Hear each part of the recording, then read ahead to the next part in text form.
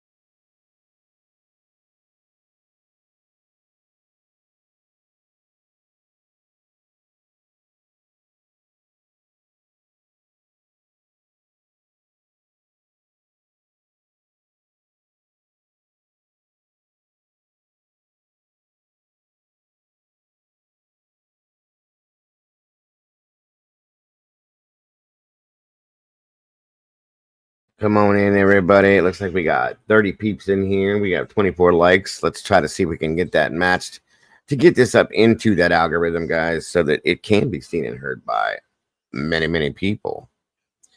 Come on down, guys. Jump on in here. And again, hit that button if you will. Share it out, please. Please, please, if you could. It would be greatly appreciated. Let's see here.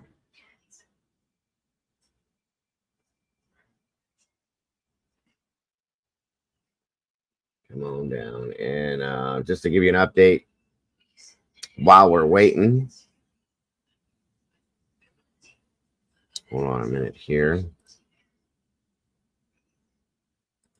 I seen somebody ask a question in regards to the manhunt that's been going on for Joshua Zimmerman. No, he has not been caught. What I will do though is I will give you guys I try to show you guys at least once a day or once every other day. That's awesome, Salty. Good to know. Good to know. And I try to bring it to you guys every single day if I can, or every other day until he is caught. Hey, Josie. But I'm going to show you guys a little update on it here. First and foremost, though, of course, let's see who is gracing us with their awesome and amazing presence today. Looks like the Doodlebug's in the house, as always. Thank you, Miss Doodlebug, for being here. Thank you for that as well. Josie West, welcome back. Great to see you. Great to have you here. Salty Sleuth, always a pleasure. Pink Peony, good to see you again, as always. Bark you, welcome to you. Good to have you here. Good to see you. Miss Paula, good to have you back. Great to see you. Princess Pothead, same to you. Great to have you all here. Candy Kitten, great to see you. Great to see you. Great to have you here. Babs is in the house. Thank you for joining us today, Babs. Great to see you here. Lucia Williamson, always a pleasure. Let me see here. Oh, come on down. Come on, James Tate. Welcome back, brother. Good to see you. Good to have you here. Always a pleasure. Crimson Moon, thank you for joining us tonight, dear. Leslie and Billy, thank you for being here as always, fighting their way home. Great, just lighting their way home. Good to see you and great to have you here. Andy Rose, thank you, Miss Andy, for giving me the idea to put this out there. Again, I saw this story a while back and thought about doing it, and you just, there we go. I was actually torn between doing a couple different things. This one won. Jolene, 420, good to see you. Thank you for joining us today. I appreciate you very much. Brandy B, the OG in the house. Always a pleasure. Good to see you here. Pugopolis, welcome back to you. Thank you to the Blue Crew for being here. Miss Sherry, Wisdom Speaks in the house. Thank you for joining us tonight. I appreciate that very much as well. Thank you again, Miss Brandy, for that as well. Come on down, guys. Grab a seat. Get comfortable if you will. Share this out. And please make sure you hit that like button. Again, while we're kind of waiting for everybody else to jump in that may jump in regards to the actual show that we're putting out today. Moni in the middle. Where's she at? She's right here. Thank you for joining us, Moni. We appreciate you very much. I'm going to give you guys a little update from Nick the Hat in regards to Joshua Zimmerman. Josie, I'm so sorry to hear that, hon. You definitely have our prayers and thoughts with you. Please get better. Please get well. We will definitely all be thinking about you and praying for you, hon. Please get well. Thank you, Miss Brandy. Anybody interested in any of the True Crime Cafe merchandise? There's a link to it. Go check it out. There's all sorts of things in there. Doodlebug did make sure of that for sure. And for those of you that are interested in becoming a member and want to become part of the sauce and one of the meatballs, here's how you do it. You click on that link right there and you will be part of the fam. So thank you guys so much for that. Absolute. So let's check out this little update here from Nick while we're waiting on some others to pop in here possibly before we get rolling with the actual title of the show today. Here we go. Okay, guys, we are on day 37 of the manhunt for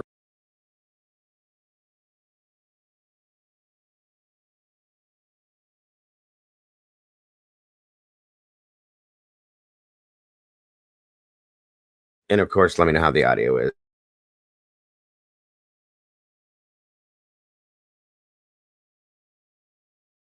Joshua Zimmerman, who went on the run June 14th from DeSoto County, Mississippi. Here you might need to turn it up a little. We are on day 37. The last sighting was June 15th in DeSoto County. Since then, the individual, the escapee, made connections with his family. He reconnected with his mother, sent him about $600 via Cash App. The money was funneled through different people, one of them being reportedly a female CO at the DeSoto County jail. He got the money. He made 3 phone calls back and forth with his mom. And from there, he vanished. Now, here's what we learned overnight. Some of Joshua's friends I've been going back and forth with for the past 2 weeks, and they linked me with another individual that was rather close to Joshua, who says that he idolized Adam Lanza. Like, he wasn't a fan of him, but he was subtly almost, he wasn't shocked. He wasn't taken back. He wasn't sickened by Adam Lanza, the Sandy Hook shooter, and his actions. He wasn't taken aback, and he wasn't disgusted. He lives in Connecticut, and you would think that it being so close to home, I mean, you know what I mean? The whole country came together for that and showed unity. And there's Zimmerman, who's kind of saying, live by the sword, die by the sword, calling Adam Lanza courageous for having the courage to pull it off, whatever that means. This is an escaped killer, guys, that's on the run. He kills, he rapes, he kidnaps, and now he idolizes Adam Lanza. You know, the guys from Connecticut. Welcome, Jen Urbick. Thank you for When the joining me. manhunt began, Jen if you Trek, guys welcome back. remember that one lone CIA agent was part of it. The answer, and now it's starting to make a lot more sense. If the government knew, which they would, that Zimmerman had a fascination with Adam Lanza, the Sandy Hook school shooter, well, no shit, they're going to send agents of the CIA to the jail. But it makes you wonder, what is his end game here? I do know that if he gets to Connecticut, it's going to get deadly. From what I'm told, he is on a mission to harm people in Connecticut. So that is what we know. And the last sighting, again, is June 15th. So we are in July 20th, right? So well over a month ago is the last time they saw him. He could be dressed as great to have you here, Jen Trek. Fitting in rather well. He could be anywhere. The chances, like I've been saying, until there is a sighting outside of DeSoto County, it remains high that he's there, but it's starting to diminish on my side, because if he had $600 from the gate, that changes everything. If he was making phone calls from the gate, that changes everything. We know he had a gun from the gate. We know he had the key to the handcuffs and shackles. We know that he had outside entities helping him, but what we don't know is where he is. So if you live in Orlando, be on the lookout. If you live in Memphis, be on the lookout. If you live in DeSoto County, be on the lookout. No, unfortunately, they have not caught Joshua Zimmerman, which is why I'm showing this to you guys every day. It's crazy. I'm scared to death of this guy and where he could be. Welcome, Stormy. Because of this. So again, this is why I'm showing you this, because he can change his appearances. And he's been out for days, guys, like over a month now, and he could be anywhere. So I just want everybody to be vigilant, keep your head on a swivel, and pay attention to everything around you. And remember this face, because this face right here alone, this is a scary person. So please be careful. Sunshine, good to see you. God, if you live in Waterbury, Connecticut, be on the lookout. Reading, Pennsylvania, be on the lookout. Louisville, Kentucky, be on the lookout. There is a county in Georgia. It's not Fulton County. It's Georgia. Be on the lookout. Again, there's a lot of suspicious activity going on with the case to begin with. So at the end of the day, the thing is I want everybody to be on the lookout. I don't care where you live, because I have no idea where this guy could be. And nobody does, truly. It's thought that he has some business with people in Connecticut. That's understandable. But he could be saying these things to throw people off of his trail and going different directions. So that's why I'm telling everybody about this daily. I'm telling everybody to please be careful. At home, lock your doors, your windows. When you're out in public, lock your doors. Online, not that you would, but you never know. Anybody that works you off for tattoos or haircuts or anything like that at a decent cost online, don't do it. He's loaded with tattoos. Both of his arms are loaded. I showed those a couple shows back. He's got many looks. As you can tell, he can grow this beard in no time. Clean shaven face. It's even been said, which I don't know how true that is anymore or not, but that he was able to cross dress, but I don't know if that's true or not anymore. Either way. And that's what I'm saying, Stormy. He could say that he's in Connecticut and be completely down in Florida somewhere. You know what I mean? So I'm just saying, if you do see him, do not contact DeSoto County, please, because they're not trustable at this point.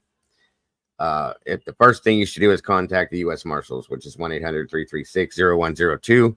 But once you get through that, if you can't reach it, then you can contact, if you want, Dogs Tip Line, 833-835-5346, because Dog Bounty Hunters on this as well. Either way, I'll have to check Leslie. Welcome, Kimbo. Good to see you. Teresa S., good to see you today as well. Thank you for joining us. Absolutely, Jen.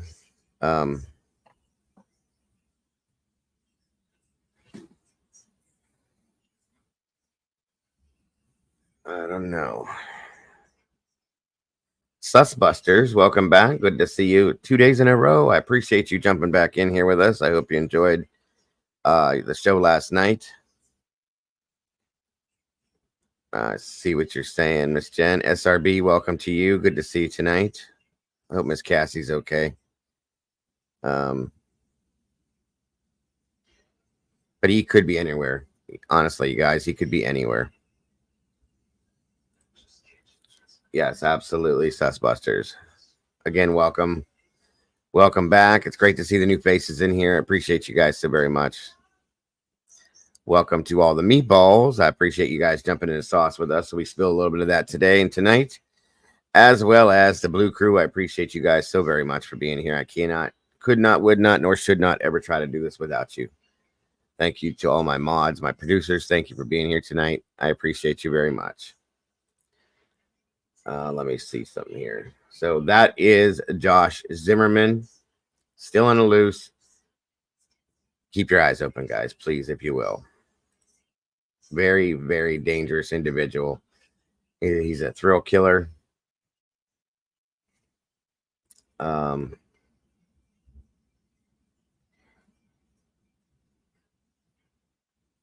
see here. 1 second.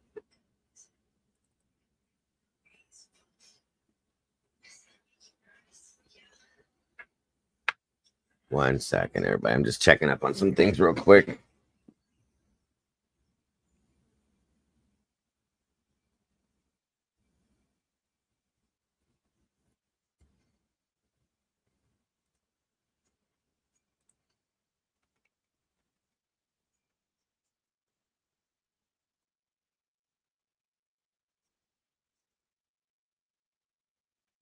Okay.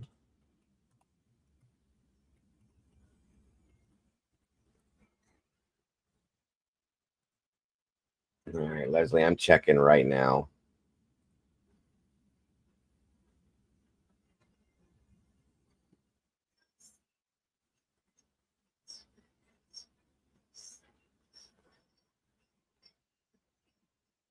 Oh, okay. I see what we're talking about here. So this, I guess this is his channel itself, within itself, or his maybe his YouTube.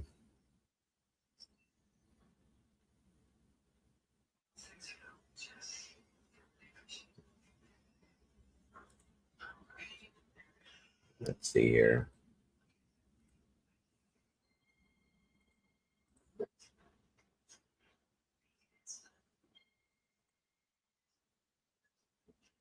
So yeah, he does do tattoos, guys. He's a tattoo artist, and my understanding is that he's tried in the past and put out things through like invites or whatever through Facebook Marketplace and stuff like that. So if he's trying to like hook up with people via that way to get them to come to him, that could be very dangerous. So please don't. Please don't.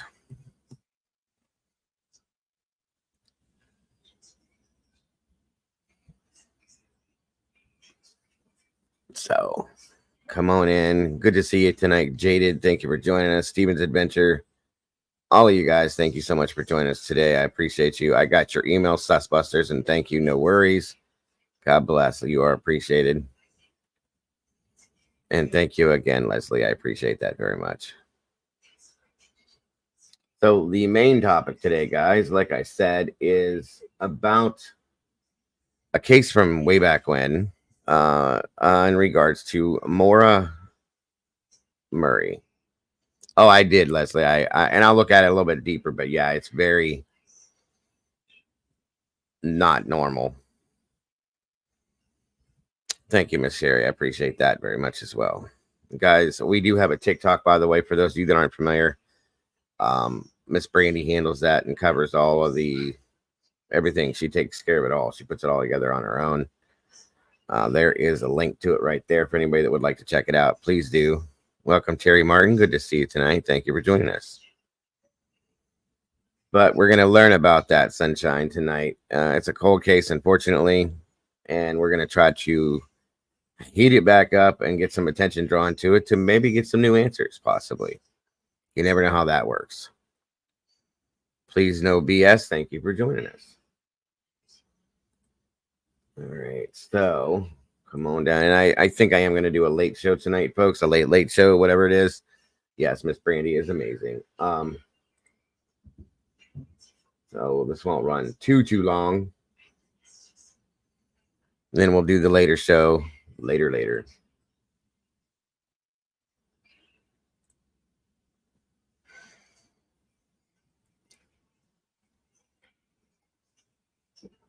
I want to thank you guys for those of you that joined us over in Mama Bear's channel today. That meant a lot to me, as it does to her always. Tomboy, welcome, and stop sewing your fingers together, Tomboy. That's not going to help you do anything. Thank you for being here, Miss Zelda, and doing everything you do as well. That's exactly. It's what I thought the first time I saw it too, Paula. I thought it was kind of funny.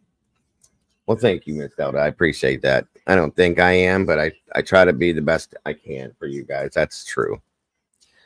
Thank you, though. Very much appreciated. Thank you, Stephen. We appreciate you very much. Miss Kells, good to see you and appreciate you. I appreciate all you guys, just so you guys know. This group here, this community means the world to me, guys, and I mean, it really does. I agree with you on that. Stormy is horrible. If that's your icon, if that's you, Stormy, those tattoos, those are really cool too. I love tattoos, guys. As you can tell, I have my own, but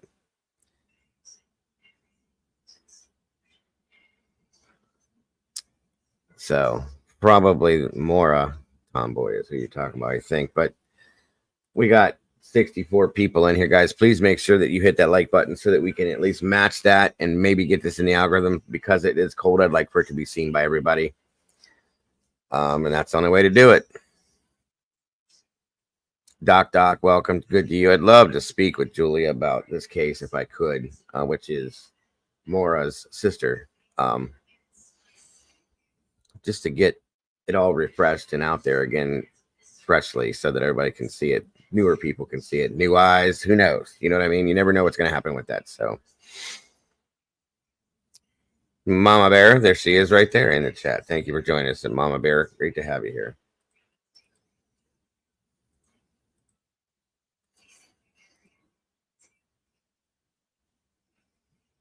Okay, will do, Tomboy.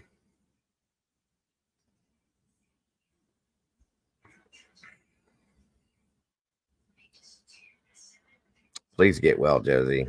I hate hearing things like that about you guys. Okay.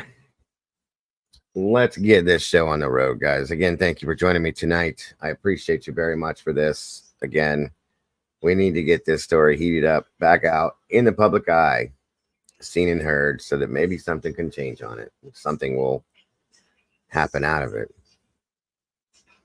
So let's see what we got here. Follow along, if you will. Let me know if there's any audio issues, of course.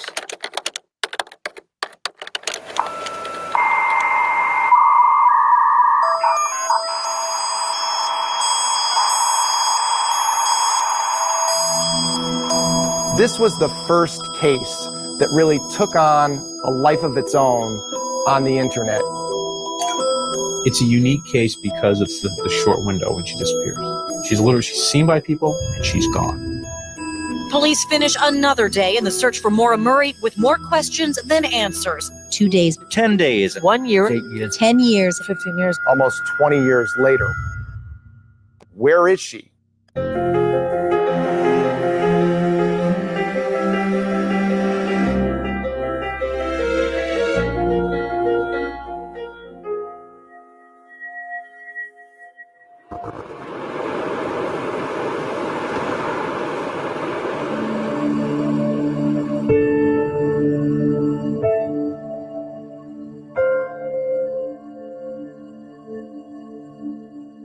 I hear your voice for once, it's full and clear, not just a memory left to disappear, and your smile, so full and bright, no longer hazy and distorted, Zelda. an image lost to memory's fading light.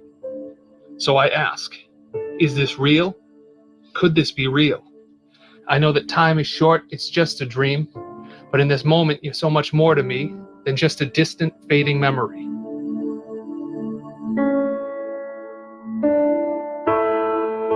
Maura was my little sister. Our family grew up in the South Shore of Massachusetts, And growing up, she was always cracking jokes, making fun of my parents, which was hilarious, making fun of me.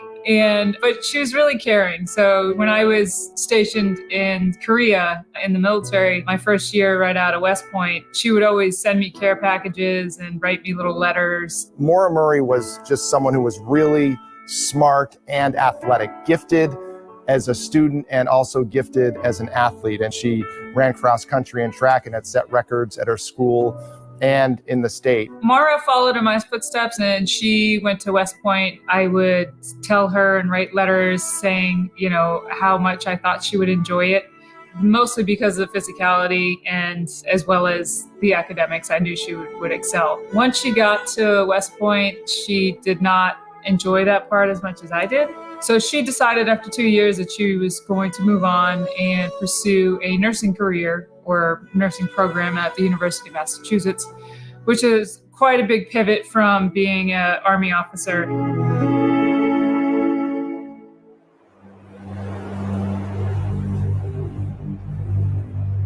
The day that Maura went missing was Monday, February 9th, 2004. That morning, Maura Murry sends an email to her professors, says there's been a death in the family, when in fact, that's not true. She packs up her room. She gets into her car. She has a number of belongings with her. She heads to an ATM. She withdraws most of her money that was in the account out. She goes to a liquor store. She buys a number of bottles of alcohol, gets in her car, and then heads north. But it's really not clear where she's going. The reason she left campus is a mystery. Now, what's interesting is investigators end up finding on her computer that she had mapped out a route to Burlington, Vermont, even though she never ended up in Burlington. She does have connections to New Hampshire. That's an area that my family has vacationed our entire life, so Maura's been up there. It's a road to Bartlett, where I'm sure she was going, because she knows it like her backyard.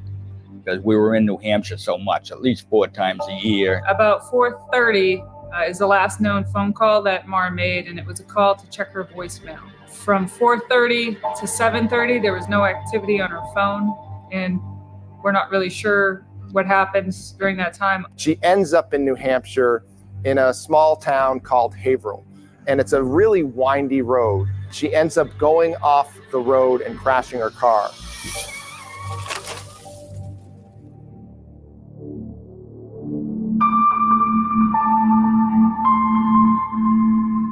We know at 7:30 there was a call in from a resident, and they said there's a car off the side of the road and there appears to be somebody in an accident. And then another resident came home. I just asked her how she was. She said she was shaken up.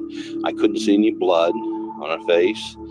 And she was welcome, shaking like this. I says, okay, I'm going to go call the police. This is the one encounter that we know of that Maura Murry actually has with someone up there in New Hampshire. She says she's already called AAA.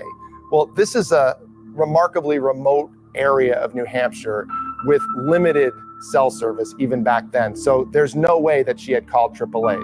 So that was a red flag for him.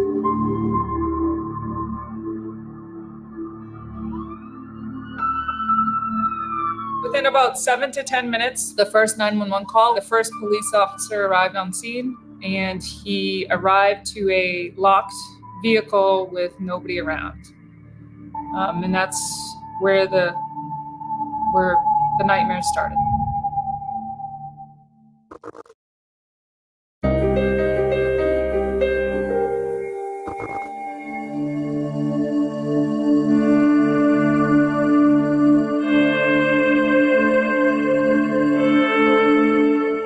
When the police come back, Maura Murry has disappeared. What happened after that remains unknown. The first responding officer did notice some peculiar things at the scene where the Saturn was found, such as a rag in the tailpipe. There was some red liquid, which may have indicated that she was drinking. And there was a cracked windshield, and both airbags were deployed. I don't understand why they didn't do more that first night, because if she had been drinking, if she did hit her head, she was in great danger. because it was cold, it's February, it's New Hampshire, there's 2 feet of snow on the ground, and she didn't know that particular area. She doesn't take everything when she leaves, but she does take some items. Inside the car were other belongings that she had, including some of her books and some equipment that she had, and also some alcohol that she had purchased. So not all of the alcohol, but at least some of the alcohol. Everything that was found in a car was indicative of her just trying to get away and clear her head, although I can't be for sure because I don't know why she went up there.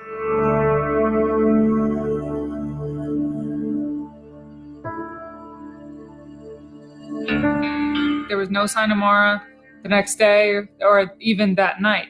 There was no sign of her at all. There was no footprints in the snow, nothing. She just disappeared off the face of the planet in 7 to 10 minute window with people watching her. It just doesn't make sense. How does Maura Murry just disappear?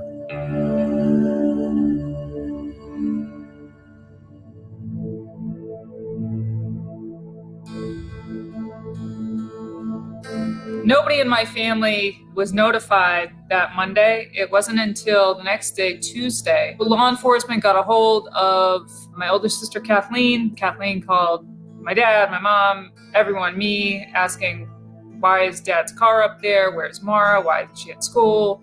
And no one had any answers. So it was panic and then just chaos and then back to panic.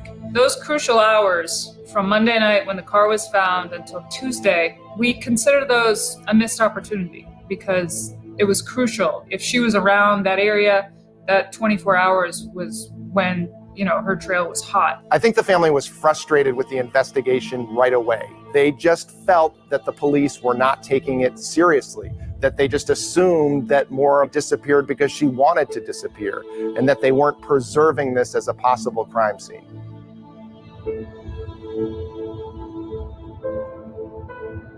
Maura was 21 at the time, and it's not a crime to go missing, and so they didn't treat it as such. My dad arrived about dawn on Wednesday.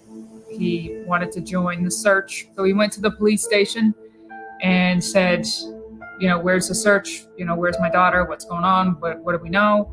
And my dad essentially was the search because they hadn't done much of anything.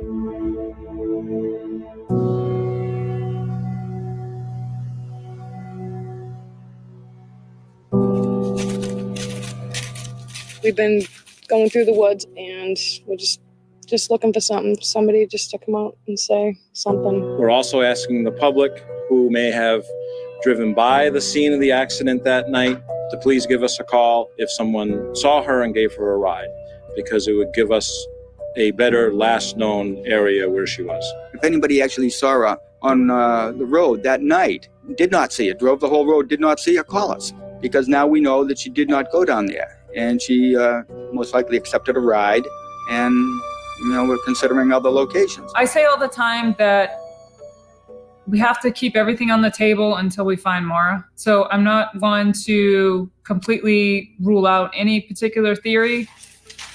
Scent dogs followed Maura's scent about 100 meters down the road, and then her scent disappeared in the middle of the road.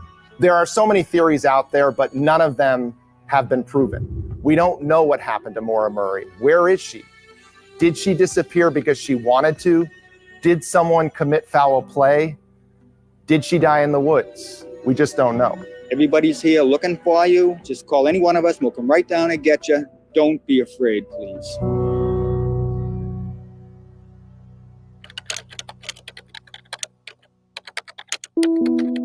Maura's disappearance happened 5 days after Facebook launched. Initially, the internet was great for raising awareness.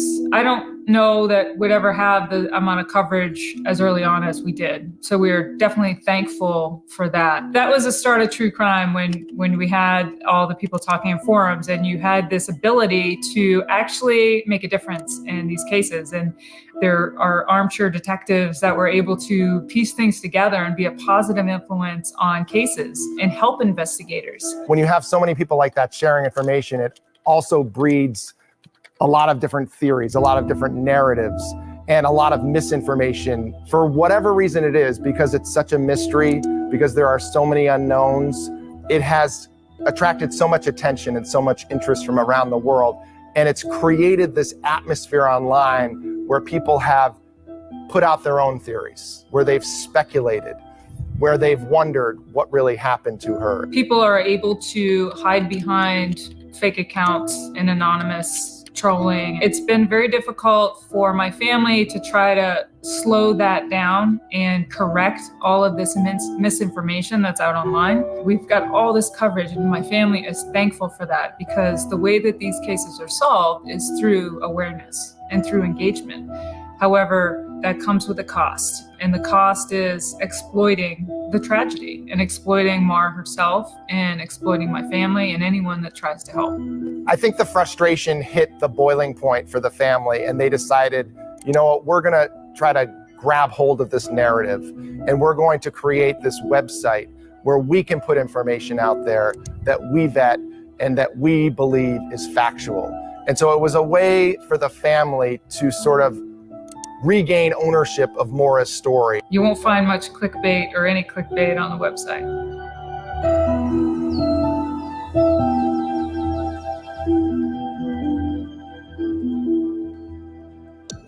This is just part of overturning the next stone to see what's under it.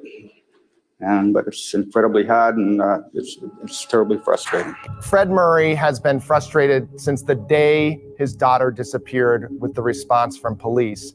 And ultimately, he wanted access to the records. And so he went to court to try and obtain all the records in this case. And this is a battle that went all the way to the state's highest court in New Hampshire. And in his mind, if they're not going to use the files, we were. And we were doing it. We were actively investigating it. We wanted to see the files. We wanted to see her computer. We wanted to see, who they've interviewed. Things in areas, not that would hurt the investigation, but would help, supplement it. Shouldn't the state at the very least concede that it's a criminal investigation? I gather the state hasn't even done that. We cannot, with 100% certainty, say that a crime has been committed. I think she was picked up by someone who did her harm. I tend to think she's no longer with us because she hasn't reached out to any of us. You keep it a missing person case forever. You never have to say anything at all about what you did. We want to be sure that when we find out what happened to Maura Murry, that if it involved a crime, that we can bring that person to justice. The court stood by the fact that the investigators were saying that this was an active investigation, that this was an open investigation, and therefore they did not want to turn over all these records. They released some records, but they're mostly redacted. They didn't help us much in any way. My dad, he led the boots on the ground effort, and he would go up there every weekend, a lot of times by himself. And during that time when he was up there, he'd get a lot of local rumors. There's your positive right there. The dog lays down. Yes. And one of the local rumors was Maura was buried in a basement.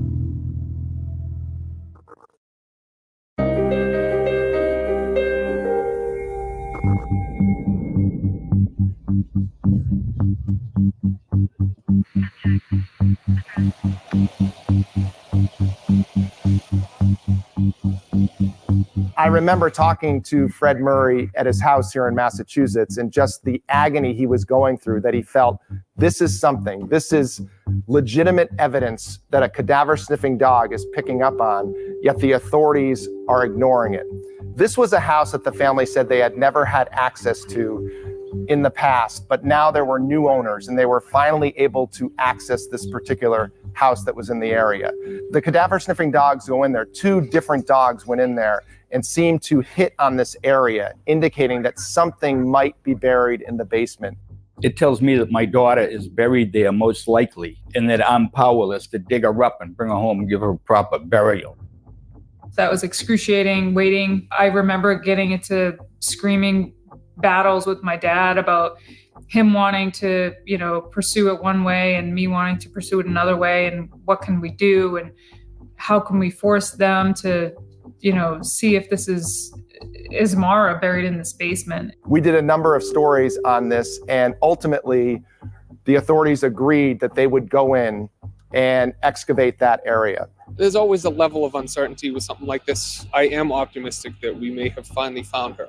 That's the only thing I could pray for. The next thing we know, there's a press conference being called.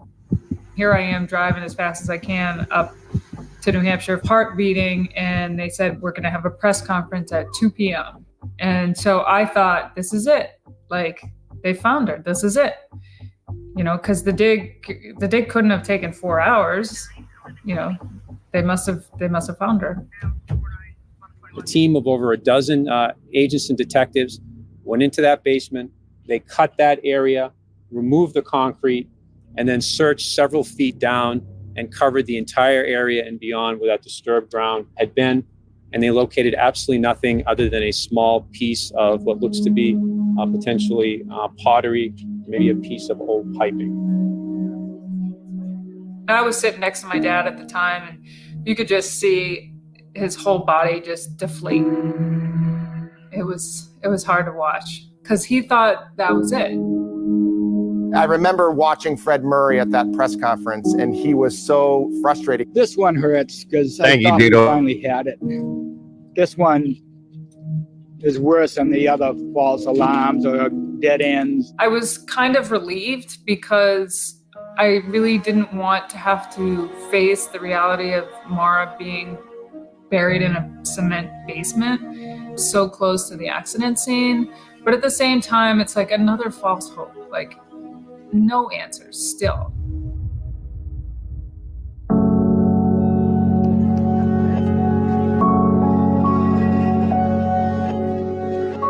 The family has gone through one waiting game after another. We're going on 20 years now of waiting for them to figure out where Maura Murry is. So in 2021, human remains are found in New Hampshire in an area around Loon Mountain. And so once again, there's hope on the family's part that maybe these remains will bring some answers. I almost fell over because Loon Mountain is about 25 miles from where Maura's car was found. It was just a whirlwind of emotions and thoughts and thinking, oh, this could be it, you know? So that waiting period was, again, excruciating. Just sitting there waiting, could this be? And then your mind starts to go and think of all the reasons why it could be and how you missed it.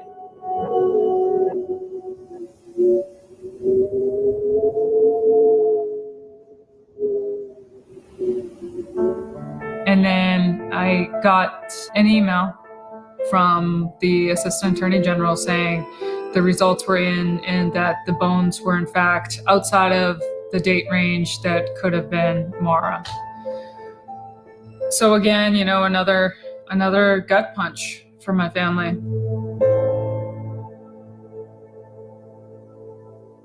We've become accustomed to not getting too hopeful when we hear news like this and losing too much hope. So it's also a fine balance. Am I realistic? I don't know, but I'm not gonna stop hoping that. We saw Fred Murry desperate for answers back in 2004 and wondering where his daughter is.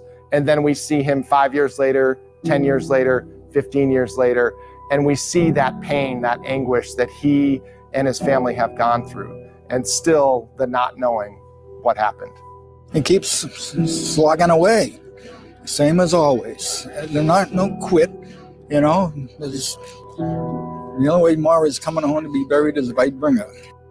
There are times when I'm just with him alone, just random times when he'll just say something that's, you know, man, Maura would have loved this, and it's those moments that really get me emotionally.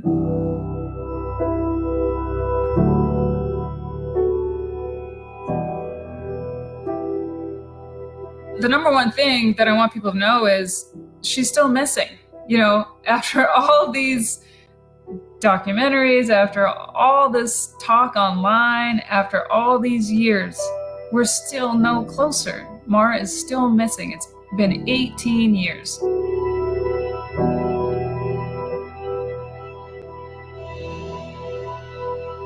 The Murry family is so committed to figuring out what happened to Maura Murry. You know, I've got two awesome brothers, and, you know, my sister Kathleen just passed away. So, you know, and my mother passed away, and my dad's getting older. There's people that are, you know, they're passing away without ever knowing, and that's sad. We know Maura, we know each other, and we know that we're not ever giving up, no matter what. Please. I think people in both states, Massachusetts and New Hampshire, have rallied around the family from the beginning.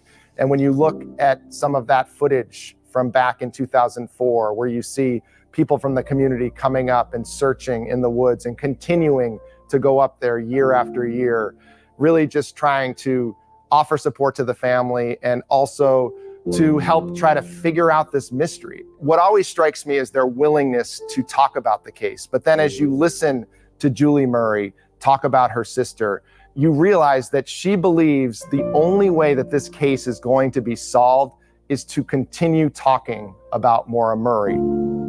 Any bit of information can potentially solve this case. I don't have the choice to walk away. I can't close my computer and not deal with it. Like, I deal with it every day, and I don't have a choice.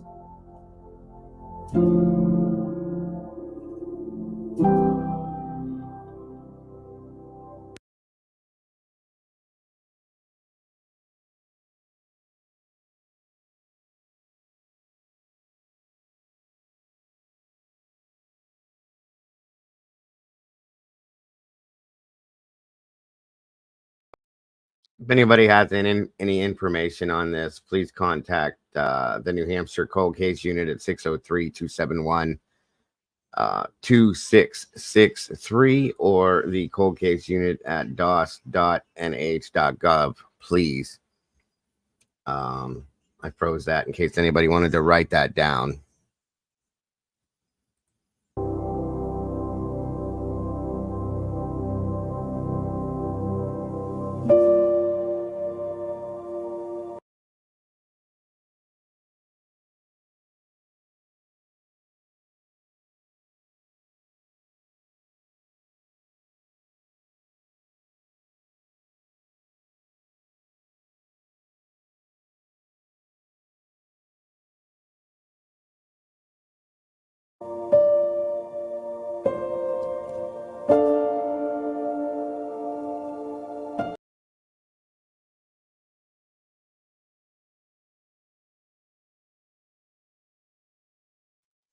It's a very sad situation, guys. 4 days ago, it was 20 years. Okay.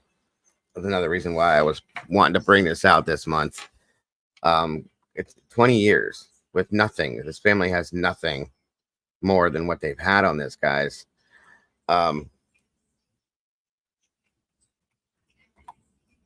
It's not fair at all.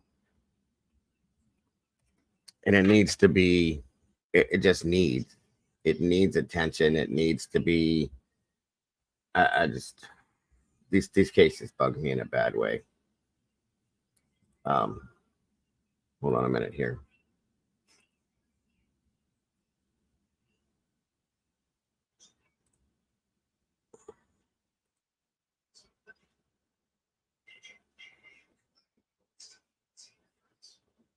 Give me a minute.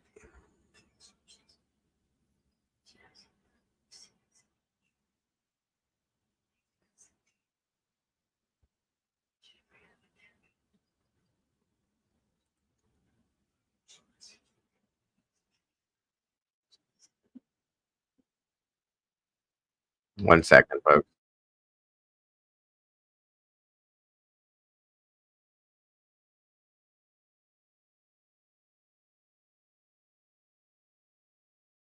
Thank you. One moment, folks.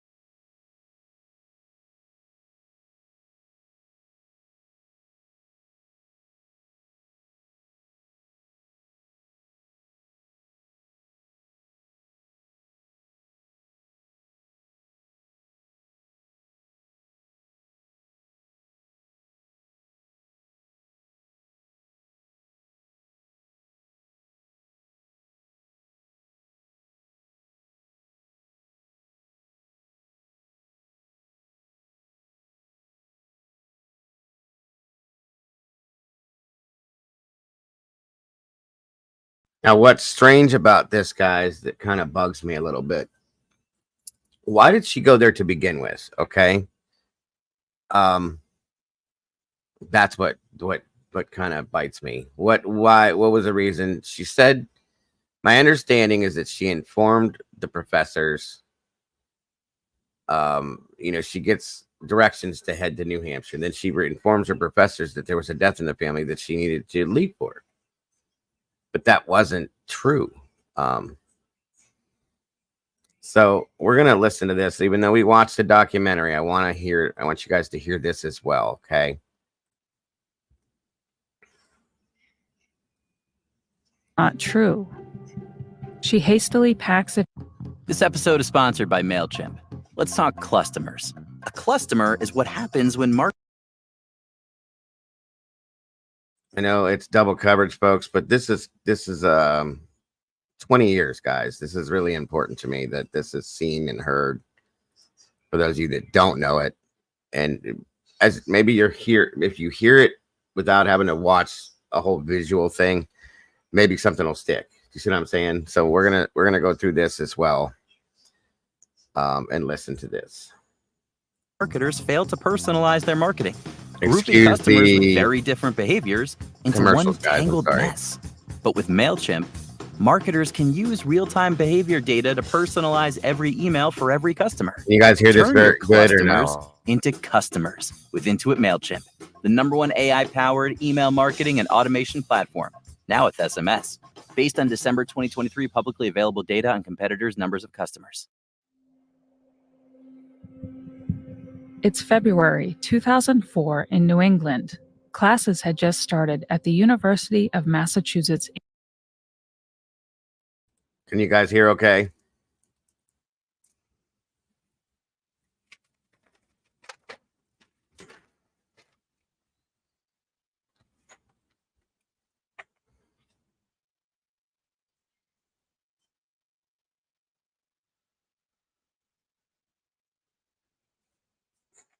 Okay. Andy, because since you refreshed my mind on this, do you want to join me, Andy, or no? And if you don't, it's no big deal. I didn't know if you'd want to join me up here or not.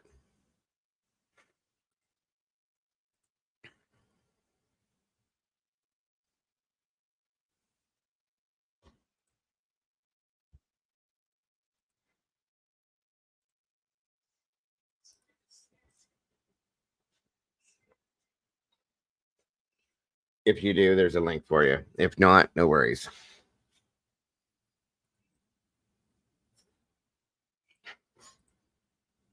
No worries. No worries at all. I was just giving you the option if you did. We got shite. Hello. Okay, hello.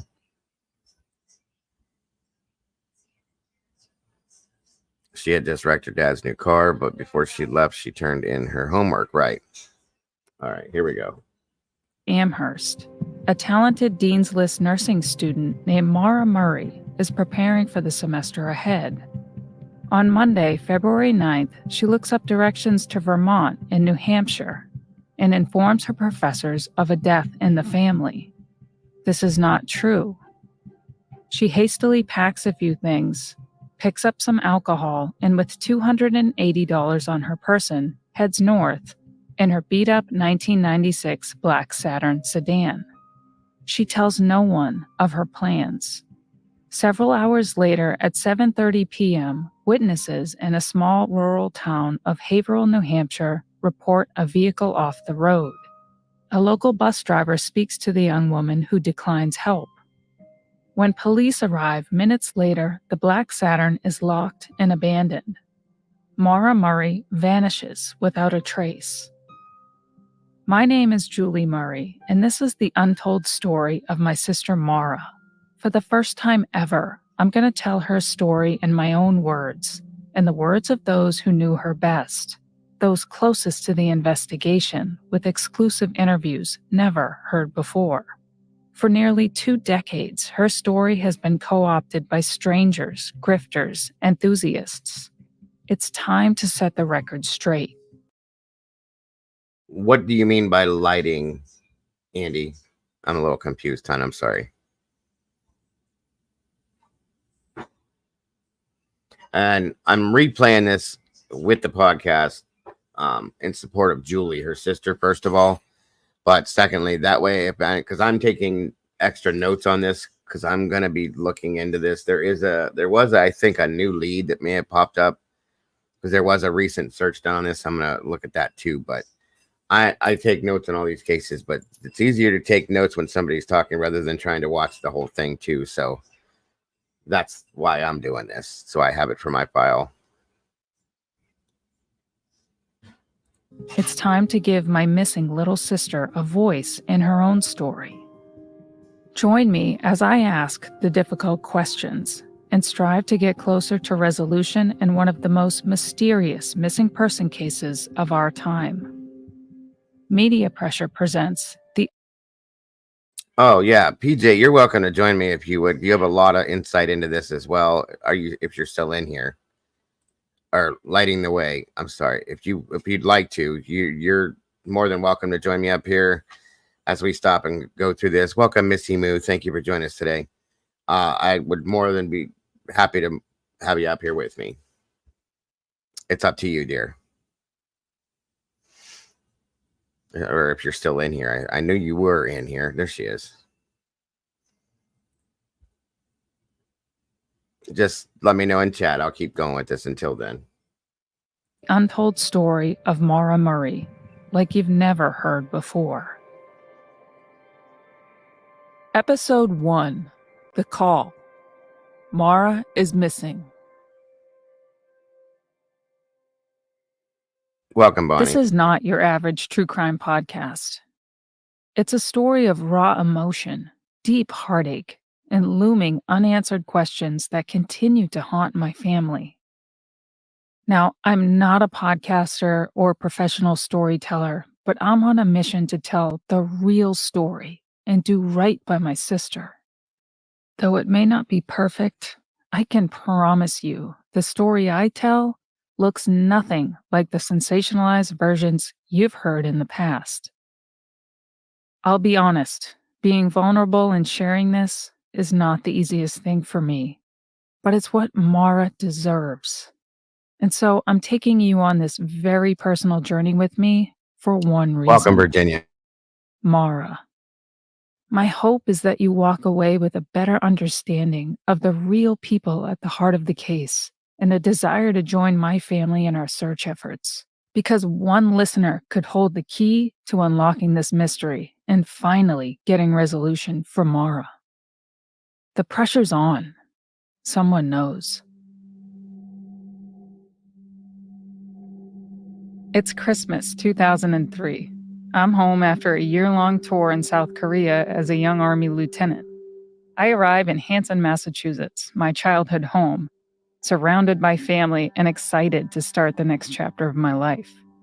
My younger sister, by 2.5 years, Maura, is on winter break from the University of Massachusetts, Amherst. Maura was 21 years old, a Dean's List student studying to be a nurse following in her mother Laurie's footsteps. I missed the entire previous year, so we had a lot of catching up to do. And that we did. Little did I know this would be the last time I would ever see my little sister Maura again. In a month's time, she would be ripped away from my life without warning, without reason. Nothing could prepare me for the next chapter. My life would never be the same. Thank you so much, Bonnie, for the super sticker. I appreciate that so very much. And I appreciate you being here in support of the channel and for this case, this story. Thank you so much, Bonnie, and God bless. Same. That Christmas was a special one for many reasons. I hadn't been home in ages after my first assignment out of West Point. Nothing like a year-long tour in a foreign country to abruptly indoctrinate me as a naive, unworldly Army second lieutenant. I'll never forget arriving in Seoul, South Korea, alone after a 13-hour flight, lost luggage, unable to decipher any of the airport signage written in Hangul, feeling completely overwhelmed. I remember what Maura told me before I left. She said, "Keep it together, Jules." The previous day, Maura and my dad drove me to Newark Airport. My eyes welled up with tears hugging them goodbye, partially out of complete dread of the unknown, partially because I knew it would be a full year before I would be back. Maura saw the tears and said with a whimsical laugh, "Are you seriously crying?"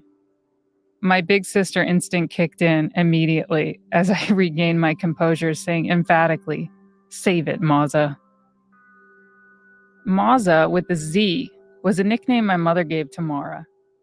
I don't know where it came from, but no problem, Lighting. Thank you for at least just being here with us. If there's any questions that I can't answer, Lighting their way home possibly could, because she was close, knows a lot about this as well. So thank you. Most of our questions, I think, will be answered through listening to this, which is why I want to, because this is based on nothing but facts that Maura's sister Julie put out. So, and this may take us a couple days, guys, but that's okay with me, because I want every bit of this put out the right way, true facts, and it'll give everybody the ability to take notes and maybe catch something that some other people didn't. So again, but it was cute.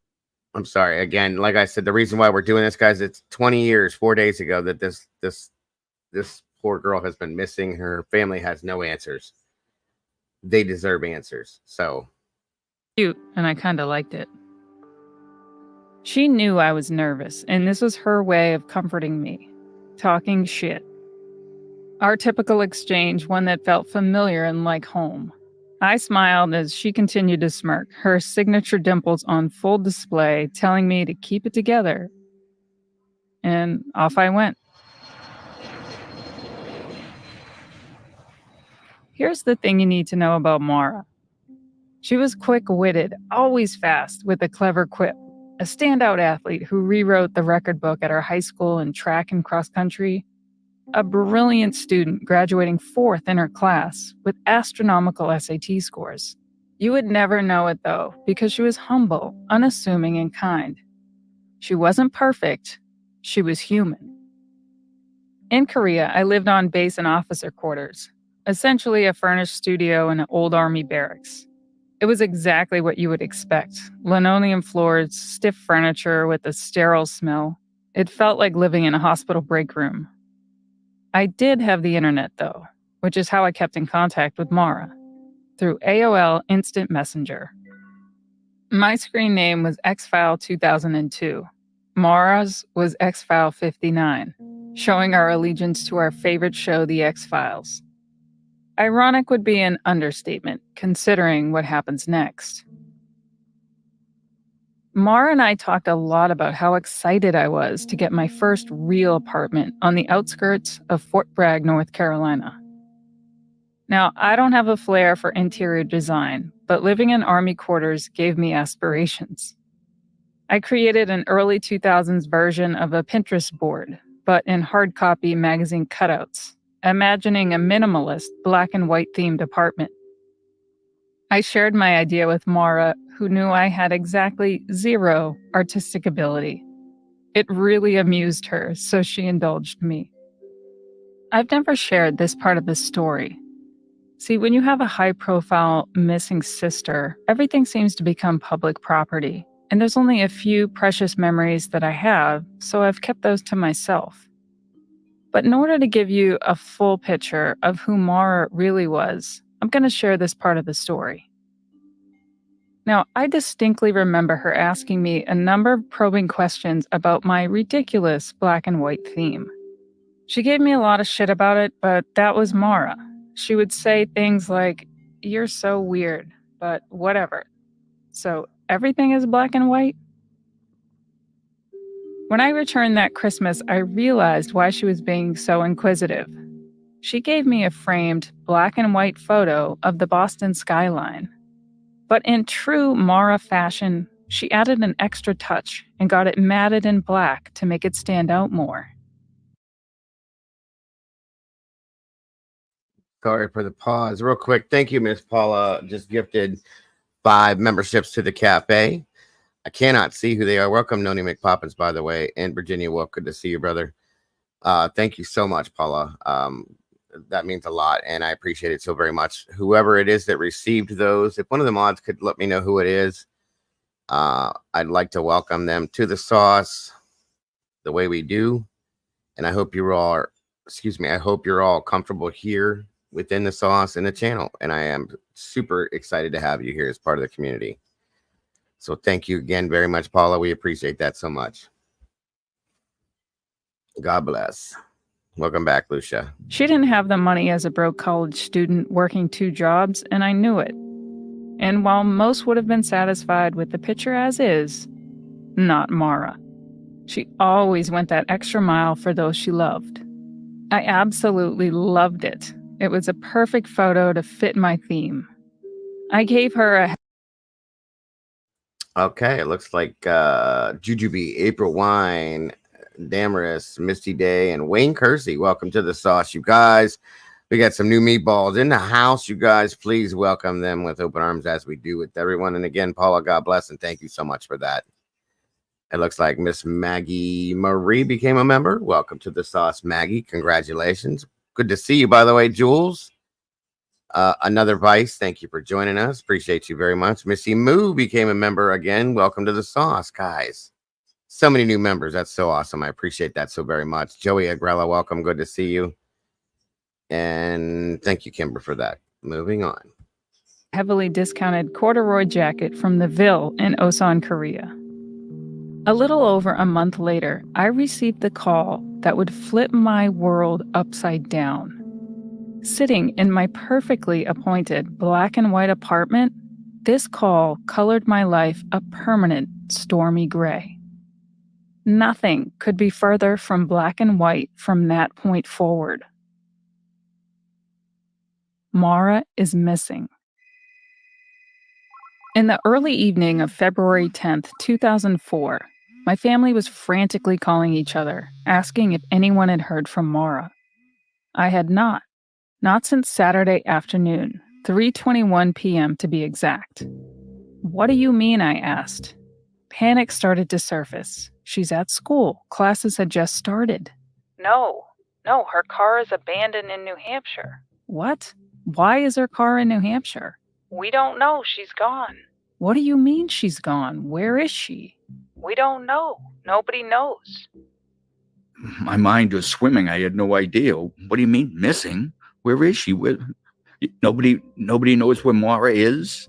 Maura's car was found abandoned in the woods of New Hampshire, and she's not there. You don't know where she is. It was surreal. It's hard to describe the feeling of being told that. There's a feeling of like panic and give me a second. She would not have not called or told us where she was or what was going on. That wasn't something that she would do. She would have told us. So at that point, it's starting to sink in that, wow, this is real. Something has gone wrong here. We don't know where she is. We need to get up there right now. I didn't really know what was going on. I just remember that I was told that they found Maura's car up in New Hampshire and Maura was missing. And nobody really knew what happened, why she was there. Everyone was confused, and we weren't really sure what we were going to do at that time. I do remember that Freddie and I looked at each other, and we both immediately agreed that we were going to go. I was 15 at the time. And I just remember he just said, Maura's missing. I was like, what do you mean? Oh my God, what is going on? And it was like, does not compute. And I think it took probably a couple hours for it to actually set in. I feel like I remember calling her and leaving a voicemail after your dad called me. Because that conversation I remember vividly. Not so much what was said, but I just remember like what I was looking at and just not believing him at all. Those are the voices of my dad and brothers Freddie and Curtis. That last voice you heard was Maura's UMass friend, Kate Markopoulos. She has never spoken publicly about the case until now. We'll hear much more from her later. I have several trips coming up this summer, and one thing I dread is packing. I have this thing where I like to bring new, fresh clothes with me on trips, and Quince has me covered. It's my go-to for high-quality trip essentials to look and feel my best. Like premium European linen dresses, blouses and shorts from $30, washable silk tops, premium luggage options, and so much more. The best part, all Quince items are priced at 50 to 80% less than similar brands. I'm obsessed with my vintage wash. Or if you want some counseling for you and your partner, or just need a little To a fellow nursing school student. Then pack some items including toiletries, textbooks. Maura submits her nursing school homework assignment, looking up maternity terms in the wee hours of the morning, 3:32 a.m. She then searches for directions to Vermont in New Hampshire. Mid-afternoon, she calls an information line at a ski resort in Stowe, Vermont, and a condo owner, Linda Salamone, in Bartlett, New Hampshire, a place my family had stayed at in the past. She doesn't make a reservation, though. Next, she emails her boyfriend, Bill Rausch, saying she loved him and she would call him later. At 1:24 p.m., Maura emails her professors about a fictitious death in the family, saying she'd be out for a few days. She plays phone tag with Bill but doesn't speak to him. At 3 p.m., she returns borrowed clothes to a fellow nursing school student, then packs some items including toiletries, textbooks, birth control, and some clothes. At 3:15 p.m., Maura appears alone on CCTV footage withdrawing $280 from an ATM, leaving just shy of $20 in her account. At 3:43 p.m., she purchases $40 worth of alcohol at a liquor store and recycles 79 cans worth $3.95. She picks up forms for an accident she had in my father's car 2 days prior, then heads north in her 1996 black Saturn running on 3 cylinders. Destination? Unknown, with no confirmed reservations. At 4:37 p.m., Maura checks her voicemail for the last time. Several hours later, at 7:27 p.m., a woman named Faith Westman hears a loud thud outside her home on a sharp, dark corner in Haverhill. insurance, no problem. Now get $80 off. To a fellow nursing school student, then pack some items. 96 black Saturn running on 3 cylinders. Destination? Unknown, with no confirmed reservations. At 4:37 p.m., Maura checks her voicemail for the last time. Several hours later, at 7:27 p.m., a woman named Faith Westman hears a loud thud outside her home on a sharp, dark corner in Haverhill, New Hampshire. She looks out her kitchen window to see a car off the side of the road in the eastbound lane facing the wrong direction. She calls 911 to report the accident, and according to dispatch logs, stated she saw a man smoking a cigarette. While looking out the window, Faith sees a local bus driver approach the scene from the west. It's her neighbor, Butch Atwood, a big burly man in his late 50s, returning home from dropping students off at a ski trip. He stops and speaks to a young woman, asking if she needed assistance, but the driver declined, saying she had already called AAA roadside assistance.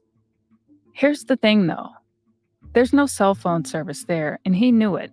So Butch invites her to wait at his home just a few hundred yards up the road. She declines. He continues home and places the second 911 call at 7:42 p.m. Back to the Blue. Thank you so much for the super chat. Thank you for everything you do. Thank you for supporting everything we do, Blue. We appreciate you very much. And that goes for all of you. Welcome, Kim North of 54th. God bless all of you guys for supporting this. This is a really, really important case, guys. It's 4 days ago. As of 4 days ago, Maura had been missing for 20 years. And it's a cold case, unfortunately. It's very sad that it is. There's no answers. The family has no answers, no leads, no nothing after 20 years. It's time for something, for some closure, some answers for these people who have suffered through all of this for 20 years, you guys. So this is the least I can do, is to try to have this heard again. And this is Julie, her sister, via the podcast that she's put out. And these are absolute true facts. I showed the documentary And it was a very shortcut version of it, but I really want everybody to hear everything that it's coming from Julie, because facts are facts from the family, guys. And Julie did this right. Okay, I know there's no visual to watch, but I think listening to the podcast, getting facts, taking notes, and having you guys hear this and absorb this is the best way to bring this back to life a little bit. So thank you again, Blue, for the super chat. God bless. And thank you for being here to support this. Again, anybody that thinks that they would know anybody that's interested, please share this out so the whole world can hear this. Hit the like button so that we can get this in the algorithm so everybody does see this. So thank you guys so very much once again. Back to Crank 99. Hello and welcome. Thank you for joining us. And it's great to see you again, Kim North. 16 minutes after Faith Westman's call. He would later state that the driver appeared to be shaken up and shivering. It was frigid that night in the low 20s. He described her as a young woman with her hair down. Now, this detail is one that's been hard to reconcile over the years because my sister never wore her hair down. I just asked her how she was. She said she was shaken up. I couldn't see any blood on her face. And she was shaking like this. I says, okay, I'm going to go call the police. 3 minutes later, at 7:46 p.m., Haverhill Police Sergeant Cecil Smith arrives on scene to discover a locked and abandoned car on the side of the road facing the wrong direction, airbags deployed, windshield crack, and a rag in the tailpipe. He notices a box of wine behind the driver's seat and sees red liquid aspersions on the driver's side door and the roof. He snaps at least 7 photos documenting the scene. However, they've been withheld, but I've seen them. What he doesn't see is any sign of Maura and no footprints in the snow. As if that wasn't mysterious enough, listen to this. Another witness, Karen McNamara, known only as Witness A for years, was driving home from work that night. Well, I'm Karen McNamara, that a lot of people came to know as Witness A, long ago when I didn't even know that there was a Witness A or any of the chatter was going on the internet. Had no idea. So you didn't designate yourself as Witness A? Oh, no. She's passed by a police SUV 001, not once, but twice. A police car passed me with its lights on, and I kind of slowed down and pulled over, let him pass me.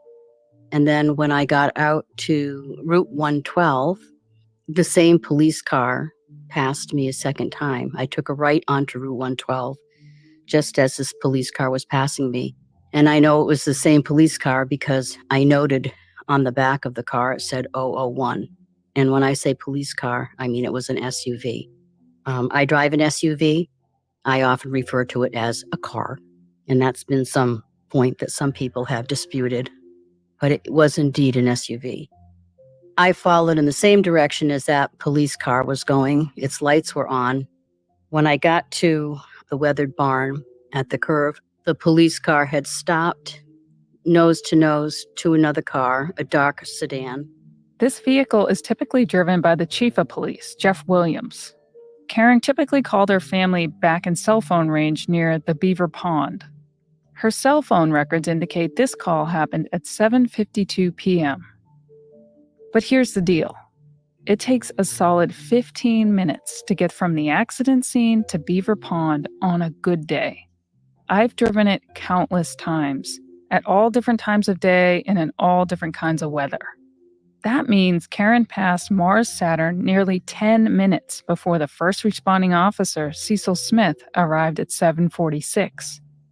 After seeing Maura on the news, Karen contacts the police, but they're dismissive of her recounting, and Jeff Williams wasn't on duty that night.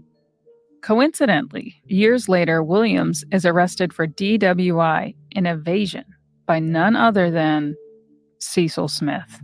We'll deep dive this later. One thing I know for certain, though, is whatever plans Maura had that night were out the window after the crash. It changed her entire set of circumstances. And now she's gone. But where was she going in the first place? And what happened to her? Will we ever know the truth? For the past 19 years, these are the questions my family wakes up to every day. Where is Maura? Was she a victim of foul play? Did she succumb to the elements? Was it the work of a serial killer, suicide, or abduction? Investigative reporter Bob Ward has covered Maura's case from the beginning. People don't just simply vanish into thin air. They don't disappear from the face of the earth. And here we have Maura Murry leaving UMass under strange circumstances, and then she does exactly that after that car crash up in New Hampshire. Not a single sign of her. Where did she go? What happened? There are other missing persons cases, many others that I've covered, but none quite like this, because the window here where she disappears is so narrow. I mean, she's there and then she's gone. And not only is she gone, there's no evidence of where she went, what direction she went. Honestly, you guys, that is 12 Gauge. Welcome, brother. Good to see you tonight. With this case, because I remember this case from years ago. I saw it on, I can't remember what show, but I followed it for years. I think it was literally 7 minutes. 7 minutes. And this girl disappeared. How? And when I say like disappeared, the footprints, nothing. There's nothing. How does that happen, you guys? I mean, literally, how does it happen? I just don't get it. So again, that's why this has always been so mesmerizing to me, for lack of better terms. How? You know what I mean? How? So that's why I wanted you guys. Ange Carter, good to see you. Thank you for joining us tonight. All of you, thank you so much for being here tonight. Okay, 12 Gauge, no problem. Thank you, sir. Please listen to the small details, guys. And if you're taking notes, write it down, as I am. But in 7 minutes, Virginia, that's just, nobody passed anybody, nobody saw anything, nobody, nothing. That's what's weird to me, but still, I'm just saying. People don't just disappear. Lighting says she didn't walk in the woods where the snow was. She probably walked in the road. Yeah. Right. Very good point. So the lady saw a man with a cigarette there as the bus driver pulled up. Where did that guy go? Why did it? Thank you. That's a good one, Paula. Where did the guy smoking a cigarette go to? I'll just we'll call him Smoking Man. It's funny that they said that X-Files was their favorite. It's my favorite show of all time. So yeah. Butch Atwood went in the house. That was the other gentleman, though.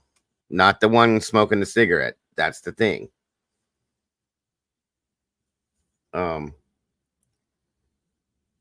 This is important too. I'm curious. So, Arctic, what's up, brother?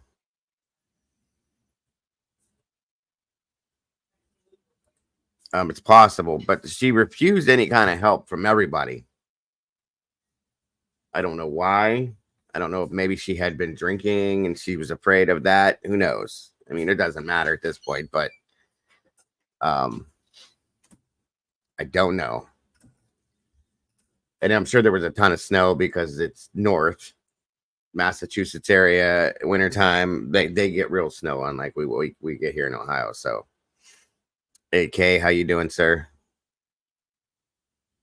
All right, moving on, guys. It is like she vanished into thin air. That's what makes Maura's case so different. But we know she did not vanish into thin air. We know something happened to Maura Murry, but it's unbelievable after almost 2 decades, we still don't know what. You have this beautiful young woman with her whole future ahead of her. How can this happen to her? You know, there's a school of thought that she ran away, that this whole thing, her leaving UMass and going up to New Hampshire and then disappearing and refusing help when it was offered to her, this whole thing was Maura going off to take her own life. And then there's the other side of it, that she refused help and that somebody came along and took her, which is also possible. So I don't know. Or was she confused? Did she walk away? You know, she was hurt. Maybe she got hurt in the accident. She didn't realize it. And she walked off into the woods and she's still there and we need to find her. I mean, all those possibilities I've considered over the years. I don't know. I don't have a theory on Maura Murray. People ask me all the time, what do you think happened to Maura? I honestly don't know. I mean, I talked to you and your dad and your family, and I think I've gotten to know who Maura Murray is. And it doesn't sound like she would go off into the woods and do something on her own like that. I haven't heard any evidence of that. Is it possible that she broke down and she was confused and she was approached for help, refused that help, and that person goes to make a call and now she's alone and someone comes along? Yeah, I think that's very possible. I will say this. I think back in the day, back in 2004, maybe to 2006, I was less likely to believe that a stranger came and abducted her and took her because that window was so narrow. But now, after all these other stories that I've done and all these other cases that I've covered where, you know, strange things happen, I don't think that can be discounted. It's very possible that Maura was in the wrong place at the wrong time. She just wanted to get away from UMass to clear her head for a little while. And then all this other stuff happens. It's mind-boggling. So until we find Maura, the truth is we don't know. And I keep my mind open to all of these possibilities.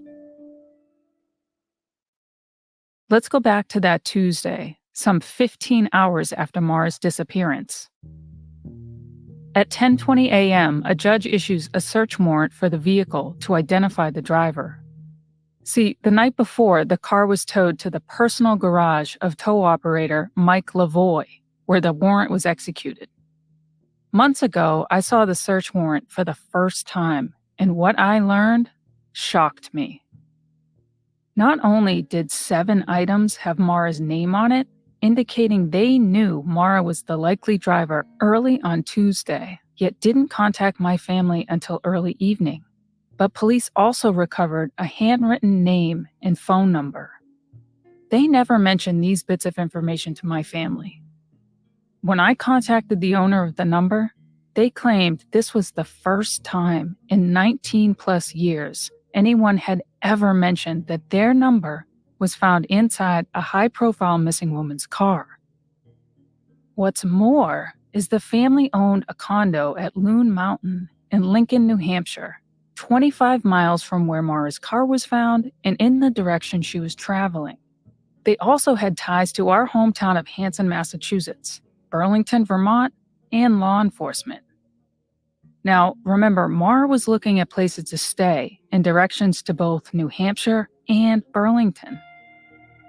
Let me be very clear. I'm not saying any of this is connected, but at the bare minimum, it should have warranted at least a call by authorities. After 19 years of fighting for my sister, this landed like a punch in the gut. So after the search warrant is executed mid-morning on February 10th, it would take almost 6 full hours before my family is notified. 6 hours. It wasn't until Tuesday evening, February 10th, that we first learned of Maura's disappearance. In shock, we're trying to make it make sense. But nothing made any sense. It still doesn't, nearly 2 decades later. I felt helpless hundreds of miles away. Honestly, the night's a blur in my mind. I can't say for certain who called who or in what order, but I will never forget the feeling. Sheer dread.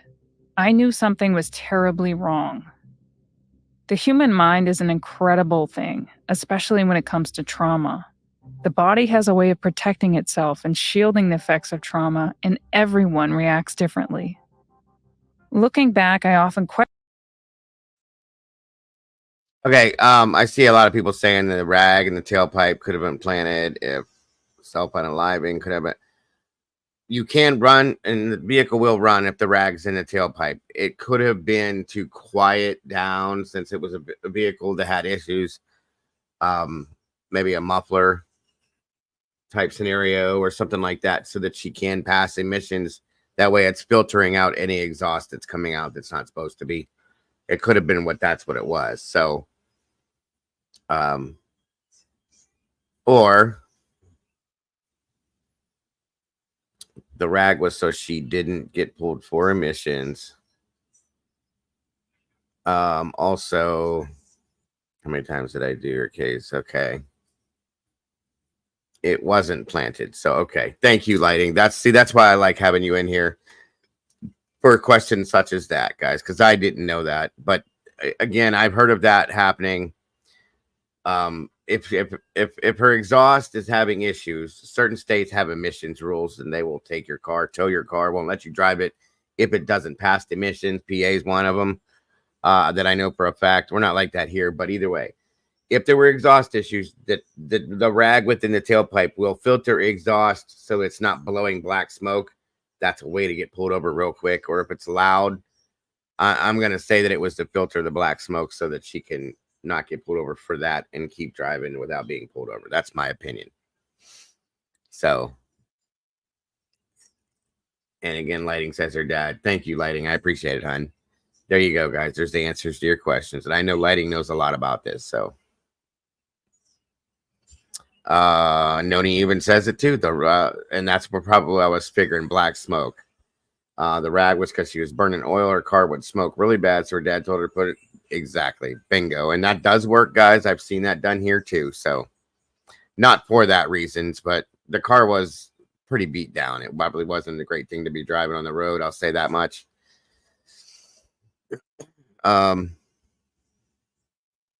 Critical minds. Yeah, it is. But that's how a lot of people will get past emissions at that point so that it doesn't blow that black smoke out, period. You know what I mean? Either way, it's not really that important at this point. It had nothing to do with her going missing, in my opinion. So, Question myself as to why I don't have a vivid memory of the most harrowing couple days of my life. It was my trauma response. Block it out, turn it gray. But that feeling left an indelible mark. My dad was in Connecticut for his traveling job in nuclear medicine. I could hear the terror in his voice when he spoke. I'm trying to figure it out, Jewel, but she isn't answering her cell. My mother was crying, a complete wreck. Growing up, my mother was the emotional one. She would literally tear up during every episode of Little House on the Prairie without fail. She didn't answer her dorm phone either. Someone called Bill, her boyfriend, an Army lieutenant and my West Point classmate, who was stationed at a training base in Fort Sill, Oklahoma. My dad tried to call the local police department, but had trouble getting someone to give him details. Tried to get in touch with the local police, and that was very hard to do. I asked to be called back immediately, right now, and it took forever to get a call back. And so I kept calling. I was absolutely panicky. I was out of my mind. To both New Hampshire and Burlington. Let me be very clear. I'm not saying any of this is connected, but at the bare minimum, it should have warranted at least a call by authorities. After 19 years of fighting for my sister, it was my trauma response. I backed up, guys, because I missed something I wanted to write down, so my apologies, just for a second. Block it out, turn it gray. But that feeling left an indelible mark. My dad was in Connecticut for his traveling job in nuclear medicine. I could hear the... Thanks for joining it. Thank you for joining us, Critical Minds. And Carter. Let's see, anybody I may have missed. Our brother 12 Gauge Phillips. My mods, please drop 12 Gauge's link in the chat so anybody can go visit his channel and subscribe. If you have not, you will not be disappointed. 12 Gauge is a very fact-driven, very nice gentleman, great creator, and I have lots of respect for him. So please go check out his channel if you will, if you have not yet. And again, thank you all for joining us tonight for this as we warm up the cold case of Maura Murry again after 20 years, 4 days ago, that this girl has been missing with no answers to the family. So we're listening to Maura's sister Julie's podcast, Tell the Truth, and put the facts out about the case in itself. So thank you again. terror in his voice when he spoke. "I'm trying to figure it out, Jewel, but she isn't answering her cell." My mother was crying, a complete wreck. Growing up, my mother was the emotional one. She would literally tear up during every episode of Little House on the Prairie without fail. She didn't answer her dorm phone either. Someone called Bill, her boyfriend, an Army lieutenant and my West Point classmate, who was stationed at a training base in Fort Sill, Oklahoma. My dad tried to call the local police department, but had trouble getting someone to give him details. Tried to get in touch with the local police, and that was very hard to do. I asked to be called back immediately, right now, and it took forever to get a call back. And so I kept calling. I was absolutely panicky. I was out of my mind, basically. And so eventually I talked to the police, and I barely remember it. Eventually, he speaks to Haverhill Police Sergeant Cecil Smith, who told him a black 1996 Saturn registered to him was found the night before, locked and abandoned on the side of the road in a small town called Haverhill. Panic-stricken, he explains that that's his daughter Maura's car, a nursing student at the University of Massachusetts. Frustration rung out as a full 24 hours had already passed. Cecil Smith, he was quite hesitant, and he seemed a little bit annoyed that I kept calling him, but he was stammering and not giving me full answers. It was quite upsetting, and said to myself, I'm getting nothing here. I've got to go up. My daughter's missing in some unfamiliar place. I need to find out more. I need more. Somebody tell me what's going on. I knew right away I had to get there, but it's after dark, and I'm in southwest Connecticut. So what am I going to do? I had no idea what I was going to do. I didn't know what to think. I was in a state of panic, and that's unusual for me. But I had this hopeless feeling. Helpless feeling. Helpless is the word. Nothing I can do. So I have to be there. I contacted work, said there's been a horrible accident. My daughter's missing. I've got to go up and see what's going on, and I won't be into work. I had no choice. I told them I was going. I wasn't sure when I'd be back. And so in the middle of the night around, 2 o'clock or something like that, I took off for New Hampshire. And I got there at dawn to join the search. And guess what? I was the search. Nobody had been notified except us nearly 24 hours later. I remember the haunting ride when I got to a little town of Woodsville. And I went through there. I'm on 302, and sure enough, there's 112. And I'm familiar with 112, but not out there. And I heard there was a red barn. It was right around the corner from a red barn on a horseshoe bend. I remember what a feeling, a sinking feeling I had as I'm driving up that road. And I noticed that the road was windy, Thank you, Kimber. dark, dipping and turning. It was treacherous. And it wasn't wet at that moment when I... It hasn't been spoken of that I heard. Lighting the way. Was there a phone found or no phone found? That I missed. See, this is another reason why I'm grateful for this. Thank you, Miss Sherry. Thank you, Kimber. All of you guys. Appreciate you very much.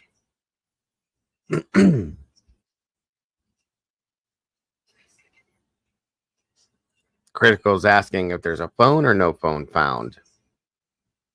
I'm gonna have to look into that if she doesn't know, because I don't remember hearing about the phone. So I may have just skipped over because I'm taking notes and listening to all this at one time. So my apologies.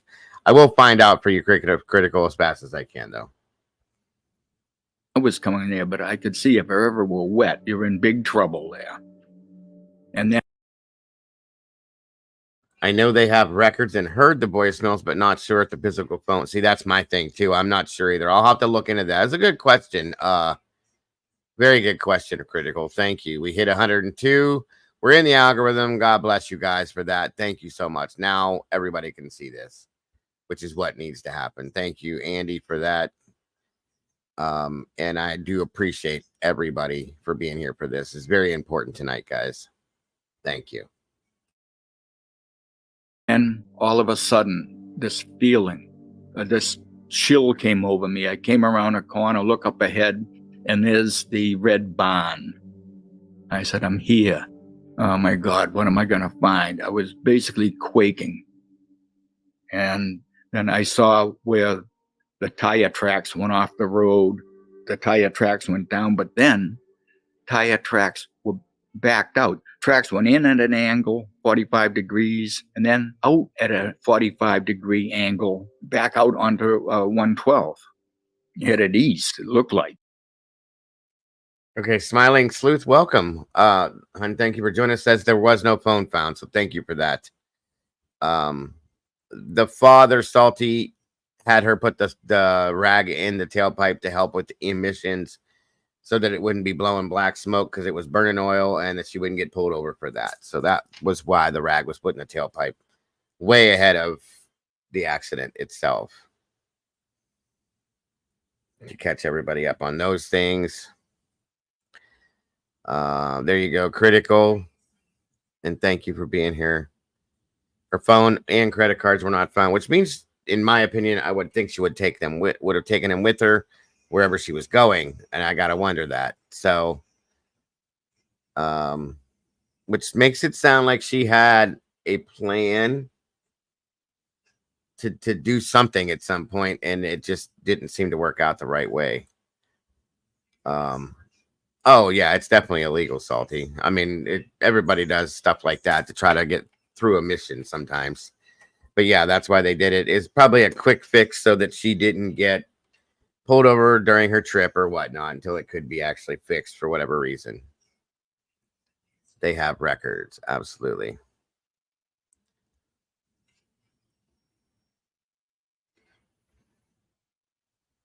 Yeah, it's definitely not legal to do something like that, but they're not going to really know unless they look down and start investigating what it is that, you know, to test it out. So who knows?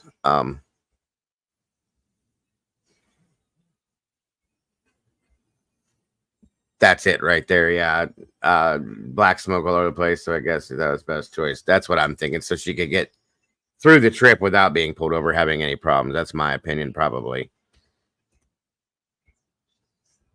All right. Moving on. That's where the accident scene was. So I stopped there and my heart sank. You know, the car wasn't there, of course, but I had this empty, scared feeling. It was panic, and I'm way calmer now talking about it than I would have been that morning talking about it. I was frantic, Joel, absolutely frantic. My kid's gone. I had this haunted, scary feeling. My father arrived in Haverhill at dawn on February 11th, 2004. Upon arrival, he pressured the local police to give him details and how the search was progressing. The Haverhill Police Department was 4 officers deep, and in my opinion, not equipped or resourced to handle what would end up being one of the most complex missing person cases in the history of the state. To his utter devastation, he was the search. The police explained that this type of thing happens and the driver usually shows up the next day. But the next day had already come and passed and there was still no sign of Maura. Stunned and scared, he pleaded with them to search. Finally, 36 hours later, New Hampshire Fish and Game began the first search for Maura. While my dad was at the police station, the lead officer from the New Hampshire Fish and Game, Todd Bogardus, was provided a scent item. Without any consultation from my dad, a leather glove from Maura's car. A glove she received as a present from her boyfriend. Welcome, unsupervised. New Hampshire. This happened in, she disappeared in Haverhill, New Hampshire. Sorry. I should have put that in the beginning, but thank you for joining us, Unsupervised Chaos, and I hope that answers your question. Agreed, Tomboy. Absolutely unsupervised. Again, thank you for joining us. I appreciate you very much. Bill, just a few weeks earlier. One that we're not certain she even wore. The scent dogs tracked the scent up the road in an easterly direction, then lost it in the middle of the road. In hindsight, this is something we deeply regret not having input on, as we would have suggested that they use something she actually wore, like her running shoes or gear that was found in the car. Keep in mind, this search happened 36 hours after she disappeared on treated roads in the middle of winter. So I've never given much credence to the validity of this. Massachusetts attorney Terry O'Connell assisted my family and spent an enormous amount of time and effort on Maura's case. He weighed in on the scent item. So when Fred finally convinced him to search for his daughter, he did 2 days later. It was on Wednesday. And now they're saying they used a canine to conduct a search by utilizing Maura's gloves. That scent is not going to be there 2 days later on that road. And he said the dog lost it 100 yards up the road, trying to place that theory of, got into somebody's car. See, that's ridiculous to me too, that they waited 36 hours to bring a dog in the wintertime. They lost the scent 100 yards up the road, if the dog even had the correct scent, in my opinion. Okay. I'm just saying, something's not right with that either. That they should have done that immediately, in my opinion. It would have changed this around a lot. That's just my opinion. But I'm sure there was snow all over the place, Paula. From the pictures I saw of that area, it looked like there was. So it's a good question, though. I feel so bad for this father too. The whole family, him, Fred, Julie, all of them. I feel so horrible for them. But yeah, Siggy, the family is absolutely dedicated, which is why I feel that I need to do what I'm doing tonight. Out of respect for the fact that they have fought so hard to get answers and some closure on this, and they haven't. And 20 years later, as of 4 days ago, there's nothing still. So that's why we're doing this tonight. And I got to thank Andy again for refreshing my mind and bringing me back to what I need to be doing with this. So thank you again, Andy. Did something like that. That scent is not going to be there. Right, and one of our biggest complaints was we don't even think she ever wore those gloves. She got those gloves for Christmas. They were leather gloves, fancy.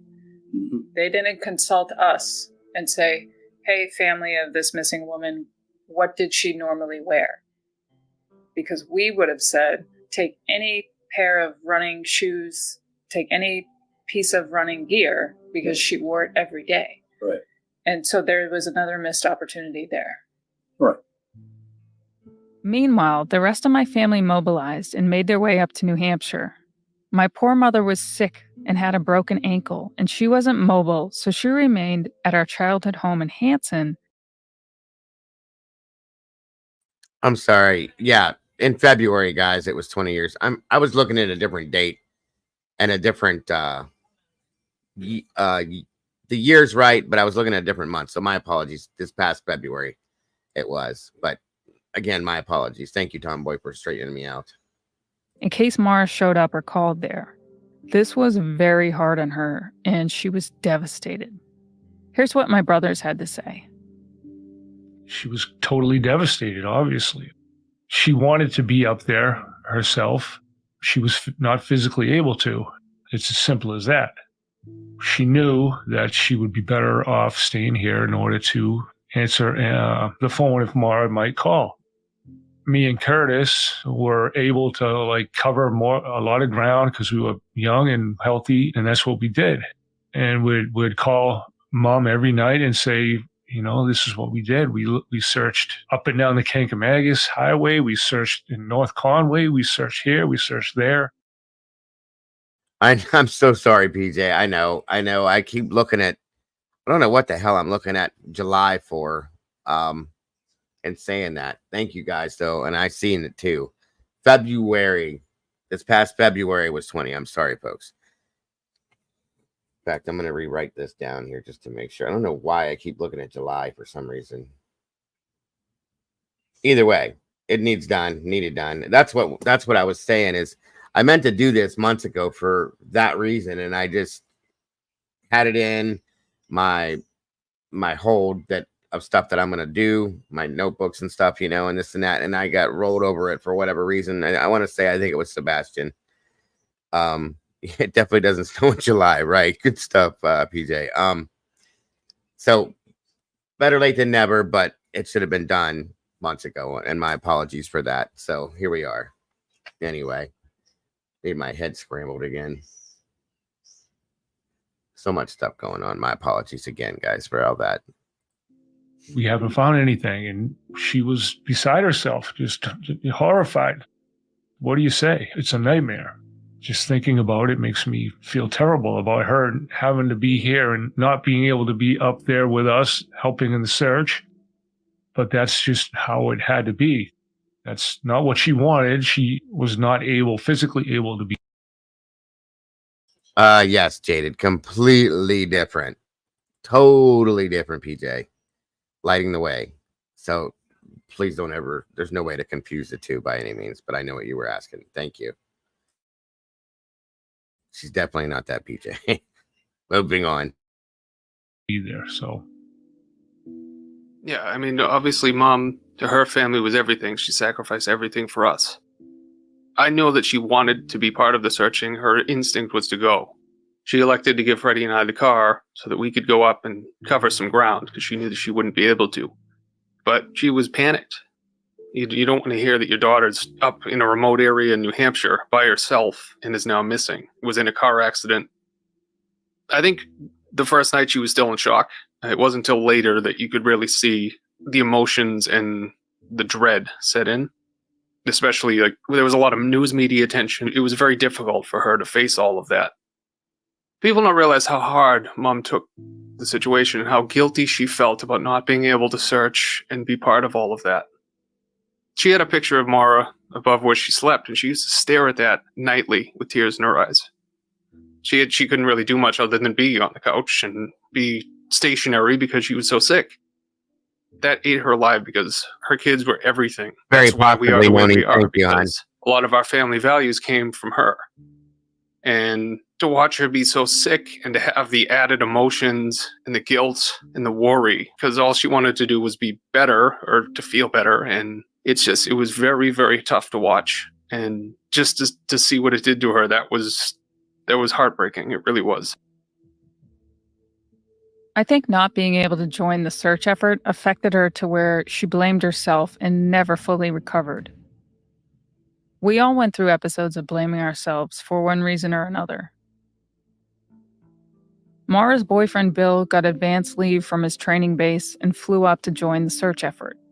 While in line at the airport security, he missed a call to his cell phone.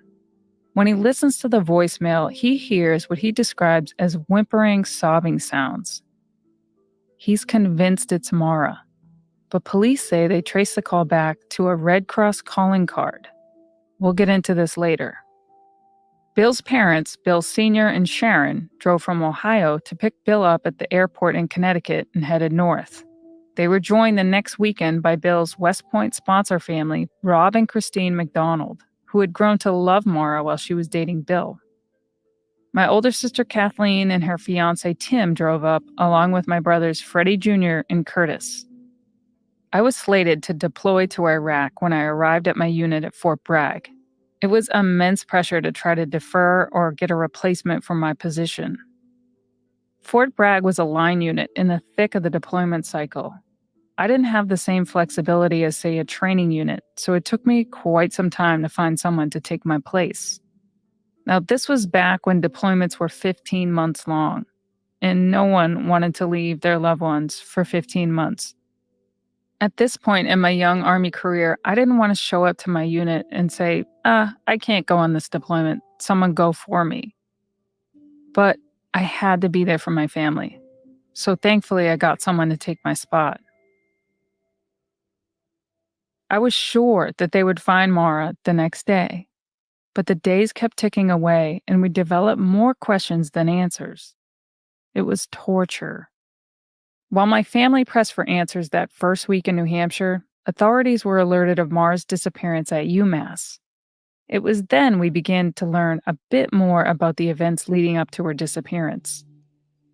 I'll summarize those details here, but it won't do them justice. I'll dissect each detail in a future episode. But as an overview, Maura suffered an emotional breakdown the Thursday night before she disappeared. While working at her security desk job checking IDs at the dorm, she became visibly upset and needed to end her shift early. She was escorted back to her dorm by her supervisor. The only explanation she could muster was repeating the words, "My sister. My sister."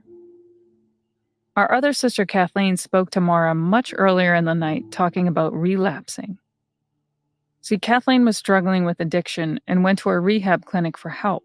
When her fiancé Tim picked her up, he took her directly to a liquor store. Yeah, let that sink in for a minute. Maura also spoke to her boyfriend Bill that night. The nature of their conversation is still unclear. What we don't know is who else Maura spoke to that night. Now, that's a bit weird to me, hearing her say that thing about her sister. My sister said she had a bit of an emotional breakdown. One of the things she did before she took off to where she was going was she went and bought a bunch of alcohol and took it with her. That's a little, it was the Thursday before she left, but it's a little strange to me. I'll just put it that way, that putting the two things together. I'm not quite sure if it means anything, but it is something, as a bit of a, in a sense, maybe a clue as to something possibly. So just keep that in mind as well. And mind you, this is the sister she's referring to, is the one that I do believe at this point, sadly, is deceased. So, did the call with Kathleen earlier cause her that much emotional distress? And what exactly did she mean by my sister? What we do know about the mysterious call is UMass Police Detective Brian Davies told the Caledonian Record in an article printed on February 27, 2004, that his department was actually able to track the phone call, saying, quote, "We know the location. We have not been able to identify to whom she was speaking," end quote. To me, that indicates the upsetting phone call was most likely from the dorm line. So who was it? On Saturday, my dad visited Maura at UMass to go car shopping because her car was down a cylinder. That night, Maura attended a dorm room party that is also shrouded in mystery. The host of the party claimed she was asleep the entire time and had not been forthcoming about what happened at the party, if anything. But what happened after the party is deeply disturbing. Instead of walking a short distance to her dorm room, Maura decides to drive my father's new car back to his motel. She crashes head-on into a guardrail, causing significant damage to my dad's new car. Police arrive and don't administer any field sobriety testing, nor do they cite her. The accident report simply indicates driver inattentiveness. Additionally, and this could be important, she wasn't given any medical treatment. The next day, my dad learns that his insurance would cover the damage and he gets a rental. He drives Maura back to the dorm, reassuring her that it would be okay, insurance would cover it. But Maura was her own worst critic, visibly upset with herself, softly crying in the passenger seat. He tells her to pick up accident forms the next day and to call him to discuss. Maura walks away from my dad, head down, shoulders slow. So that's kind of important, like she just said. If Maura didn't receive any medical treatment, she could have had a concussion, okay? And guys, I've seen multiple scenarios where people have been concussed and they make strange decisions depending on how bad, things that just don't make any sense happen to them because they're not right there. So that is something that is kind of important to keep in mind at this point. And I will be taking note of that.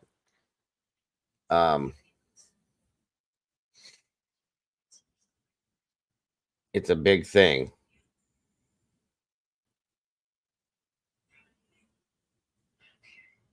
Okay. Sleeps. That's another good point there. Critical. I'd like to know what went on at that party, to be honest with you. Yes, I agree.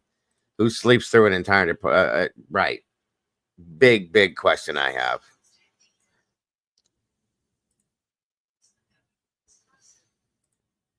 That's very possible too, Andy. Good point, hon.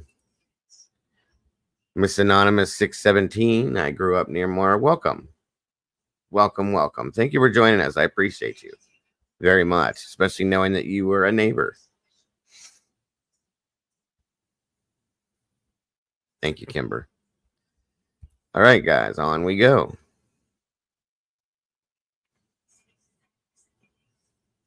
Slumped and makes her way into the dorm.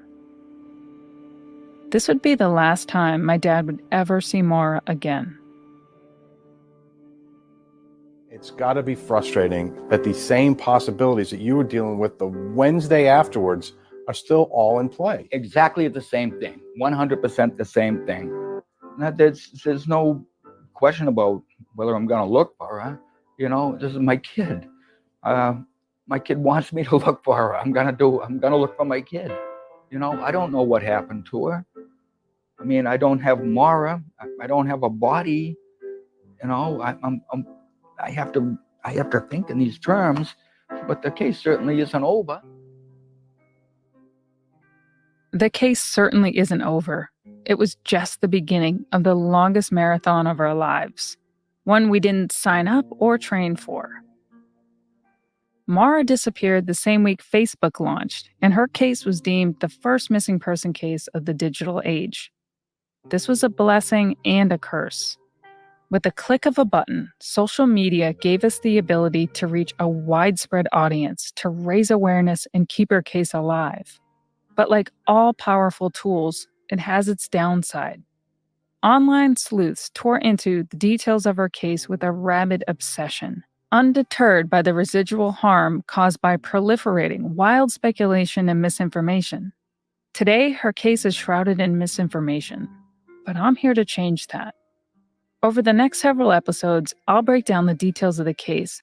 That is exactly why we are listening to this, because I want this to be as factual based without the BS that surrounds it as possible, guys, because that is what is deserved with this. So thank you.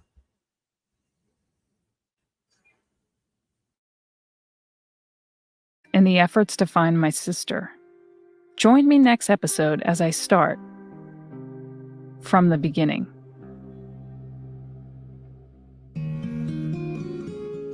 If you have any information regarding the disappearance of my sister Maura Murry, please contact the New Hampshire State Police Cold Case Unit at 603-223-3648 or visit mauramurrymissing.org.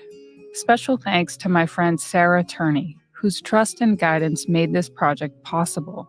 Media pressure.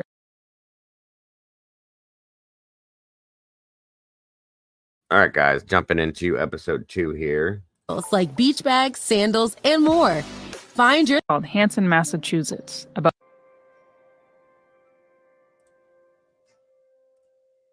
In order to understand the mysterious disappearance of my sister Maura, I think it's important to get perspective on where she came from. The same place I did. So let's go back. Way back. Our parents grew up in working-class families, 15 miles south of Boston in a town called Weymouth. My dad was a star athlete and self-taught tennis instructor. My mother, Laurie, was beautiful, soft-spoken, and aspiring nurse 5 years his junior. They married in 1968 and had their first child, Freddie, shortly thereafter.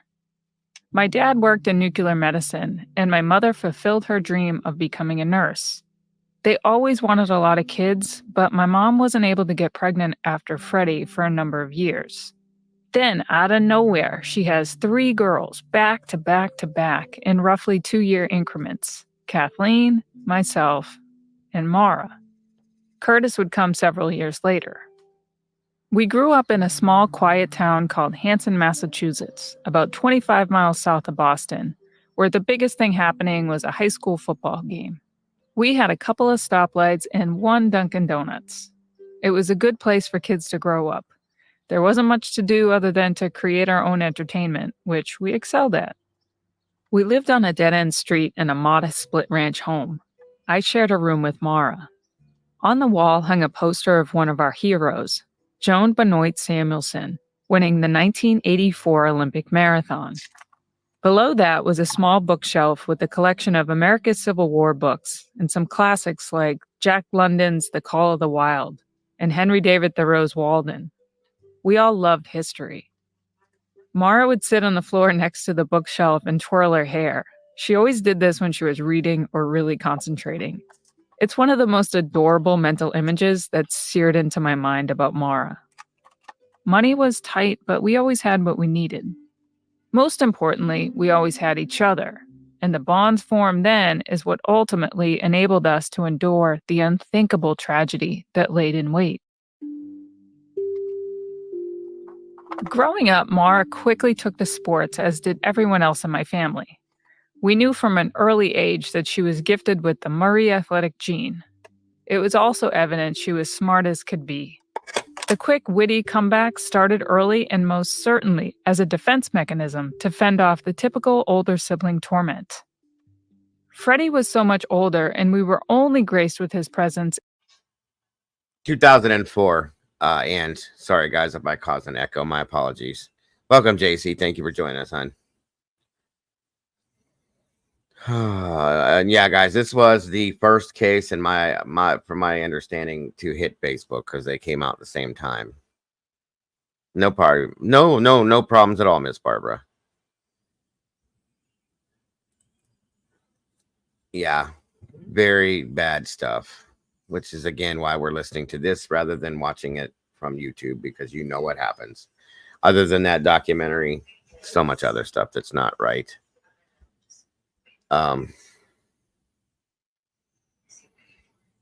Moving on.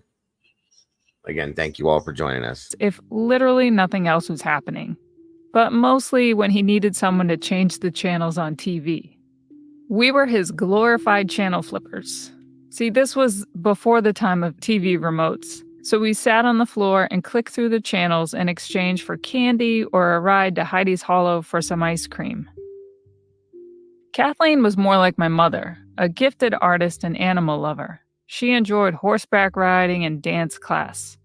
I wanted nothing to do with that and stuck to sports more like my dad. Maura, on the other hand, was a good mix of both my parents. She got her sassiness and sense of humor from my mom, and her drive and competitiveness from my dad.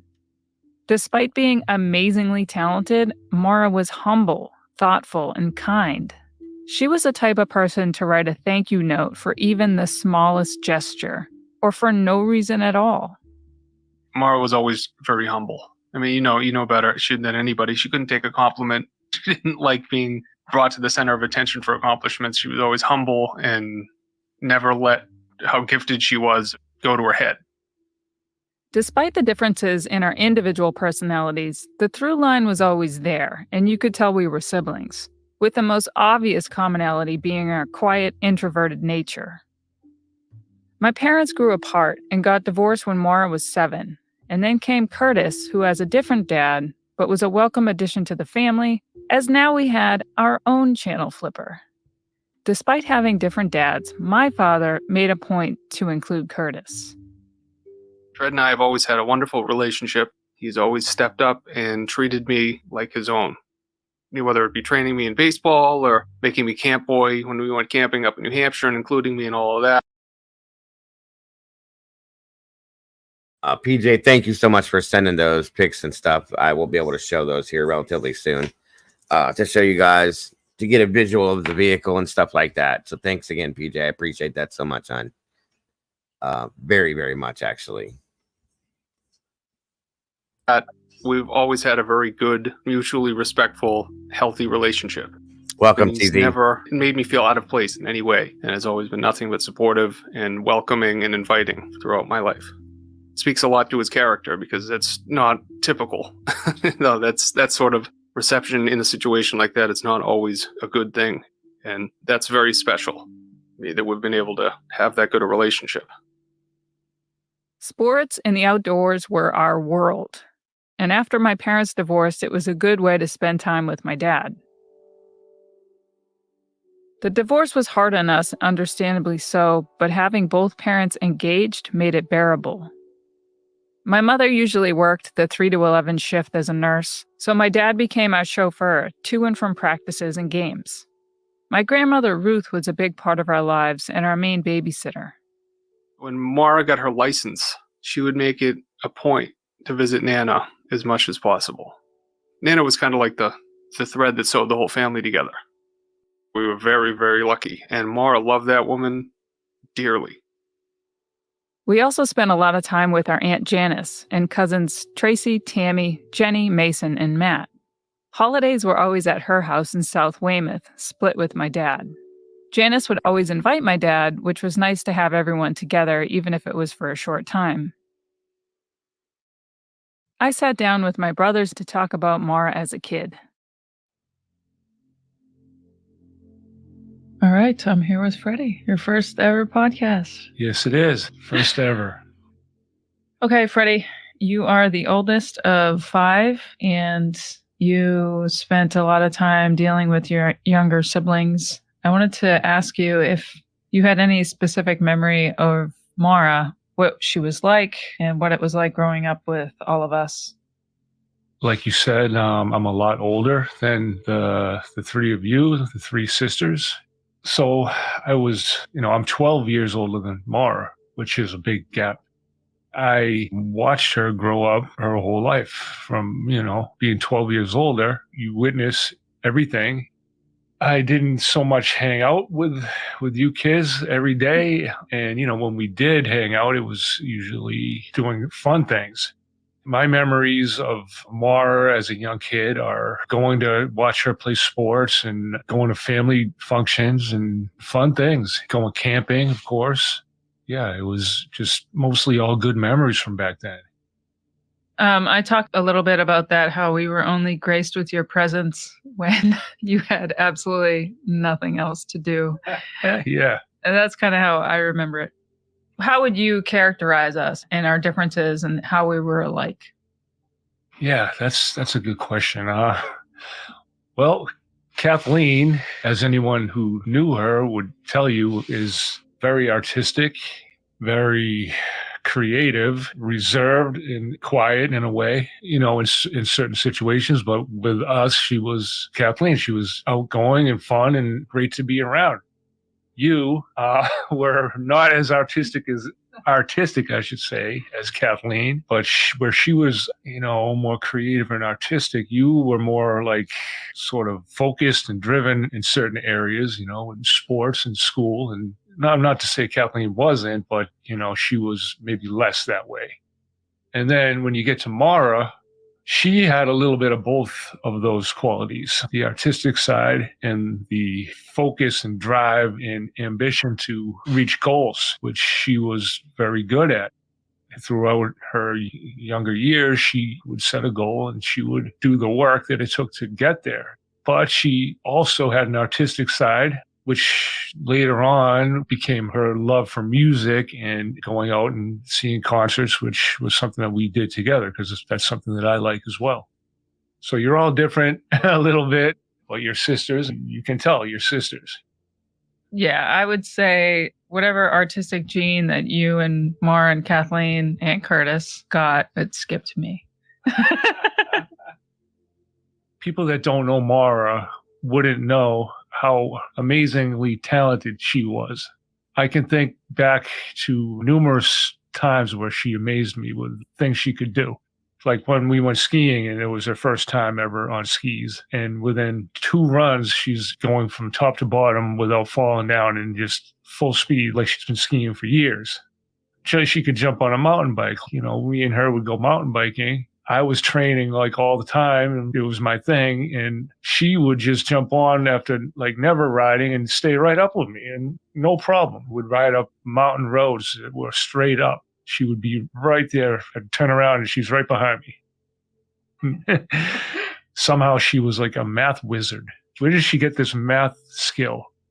I remember when I was taking classes, and I was, much older than her. So I was probably 20 or 21, and Maura was probably around 10. And I'm like, Maura, look at this. Let me show you something here. And I was studying math at the time for my classes. And I show her some algebra. And she had never seen algebra, didn't know what it was. After about a half hour or something, she's got a knack for it. It took me like a whole year of frustration to learn algebra, and I show her and she's doing it a half hour later, no problem. Things like that. She would amaze you. I miss her terribly. It's hard to talk about sometimes. She's in my thoughts every day, and I remember her in those terms, and that's just who she was. That's who she is to me. I thought Curtis was the only one who was going to make me cry. Thank you, Zelda, so much. Curtis, could you talk about what it was like growing up with Maura? It was a lot of fun. She loved to tease. She was very free-spirited. She was a very, very active part of my life and took a lot of time to do cool things, go on adventures, go to beaches, and we used to, ride bikes and things like that, hike together. Maura was really thoughtful and took being a big sister very seriously. It was pretty amazing. Do you have any particular stories or memories from when you were growing up that stand out in your mind? Yeah, many. The best times were, I've talked about this before, when she'd run, I'd ride my bike with her, would go to different places, and in particular would go to a golf course nearby in Pembroke, and at night would go onto the golf course and collect golf balls and go on little adventures like that. She also, once she got her license, she loved to take rides. We went to a couple of roads where she'd hilltop her car, just gain speed and go over the top really fast. And that was the stuff she loved to do. It was a lot of fun. There was a lot of good memories. You seem to be avoiding the batting practice memory. Oh, God. Yeah, it was a lot of that. A lot of baseball drills and running when I'd screw up. You both did that. Yeah. But out in the circles by the house, we'd do batting practice a lot, and, ground ball drills and all sorts of stuff like that. It was awesome. And it made me a much better baseball player. I really appreciated it. And it helped me to stick with baseball when otherwise I may not have, because I didn't necessarily have someone to train with me all the time. And it made a big difference. Yeah, and she was a big help with schoolwork as well, right? Oh, yeah. I remember when I was really young, I had trouble writing, and she used to drill me on penmanship and things. Consequently, to this day, I write a lot like she does. My penmanship is very similar. It's kind of funny. But yeah, she took a lot of time, and she was, obviously she was brilliant. So she was a great resource for anything, school related. I have several trips coming up this summer, and one thing I dread is packing. I have this thing where I like to bring new, fresh clothes with me on trips, and Quince has me covered. It's my go-to for high-quality trip essentials to look and feel my best. Like premium European linen dresses, blouses, and shorts from $30, washable silk tops, premium luggage options, and so much more. The best part, all Quince items are priced at 50 to 80% less than similar brands. I'm obsessed with my vintage wash camp shirt. I know, go figure. I love the material, it's so soft. They married in 1968 and had their first child, Freddie, shortly thereafter. Sorry, guys. My dad worked in nuclear medicine, and my mother fulfilled her dream of becoming a nurse. They always wanted a lot of kids, but my mom wasn't able to get pregnant after Freddie for a number of years. Then, out of nowhere, she has 3 girls back to back to back in roughly 2-year increments: Kathleen, myself, and Maura. Curtis would come several years later. We grew up in a small, quiet town called Hansen, Massachusetts, about 25 miles south of Boston, where the biggest thing happening was a high school football game. We had a couple of stoplights and 1 Dunkin' Donuts. It was a good place for kids to grow up. There wasn't much to do other than to create our own entertainment, which we excelled at. We lived on a dead-end street in a modest split ranch home. I shared a room with Maura. On the wall hung a poster of one of our heroes, Joan Benoit Samuelson, winning the 1984 Olympic marathon. Below that was a small bookshelf with a collection of America's Civil War books and some classics. She was always humble, and In younger years, she would set a goal and she would do the work that it took to get there. a lot of good memories. You seem to be avoiding the batting practice memory. Oh, God. Hold on, guys. I don't know what happened. It A jumped lot back of to the beginning baseball for a minute. drills and running when I'd screw up. You both did that. Yeah. The operating basic principle. It really annoyed Maura, and she fought. And haven't found relief? Make the change that I did to CB. It's a very unusual name. It was at that point. Get your vacation started by actually getting into your room. Liked it the first time we heard it, so we went. All right, here we go. Sorry about that, but She was enthusiastic about everything. thank you so much. Susbusters, $5 super chat says, thanks for playing this. Wow, such a sad case. It very much is. Definitely recapping. Sorry, guys. Thank you, Lighting. I don't know what happened, why I did that, but anyway, I definitely appreciate that. Susbusters, thank you. It's a very sad case, but like I said, guys, as of February, it's been 20 years with nothing. They have no answers. Again, I keep saying this again and again, but it really bothers me. There's no answers. There's no leads. I think there may have been a lead recently, somewhat of a lead, because there was another search done. But again, it's not enough. There's no answers to this at all. These people need closure, guys, and justice as to what happened, just to know where their sister and their daughter, what happened to her. It's deserved at this point. So being that it had become a cold case, it's time to warm it back up, put it back out again. So here we are. And thank you guys for being a part of that. I appreciate it very much. Whine to try to get out of things. Insisted on being a full participant and always did well. Well, no matter what she did it as well as anybody else. She wanted to stay up and be an equal. And she's, oh God, close to 2.5 years younger.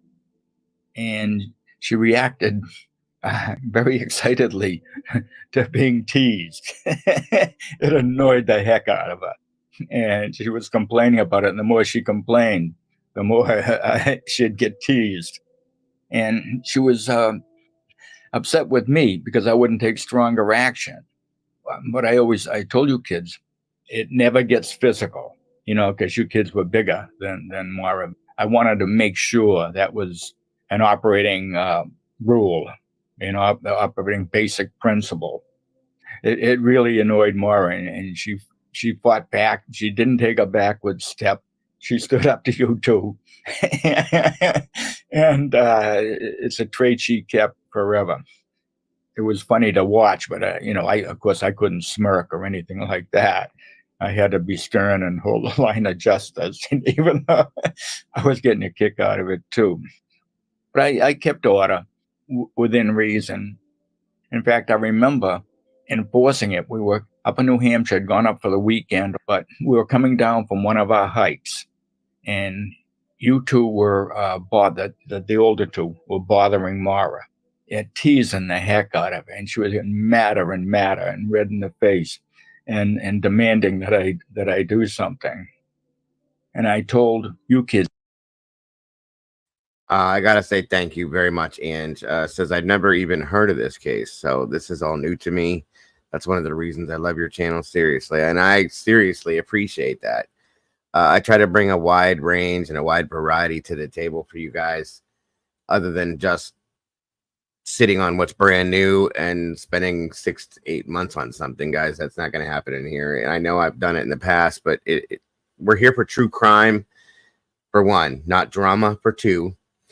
And there's so many cases that aren't being seen and heard because of that scenario. So that's why we're doing what we're doing, and why I have spread this out as such a buffet, I guess you could say, of true crime stories and cases. So, and I'm going to continue to do that as we go on. So thank you again, Ange. That means a lot to me. Thank you very much. If you touch her, and you were giving a little prods in the back, we were coming down because I was leading the way. And she really got annoyed And I said, it never gets physical. You girls know it. And if it gets physical, we're going home tomorrow morning. We're not staying for an extra night. Sure enough, one of you kept poking her. So I backed it up and called a cessation to that trip and cut it short. And we went home a day early, and the person that was doing the prodding was you, Julie. I remember it. I can laugh at it now, and I laughed at it later, you know. I love that, Maggie. Thank you. That's pretty cool.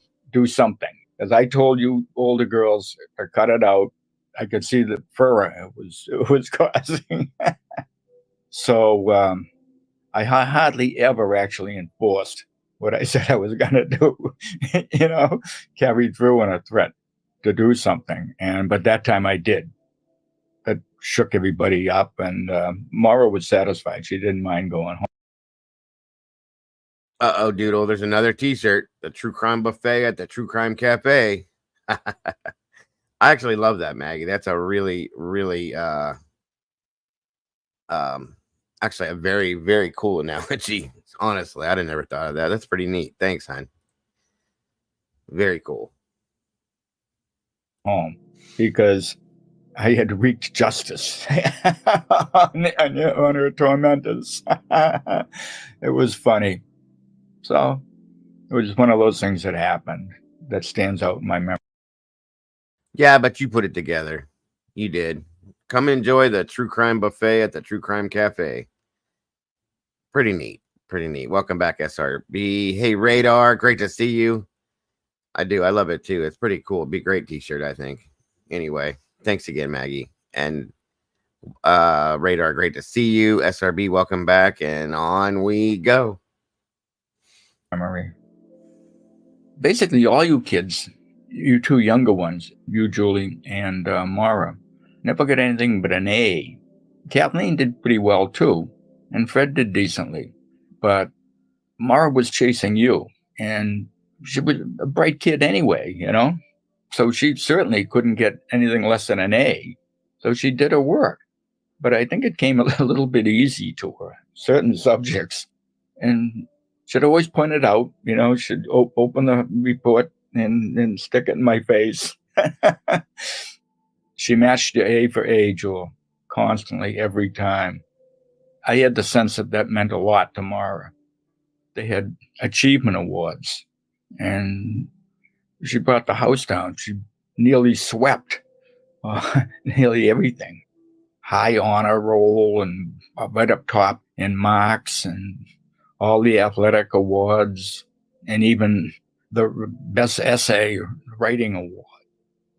Even when I was a little kid, when I talked to her and explained something to her once, she had it. If I tried to teach her something about sports, she'd pick it right up. She could do anything. You were both outstanding athletically, both kind of driven, you know. So I spent time with you because you adapted to it so well, and it didn't take very long for it to work. You listened, and you did. I could tell that you were practicing on your own, that you wanted to do it. You enjoyed doing it well. It showed.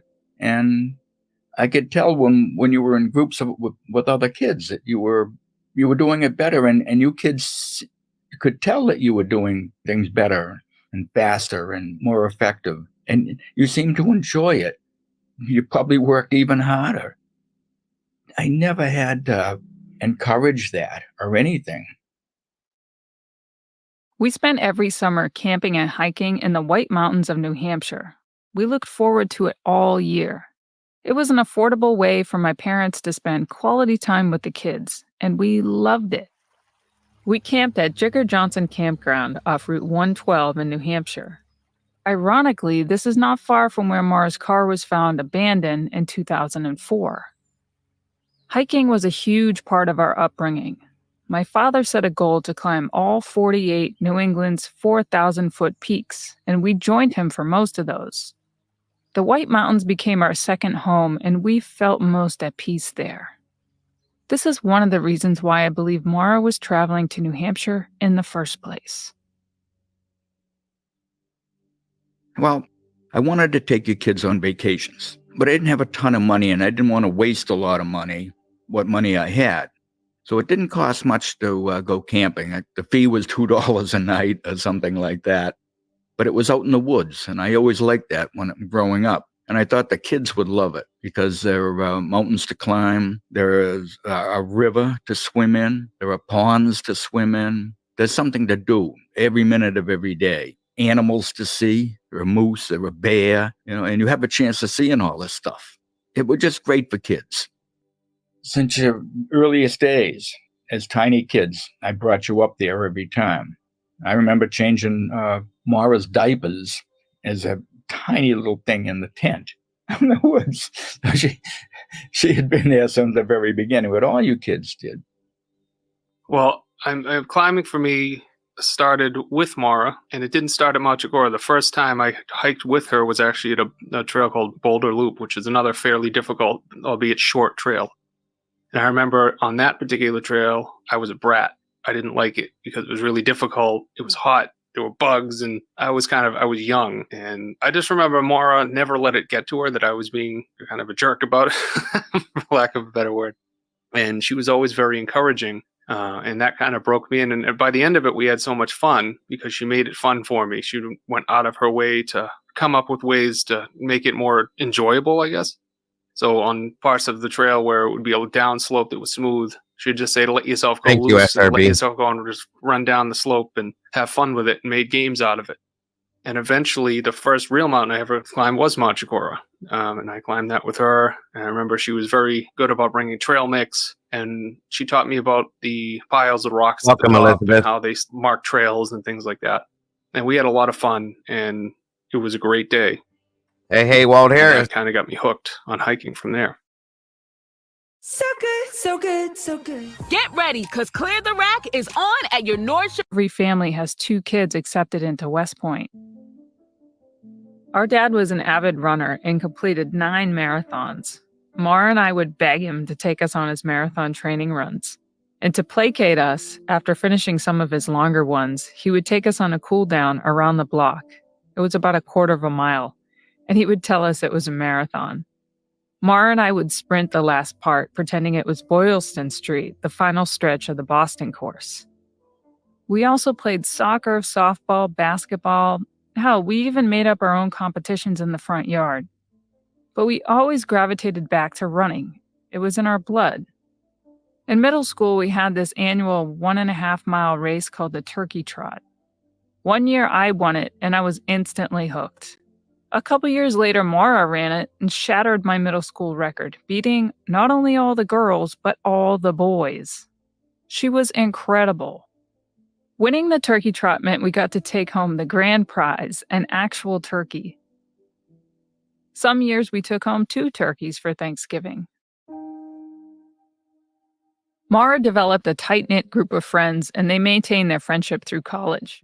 They were all the type A, classic overachievers, competing with each other for top of the class.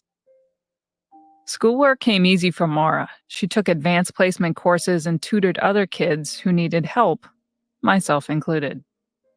She was on the Latin Club and National Honor Society and scored a 1420, nearly perfect on the SATs.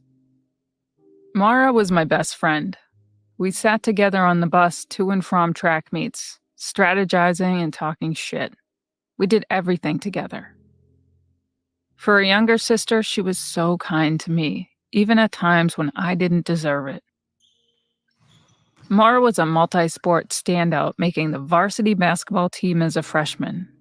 She competed in the state free throw championship held at the iconic Boston Garden. I was her ball girl.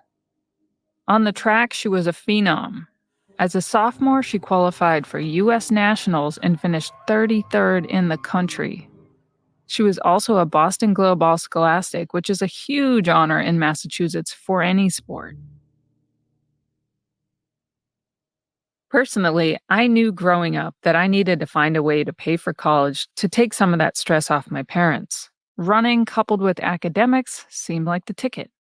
So I poured my heart and soul into both, and I encouraged Maura to do the same. And it paid off, quite literally. I got accepted into the United States Military Academy at West Point, which is fully funded and cadets pay no tuition to attend. Free tuition to arguably the most prestigious school in the country? It was a no-brainer for me. Maura would visit me at West Point quite often. It was about a 4.5-hour ride from Hansen. I loved the academy, and I talked it up big time to her. I wanted her there with me. Maura went on to graduate from high school with almost every record in Whitman Hansen's school history at the time, and she graduated 4th in her class. Naturally, she had her pick of colleges. Recruiting letters came in from the top schools, Harvard, Yale. I asked my dad about Maura deciding to go to West Point. Did you pressure Maura to go to West Point? You know, when it comes to West Point, Jewel, she hadn't applied, but I told her she could go to the Naval Academy. She could apply there and expect to get in, and that's another way she could go. I told her she could go to the Coast Guard Academy if she wanted. These were all prestigious places, and she could get in. I knew she could get in. I figured she could get in Army, especially since she was being recruited. So I told her she had options. She didn't even listen to me. I know she didn't.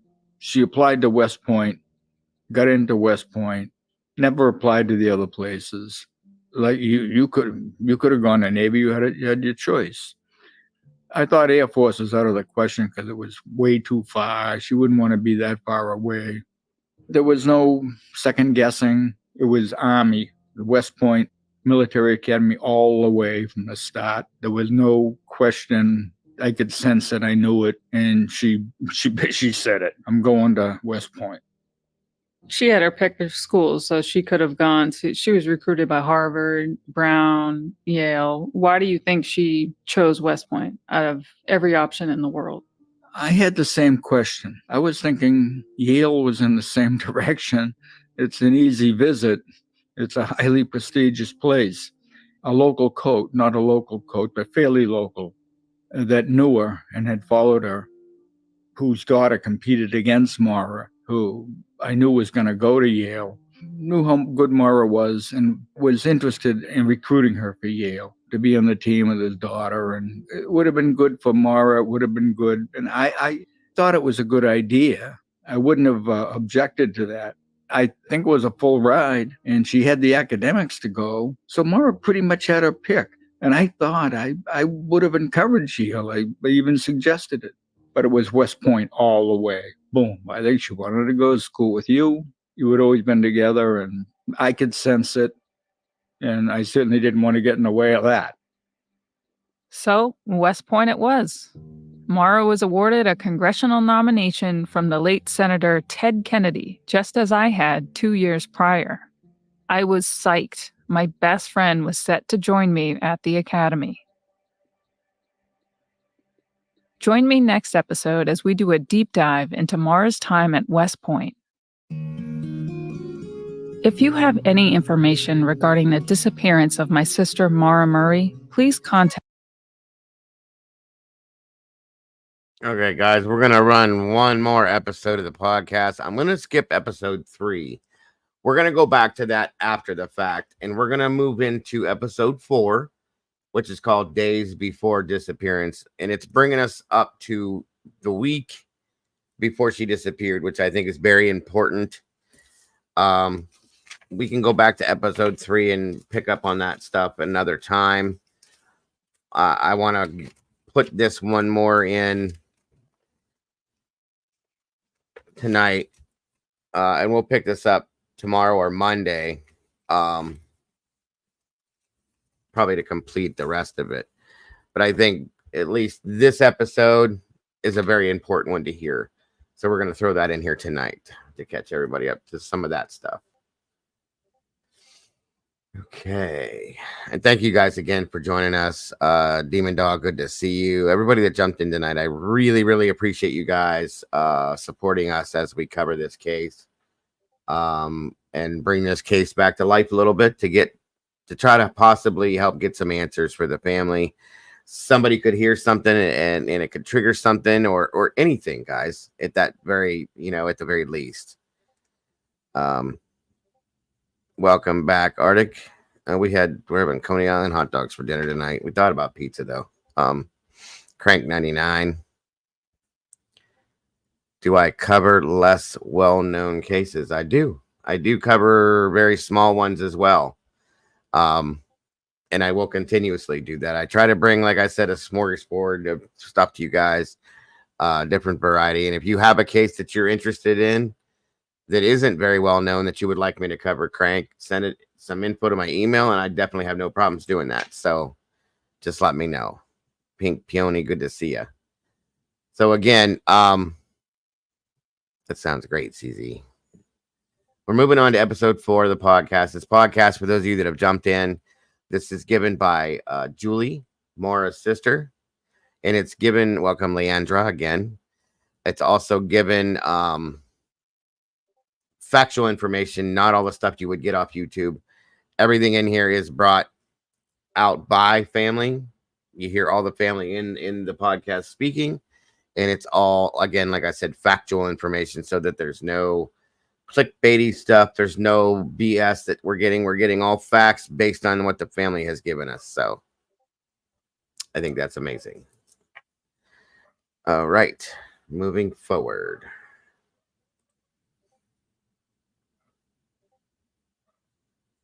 Again, this is called Days Before Her Disappearance, so I think it's pretty important. It's okay if you aren't ready for kids right now. It's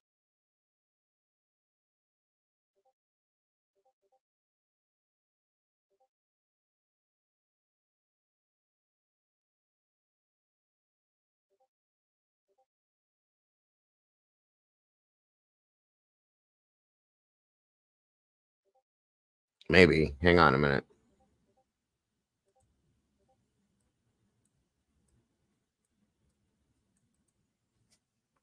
What's going on? Yeah.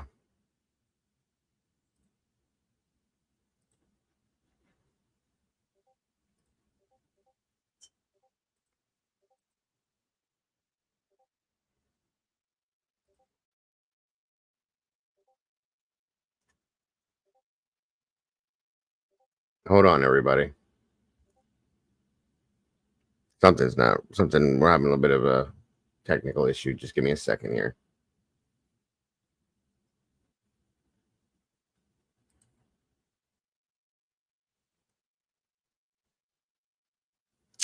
I agree, Siggy, wholeheartedly.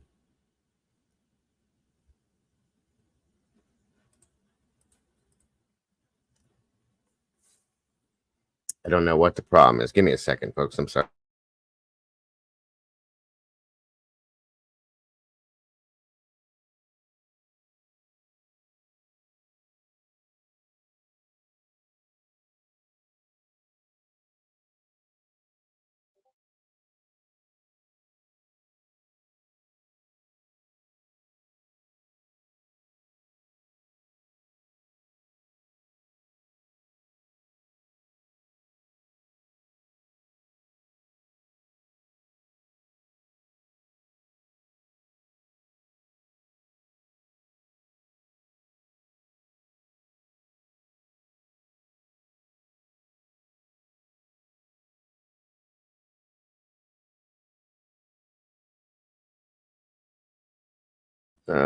Still waiting. Hold on. I don't know what is going on here. Hold on a minute.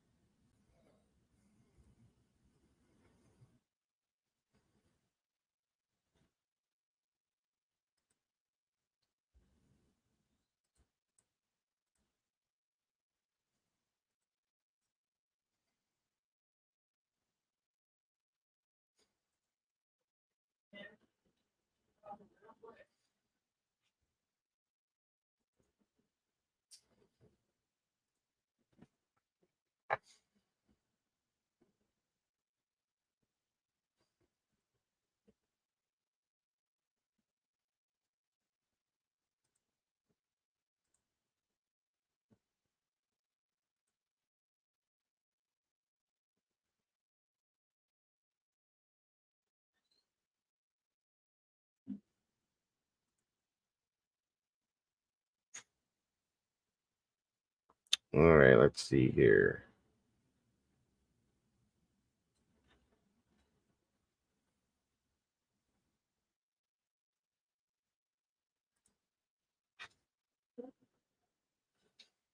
All right.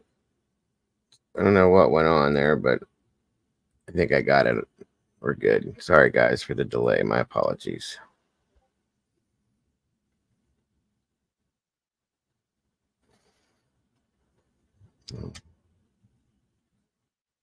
Okay. For kids right now. It's okay if you don't want to be a mom, now or even ever.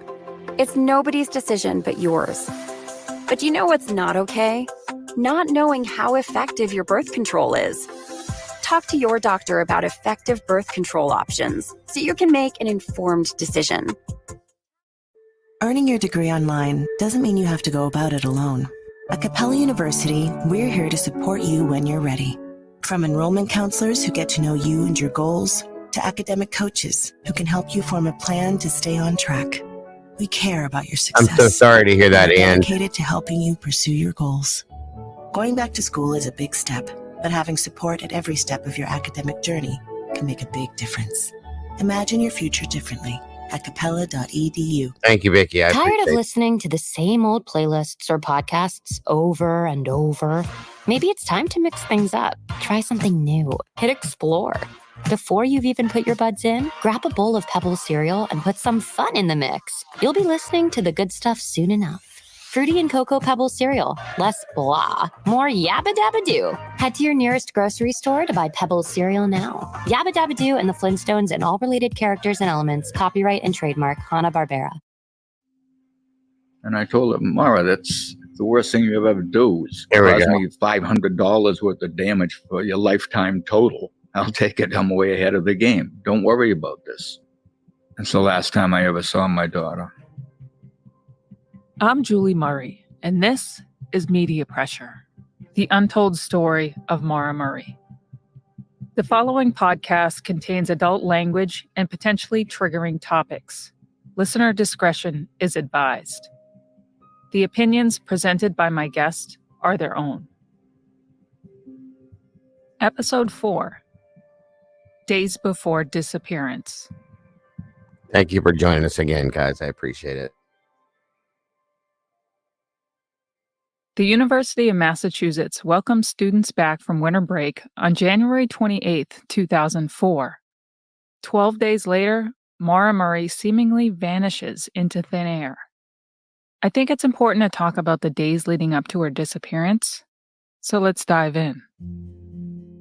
When Maura got to school, she returned to her dorm security and art gallery jobs I spoke about last episode, and she started to set up her dorm room in Kennedy Hall, room 415. She was thrilled to have a single room this semester, as she had a challenging roommate before and complained to me quite often about the constant chatter. See, Maura was very much an introvert and cherished her quiet time, not unlike myself. She set up her clunky stereo system prominently displayed on her shelf, flanked by her favorite green Appalachian Mountain Club mugs. She was a music lover with an old-school taste well beyond her years. I'm talking Otis Redding, Bill Withers, Marvin Gaye, with a touch of Led Zeppelin and U2 sprinkled in. She also liked some new age stuff like Coldplay, Dave Matthews Band, and New Radicals, to name a few. Maura unpacked some of the gifts she received at Christmas, including the corduroy jacket I gave her, and the book my Aunt Janice gave her, The Da Vinci Code. See, our aunt always gave us the latest bestsellers for Christmas. It was found among her things in the dorm. She unpacked some mementos and materials for class. In 2017, some 13 years after Maura's disappearance, New Hampshire State Police finally released a few photos of her dorm room, and one shows the shelf as I described, and the jacket I gave her unpacked and hanging in the closet. The condition of her dorm room has always been heavily debated over the years. Was it packed or unpacked? Initial reports by police gave the impression it was all packed up. But I disagree. And here's why. My mother and brother Curtis visited Maura at her dorm shortly before she disappeared. I think his accounting clears this up. Mom and I drove out there not long after she moved in. We spent the day, we drove out there and actually saw her dorm, and we ate lunch at Applebee's that day. So you went in her dorm room? I did, yeah. Yep. She was still unpacking, but yeah, we went in, we saw her. She showed us around, and I remember she was really excited about showing me her dorm and, showing us around a bit. There's been a lot of controversy about whether she packed up her entire dorm room or not. And you've seen the photos of the condition of her dorm room after the disappearance. How did that compare to when you saw it when you visited her that winter? I think she was more unpacked when she went missing, because I was there like really soon after she moved in. It was like she moved in, we went to visit and say hi and see her, and she was like very much still packed up when I went there. She hadn't unpacked everything at all, really. It was just, we went and then she showed us around. We went, ate lunch, and then Mom and I came home after that. That was the last time I saw her was there.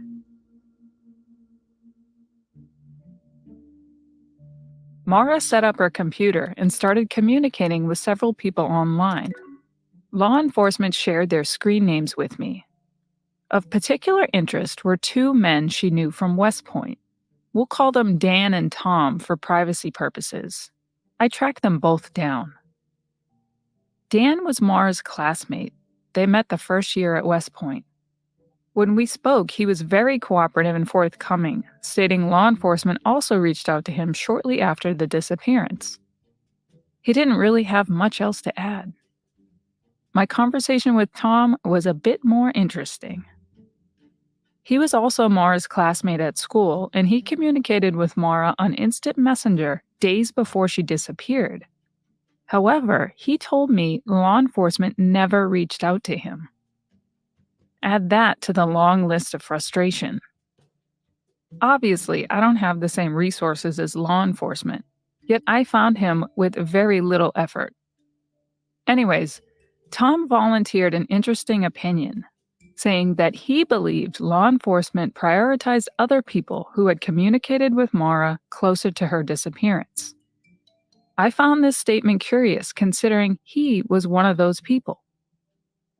Maura also had his home address. He explained this was because his parents hosted an Army-Navy football game party, and he invited Maura multiple times. I asked if he ever visited Maura at UMass. He said no.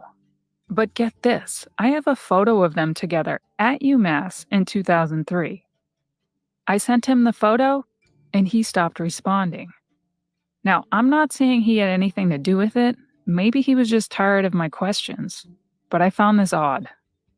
Also discovered in her dorm room was every letter and birthday card probably ever given to her. She kept them all.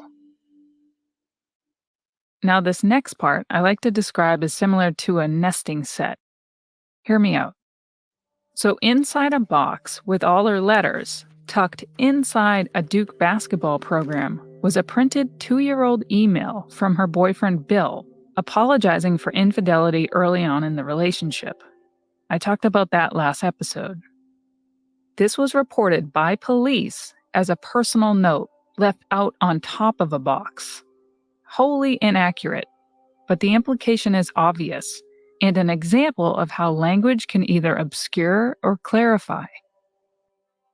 I think this was to bolster their suicide angle. Let me guess, your medicine cabinet is crammed with stuff that doesn't work. You still aren't sleeping, you still hurt, and you're stressed out. Silk tops, premium luggage options. Black smoke coming out, so I didn't know what for the program. A couple weeks prior, Maura drove the Saturn to Bridgeport, Connecticut to visit my dad, where he was working a traveling job at a local hospital. When she got there, she said, "Dad, something's wrong with the car. Something happened to it on the way down." It was chugging, and there was black smoke coming out, so I didn't know what to think of it. So I figured I'd get it fixed while she was down there. I brought it to a place. The guy took a while to look at it and then was rather balky about his prediction of whether or not he could fix it, and said, I took a really good look at it, and the cylinder's blown. That's a mighty big job.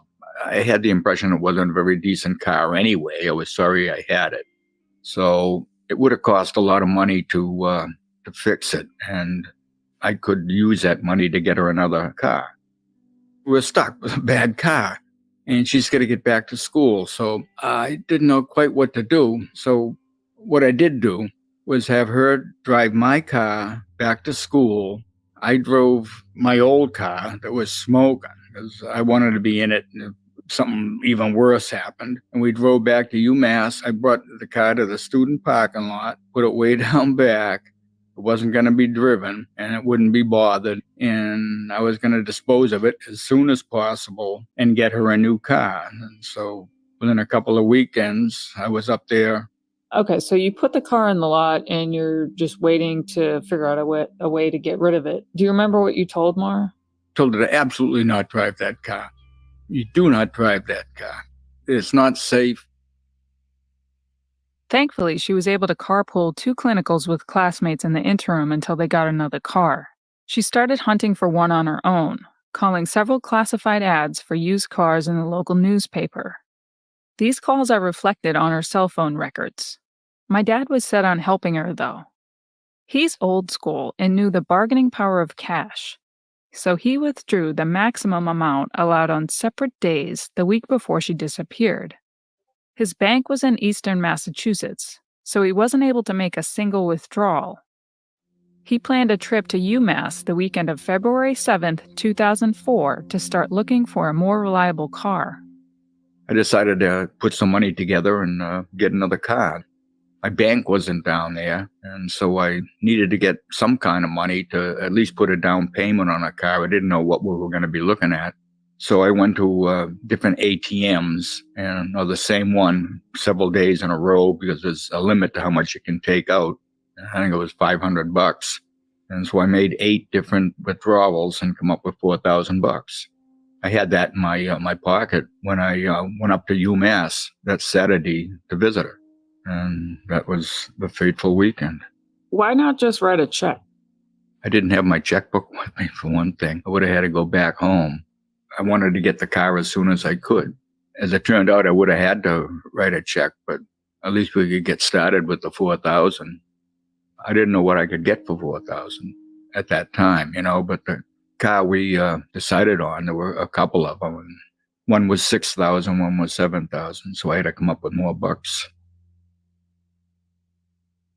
Maura was scheduled to work a security shift at Melville Hall on Thursday, February 5th. It was during this shift where the first signs that something was wrong appeared. She typically did her schoolwork at the desk, but this night was different. Bill called Maura at 7:17 p.m. The call lasted 20 minutes. He calls her again at 9:56 p.m. for 6 minutes.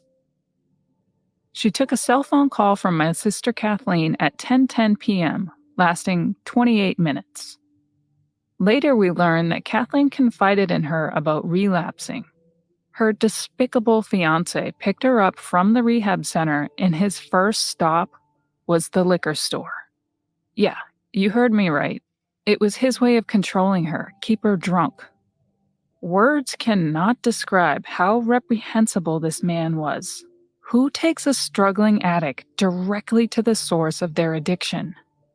Naturally, this upset Maura, but she stayed on shift and continued working.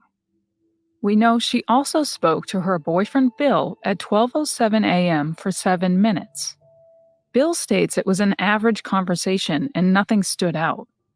Then sometime around 1 a.m., Maura became so upset that she could no longer function. Her security supervisor, Karen Mayotte, was called and showed up to find Maura unresponsive. She only muttered the words, "My sister, my sister." Karen consoled Maura and escorted her back to her dorm room. She then asked if she needed anything and even offered to stay with her for a bit. Maura said she was okay and she had her roommate, most likely trying to unburden Karen and handle her emotions alone. As a fellow introvert, I would have done the same thing, actually. I still don't understand exactly what upset her. Was it the call from Kathleen hours earlier? Kathleen didn't seem to think the conversation would upset Maura to that degree. Or was it something with Bill? And remember her cell phone Bill gave her for Christmas? Well, it was a shared family plan with Bill. So if she was seeing someone else, she was certainly smart enough not to use her cell phone. So she could have spoken to someone else in the dorm line. But no one has ever come forward, and I haven't seen the dorm phone records. We do know that she made calls to the local pizza joint very late, and that's more of an indication to me that she felt a loss of control. Again, one thing she could feel a sense of control over was her eating disorder. And that night, I'm convinced she binged. Obviously, this is hard for me to relive, as I know how much progress she was making. I had just seen her weeks prior at Christmas. Something was wrong, I just don't know what. I don't like to give oxygen to wild speculation, but I want to address one other thing that happened that night. There was a young man named Patrick Vossi, who was the victim of a hit and run at 12:20 a.m. near Amherst Center, while Maura was on her shift at Melville Hall. Now, despite having zero evidence linking Maura, people have tried to implicate her in a felony offense. We'll talk about this later, but the vehicle forensic report done on the Saturn after her disappearance only indicated one collision. This is an example of how harmful misinformation is spread online. With the $5 meal deal at McDonald's, you pick a McDouble or a McChicken, then get a small fry, a small drink, and a 4-piece. Next day, Saturday, February 7th. And details. Got some good news for your ears. More of the good stuff is and K18. You knew where to get great. Western Mass got hit with some snow and classes were canceled. Perhaps Maura slept it off and felt better about whatever was upsetting her. The next day, Saturday, February 7th, my dad arrived, and she didn't mention a thing about the Thursday night emotional breakdown. I didn't know anything about it. And that would be against her nature. She wouldn't do that. She wouldn't confide personal difficulties. She wouldn't want to involve me and trouble me with it. Again, knowing her, we would never talk about relationship problems with my dad. I still don't to this day. They started car shopping at local used shops in the area. We started in Amherst looking at car places and then over to the next town, and we weren't finding anything decent. Bill had suggested a place where he had bought his car, and I remember something about trying to find a Corolla or something like that. They didn't have anything going. So whether that place suggested we go to the next town over, where we did find a place that was very close to closing. We looked around, we found 2 cars in terrific shape with low mileage. I wanted something dependable for her because she needed it for her nurse training trips to hospitals here and there and all over the place. Eastern Mass, she had to come across the state. The prices were around $5,000, $6,000, or $7,000. So either the $6,000 or the $7,000 vehicle would have been fine. So I told the guy would be back, and that never happened. So you weren't concerned that the car that you select would be gone? They had other cars similar in nature that were good, and I didn't expect to be shut out, but there was nothing I could do about it that day anyway. Maura called me at 3:21 p.m. and told me about one of the cars she liked. She made one more call to Reliance Auto at 4:13 p.m. before they ended their search for the day. They still had a full day on Sunday to continue shopping and make a decision. Or so they thought. Drained from car shopping, they decided to grab something to eat at the Amherst Brewing Company for dinner and drinks. In hindsight, the decision not to purchase a car that day haunts my father, even though it probably wouldn't have changed a thing. And there's no way he could have predicted what happened next. After 19 years of dealing with ambiguous loss, one thing is certain in missing person cases. Time does not heal all. In fact, it has the exact opposite effect. Maura's friend Kate was returning from a track meet. Maura suggested Kate come to the Amherst Brewing Company. See, we always loved when our dad visited because he's pretty cool to hang out with, and he pays for everything. Maura mentioned a party/gathering at the dorms later. so they had my dad stop at the local liquor store to grab some drinks. Maura got a box of red Franzia wine that would later be found in her abandoned car. They dropped my dad off at his motel, the Quality Inn in Hadley, and asked if they could take his car back to campus. He agreed and they headed to the dorms. In hindsight, it made more sense for my dad just to drop them off, but I don't think Maura wanted to wait for a ride or something in the morning. The Saturday night party/gathering is shrouded in mystery.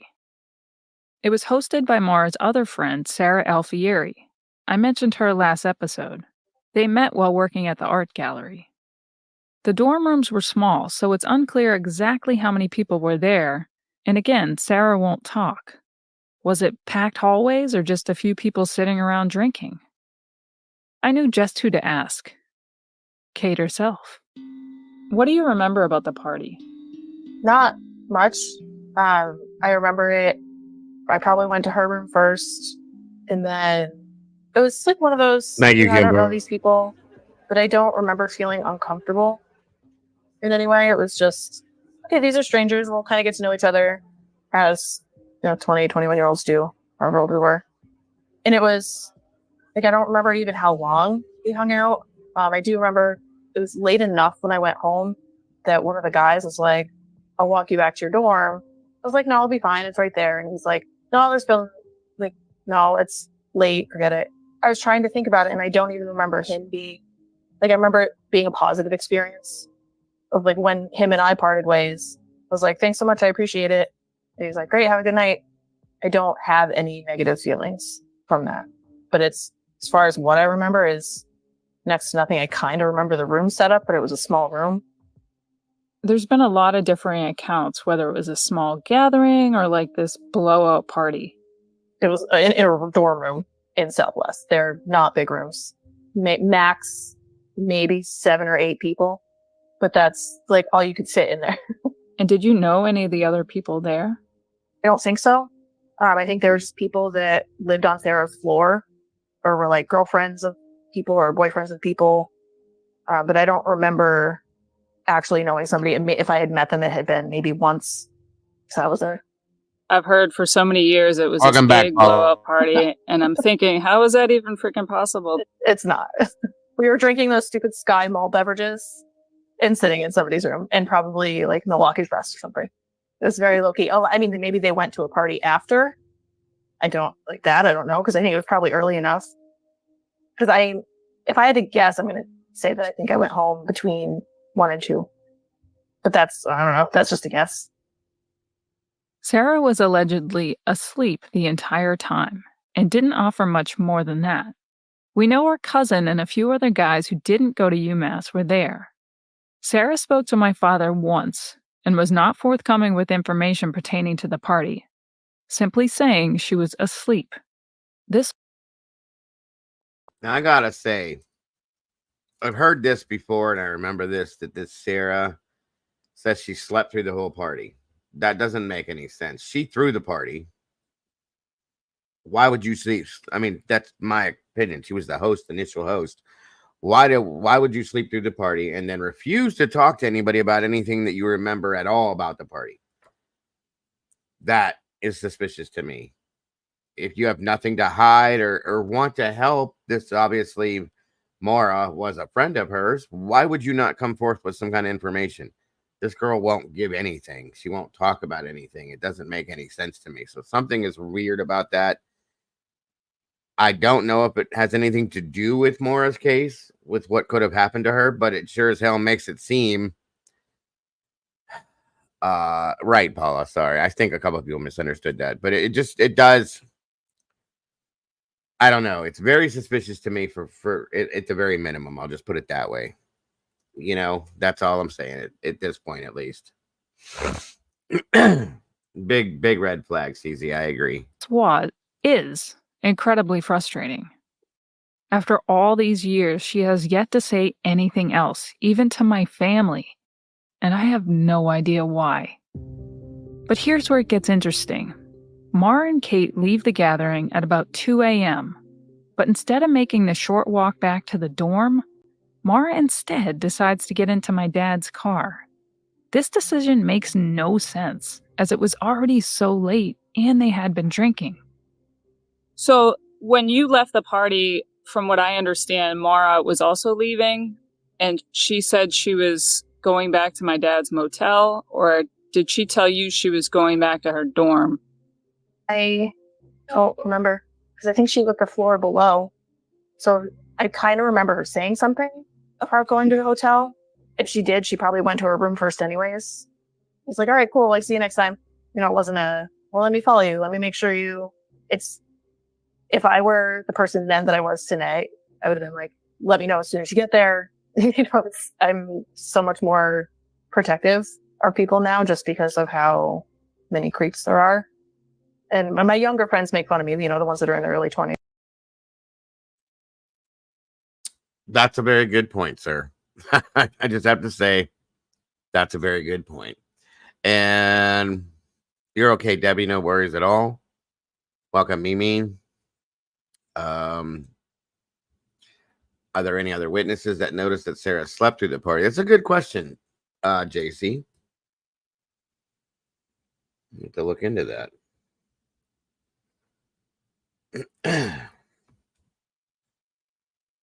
There's just something about Sarah that's very suspicious to me.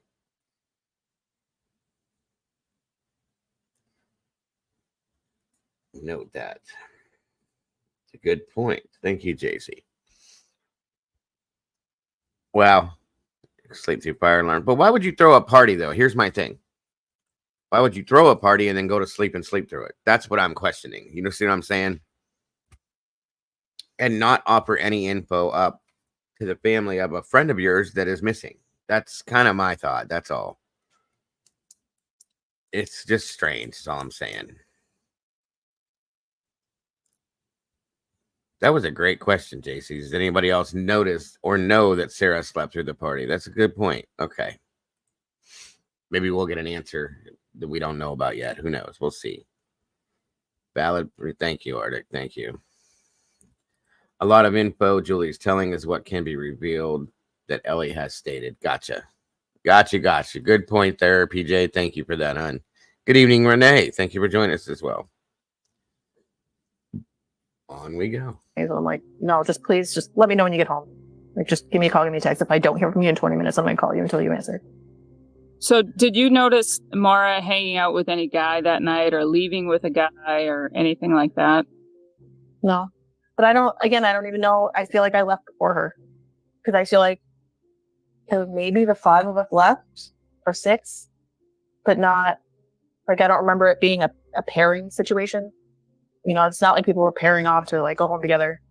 It's just always weird that she left Sarah's and then would drive back to my dad's motel. In my mind, that didn't make sense. Why wouldn't you just get up early and do it? Exactly. So I was wondering if she had said something to you about why she was doing that. If it was, I just blew it off. I'm like, all right, that's a choice you feel like making.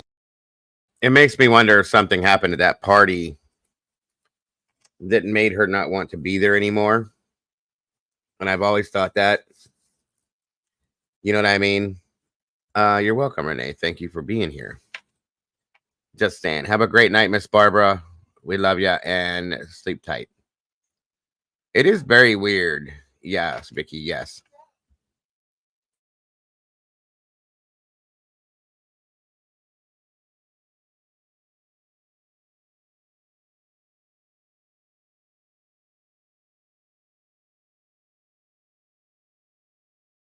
Tonight, that's on you. At 3:30 a.m., Maura crashes my dad's new car directly into a guardrail at a T intersection about a mile off campus. A random UMass police cadet mysteriously appears, and we believe the cadet called the police. See, Maura left her cell phone in the dorms, so she had no communication. We don't know if the cadet was with Maura or just happened to be passing by the crash. When the responding officer, Mark Ruddick, arrived, he didn't administer any sobriety testing, nor did he call for medical attention. His report simply indicated that Maura was inattentive and slid on some debris in the roadway, sand I believe, which caused her to lose control of the vehicle. The car was heavily damaged, and I've always wondered if Maura suffered some sort of head trauma from the impact. A tow truck arrived and towed the car to a lot adjacent to my father's motel in Hadley. Maura rode with the tow driver. The circumstances surrounding the accident leave me with more questions than answers. It occurred almost an hour after Kate said they left the party. So did Maura go somewhere in between?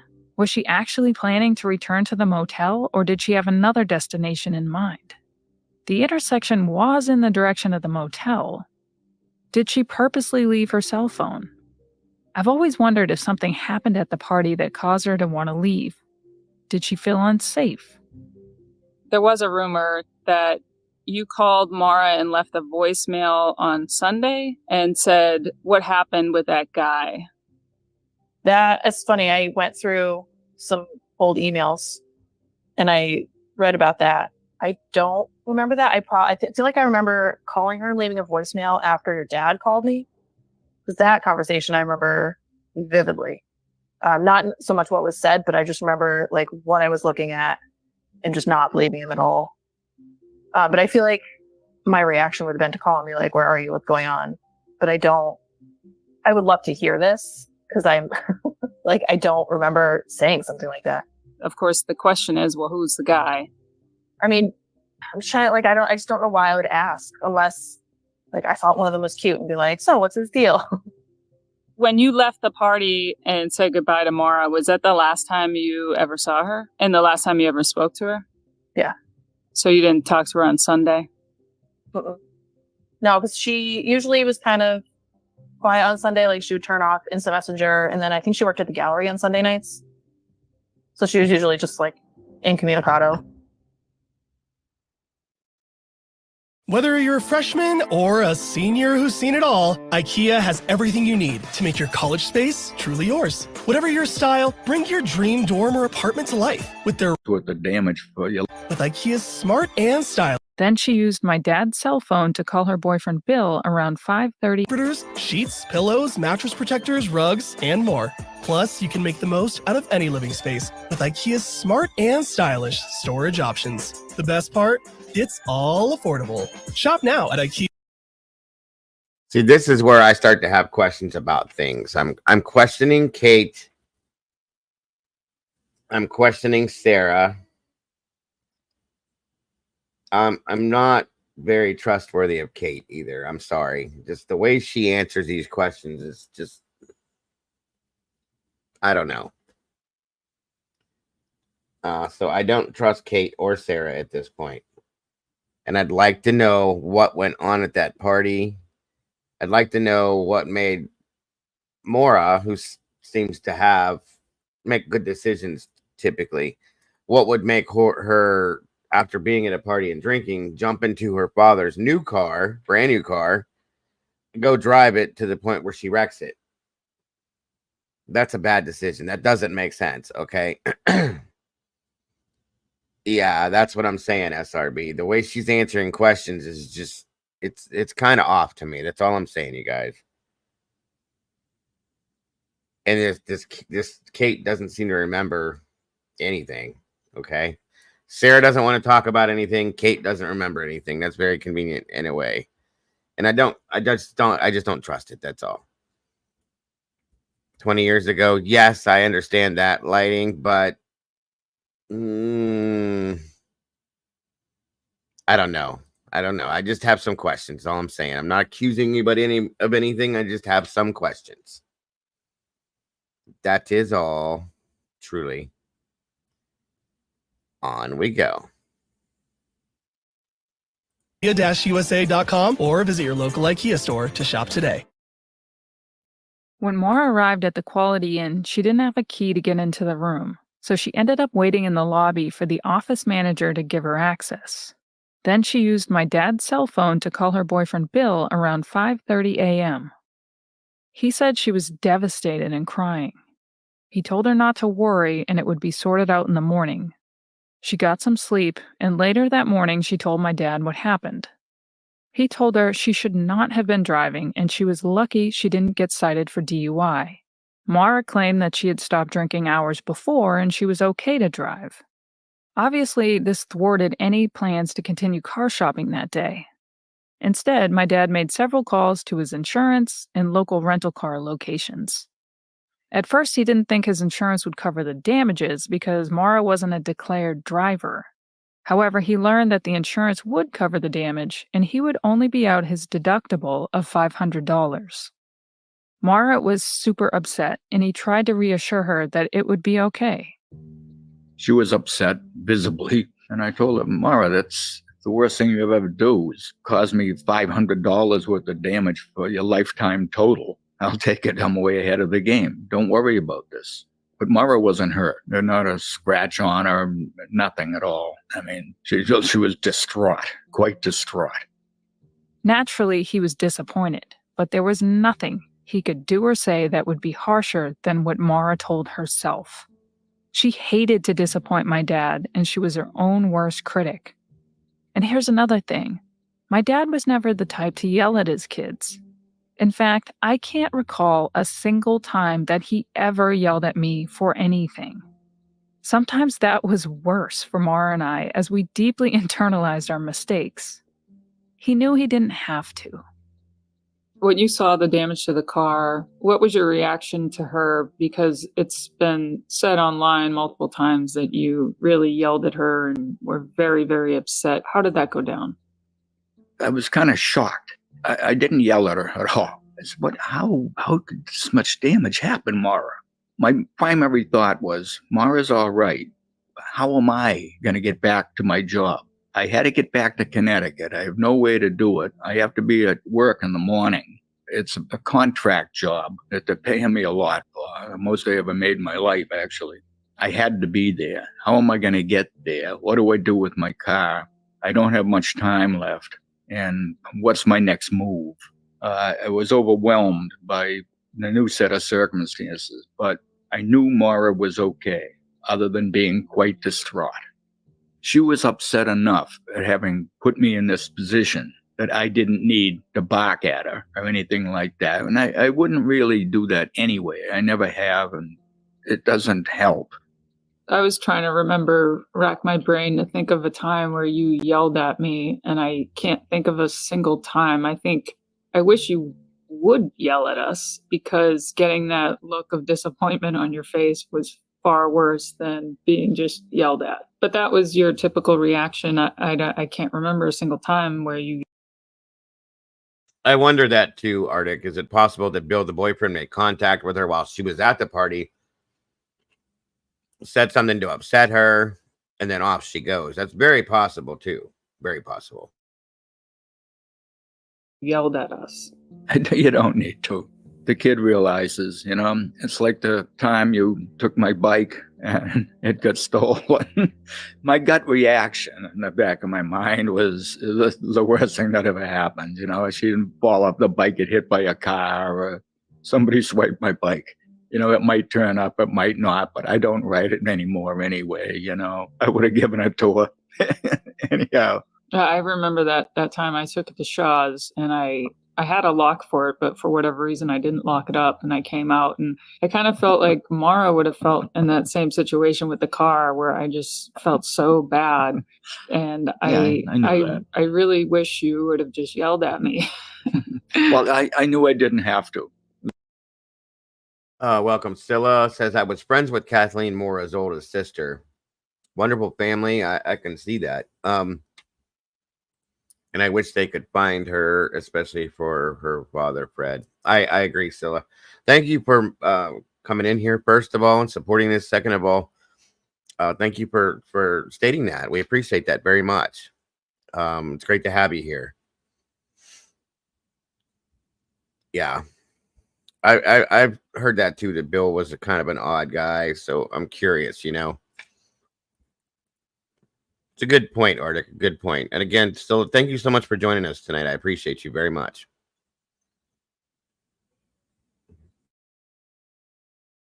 The point was across, so it's unnecessary to howl at the kid. The kid knows. My dad checked out of the motel and dropped her off at the dorm in his rental. He told her she needed to go to the Massachusetts Department of Motor Vehicles to pick up accident forms on Monday to tie things up for the insurance claim. He told her to call him Monday night to go over the forms, and she agreed. She was sobbing quietly and sulked into the dorm. This would be the last time my father would ever see Maura again. I still remember it very clearly. She was still sobbing. And I remember the last thing I said to her, Julie, Maura, it's going to be okay. It's covered. We can get it fixed. It's paid for. It'll cost me $500. And that's not a big deal, Maura. Don't worry about that. Everything's going to be all right. Everything will be all right. And then I sat there in the car and watched her walking in. And she was sobbing the whole time. It was a very bad thing for me to think about. It is a very bad thing for me to think about. I don't even want to even talk about it or think about it. It's the last time I ever saw my daughter. I don't want to think about it now. God. At some point that day, Maura retrieved her cell phone from Sarah. Later that night, she spoke to my dad at 11:26 p.m. He reassured her again, but she was still very upset. And this would be the last time he would ever speak to Maura. Join me next episode as we go into the timeline of the day my sister disappeared. Okay, we got time for one more. I hope you guys are enjoying this. It's very interesting to hear this piece for piece, word for word. So,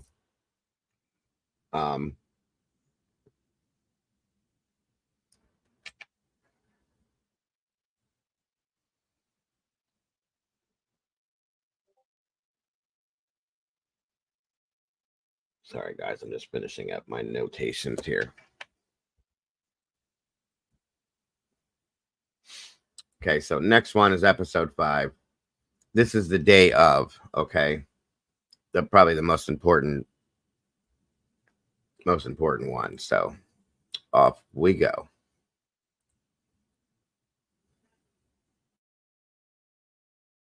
Tired of listening to the same old playlists or podcasts over and over?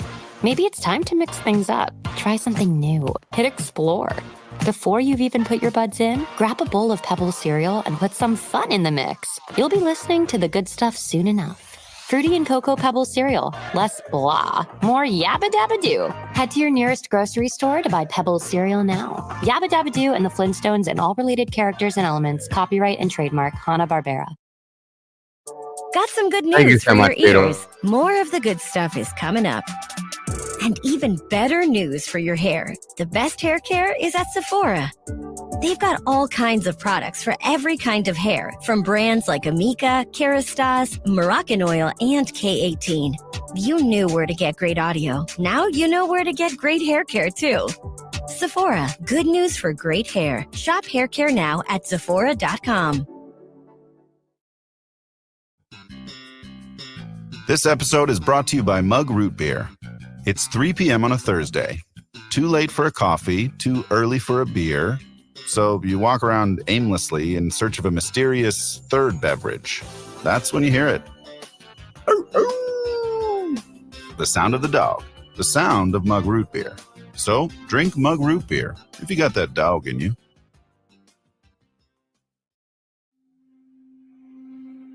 Craig Ackley, former director of the Behavioral Analysis Unit, the FBI in Quantico, Virginia.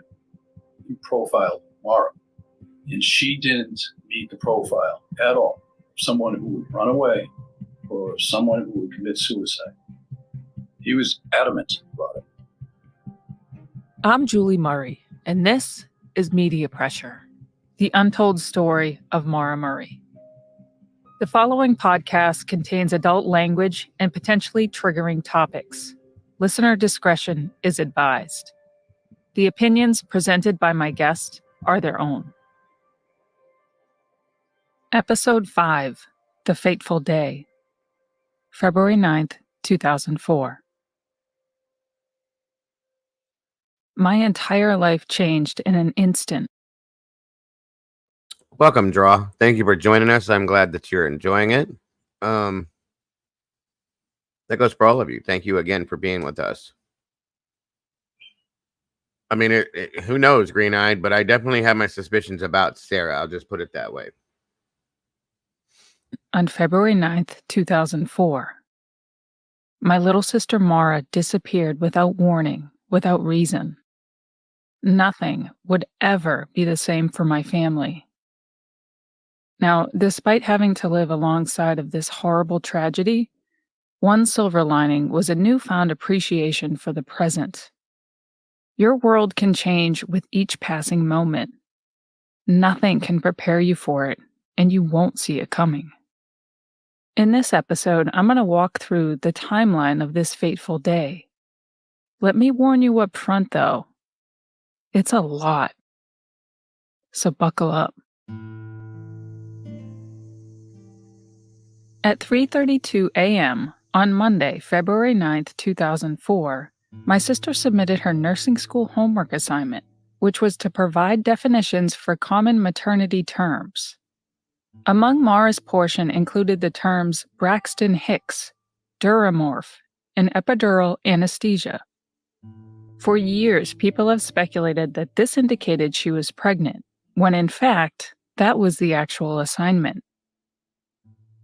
The bigger point here is it shows Maura was keeping up with her schoolwork. Who puts in that kind of effort if they plan to disappear? It tells me that was never her plan at all. Next, she makes the first steps in what appears to be a hasty plan to get away for a few days. She searches for directions to Burlington, Vermont, and Bartlett, New Hampshire. It's important to note that these are very different geographical areas, separated by 135 miles and about a 2.5-hour drive. Bartlett was the area my family spent every summer camping and hiking. It was an area she loved, a second home. We had only been to Burlington a handful of times. At approximately 4 a.m., she concluded her computer work and presumably got some sleep. See, Maura was a night owl, so it wasn't abnormal for her to be up so late. When she had trouble sleeping, she sometimes took over-the-counter sleeping aids to help quiet her mind. Around mid-morning on February 9th, she conducted several more internet searches. At 12:55, she called a condo owner named Linda Salamone, who owned a condo at the Seasons in Bartlett, New Hampshire. My family had stayed there several times in the past. It's located off Route 112, the Kankamagus Highway, our old stomping grounds growing up. The call lasts 3 minutes, but Maura doesn't end up making a reservation. 9 months after the disappearance, my family went back to square one to look at everything again. We assumed law enforcement had contacted her. We were wrong. Law enforcement didn't contact Linda at all, despite being one of Maura's last known calls on the day she disappeared. Linda told us that too much time had passed for her to remember any details of the conversation. At 1 p.m., she emails her boyfriend, Bill. The emails... Okay, so that's two people. That's two people that law enforcement did not contact, that she had been in contact with days before this happened. Tom, her friend from West Point, and now this woman that she had been in regular contact with. Tom, she was in regular contact with, but this person she was not in she was in contact with that day. Okay, that's twice now. Now I'm suspicious. That's all I'm saying. Said, "I love you more, stud. I got your messages, but honestly, I don't feel like talking to much of anyone. I promise to call you today, though. Love you, Maura." At 1:13, she calls a fellow nursing student, Erin Murphy, to arrange to drop off some borrowed clothes. Maura carpooled with Erin to nursing clinicals. One time they got caught in a snowstorm, so Erin let Maura borrow the clothes. The call lasts 2 minutes, and Erin tells Maura it's no big deal and she can return them whenever. At 1:24 p.m., Maura emails her professors saying that there was a death in the family and she needs to take some time off.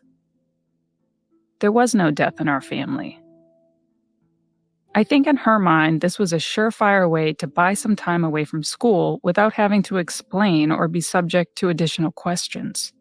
I mean, who questions the death of a family member? It's the classic excuse, especially for a young college student. I think that's where Maura's head was at. At 2:05, she calls an information line, 1-800-GO-STOW, a ski resort in northern Vermont. Maura wasn't a big skier, mostly because it was cost prohibitive, but she had skied before. The call lasts approximately 1 minute, and it was information about reservations, weather, and ski conditions, so she doesn't book a reservation. Between 2:14 and 2:24, Maura and Bill appear to play phone tag. They both call each other and either miss the call or leave a voicemail. I've always wondered if Maura was avoiding people, and him in particular, that day, as her email indicated not wanting to talk to anyone. I've also wondered why she didn't call Kathleen or myself that day. Having the luxury of hindsight, I think I know the answer to that now. If she even hinted at the idea of driving that car, Kathleen and I would have automatically told her that was a terrible idea. But deep down, I think Maura knew it wasn't a smart idea.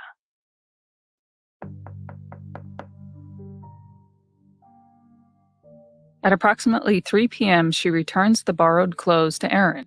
She neatly folded them and left them outside her door. Erin was taking a nap but didn't hear Maura knocking. She would later say how much she regretted not answering the door, as it might have given some insight into Maura's mental state the day she disappeared. At 3:15 p.m., Maura travels to an ATM and withdraws $280 from her bank account, leaving just shy of $20. Police later obtain the closed-caption TV footage, and Maura appears alone, hair tied up in a bun as was her customary style. She's wearing a white jacket, jeans, black shoes, and a silver necklace. She has a solemn look on her face. Police withheld these last known images for well over a decade, which is not typical in a missing person case. Those images haunt me. I can't tell you how much time I've spent staring at those still photos. I've had whole conversations with those images, begging Maura to give me a clue. Next, Maura goes to a liquor store and purchases $40 worth of alcohol. The receipt was discovered in her abandoned car. She bought the ingredients for her favorite drink, a Black Russian. Kahlua, vodka, and a nip of Bailey's Irish Cream, and a 6-pack of malt beverage. It's a lot of alcohol for one person for sure. However, typically you can't buy Kahlua and vodka for one, as they're sold in larger bottles. I can't say for certain why she bought such a large quantity. An interesting entry on her liquor store receipt shows she also recycled $3.95 worth of cans. In Massachusetts, cans are redeemed for 5 cents each, so that would equate to 79 cans. That's a lot of effort for someone planning to disappear, and another reason why I'm convinced that wasn't her plan. Also discovered in her car were the accident forms that she promised my dad, indicating she went to the Massachusetts DMV or the Hadley Police Department the day she disappeared. Yet another data point indicating her plan was to return. Now, I've mentioned this before, but she did have the New Hampshire license reinstatement forms in her car as well. At 4:37 p.m., Maura checks her voicemail for the last time. This is the last activity ever logged on her cell phone. We have to assume this is approximately when she left UMass and headed north.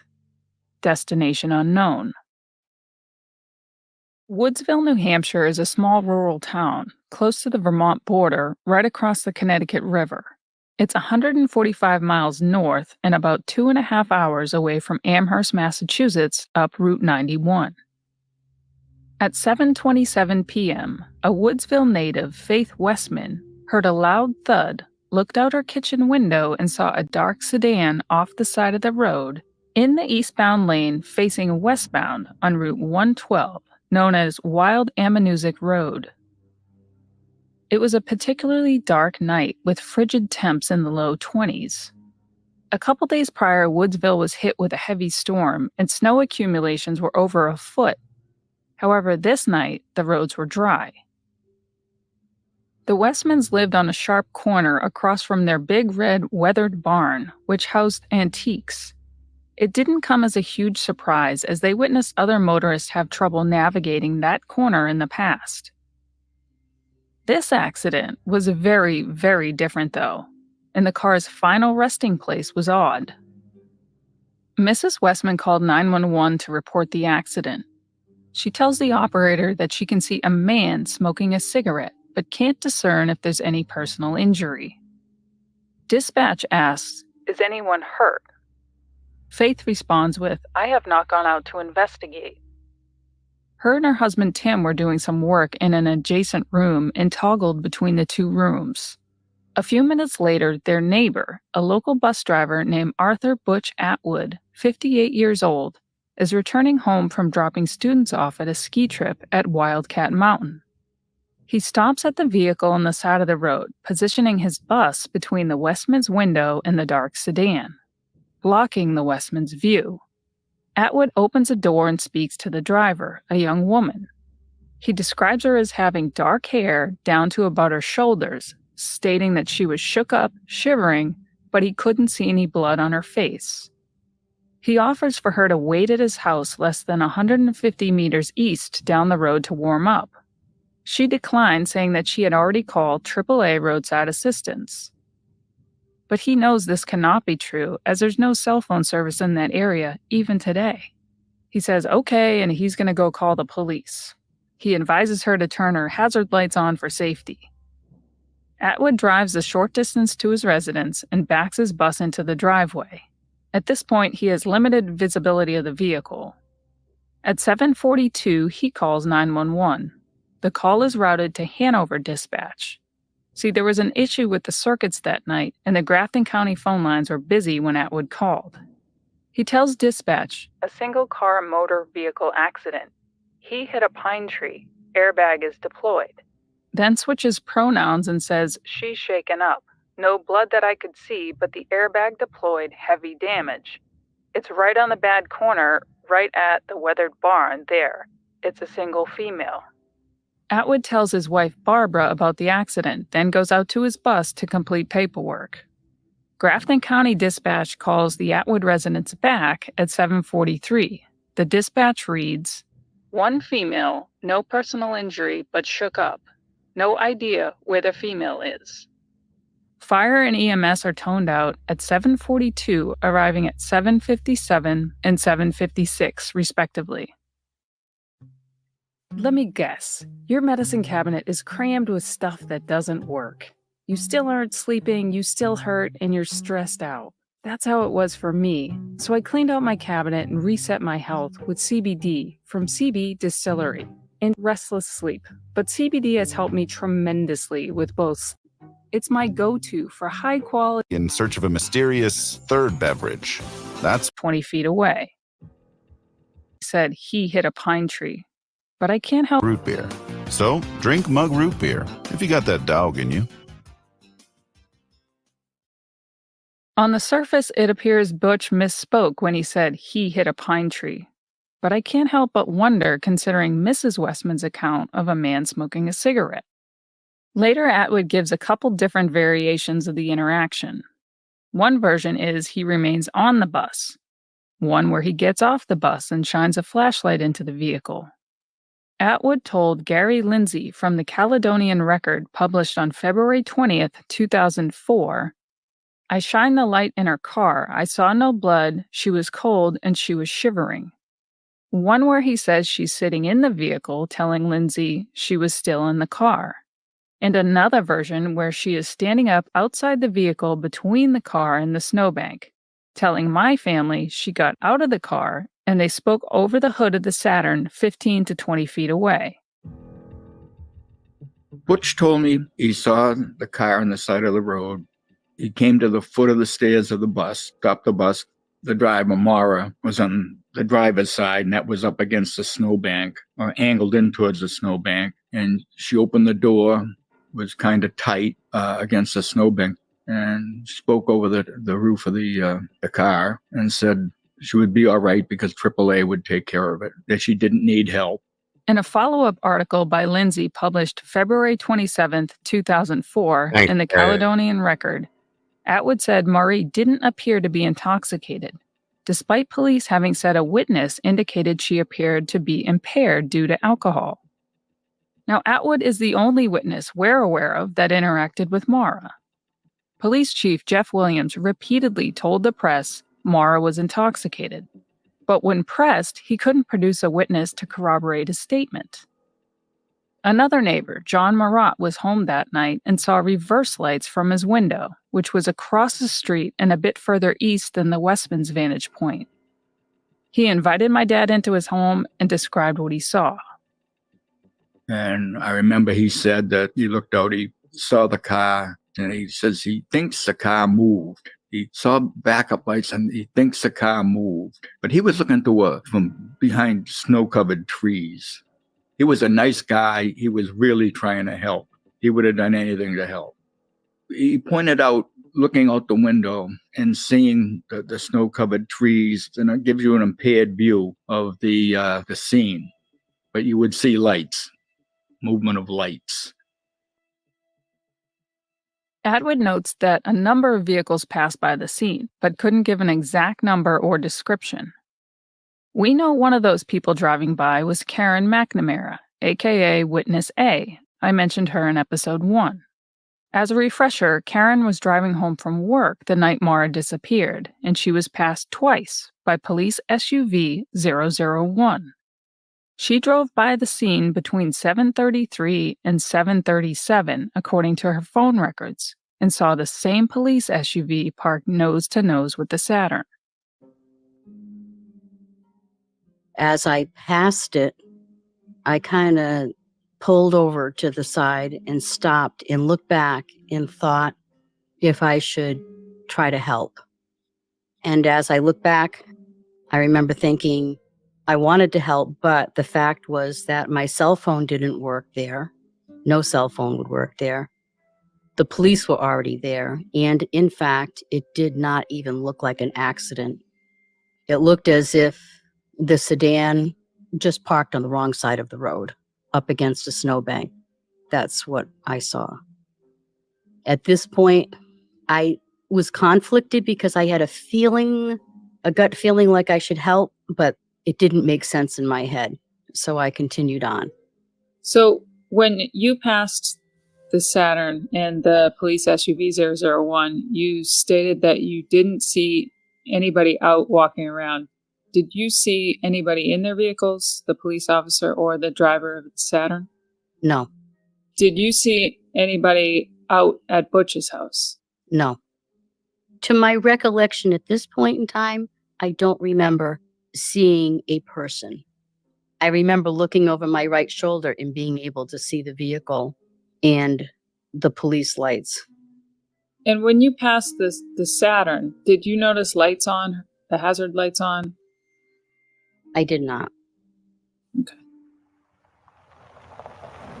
At 7:46 p.m., over 10 minutes after Karen McNamara passed the scene, the responding officer, Haverhill Police Sergeant Cecil Smith, arrives on scene.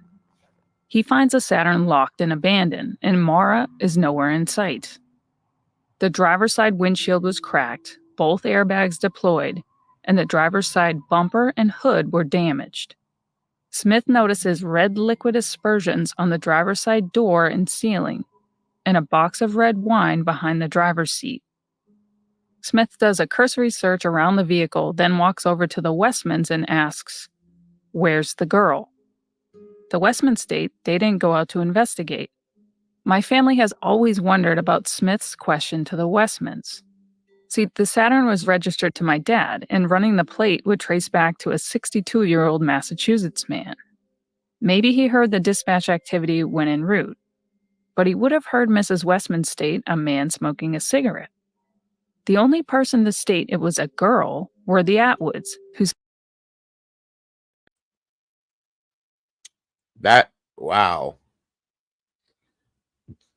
Wow, that's interesting. I never caught that before. That's very interesting. Interesting. Wow. Okay. Okay. Spoke to dispatch at 7:43 p.m. Perhaps he heard the Grafton dispatch call the Atwood residents back at 7:43. Some have postulated he knew it was a girl by looking in the windows of the Saturn and determined the sex of the driver by the items in the car. I can't square that at all. Smith then goes to the Atwoods and does some probing. Atwood claims she was just there minutes before and has no idea where she went. Atwood offers to help search the area and drives his personal vehicle, a Ford Bronco, west towards Mountain Lakes and French Pond Road area. A New Hampshire State Trooper, John Monahan, hears dispatch and travels to the scene from the town of Lisbon, north of Woodsville. In a narrative report he prepared 10 days after the accident, he states he heard Grafton County Dispatch relay the reporting party could see a single female in the driver's seat smoking a cigarette. Obviously, this contradicts what Faith Westman said about a man smoking a cigarette, so maybe he misremembered. So Monahan arrives on scene and speaks to Smith briefly. He offers to help search and travels west, although his jurisdiction was east, the direction she was headed. In fact, if the accident happened just down the road over the Bath, New Hampshire line, it would have been on federal land and in his jurisdiction as a state trooper, but he still searches west. For my family, it's incredibly frustrating that no one the night of February 9th searched east. Sergeant Smith snaps at least 7 photos of the scene.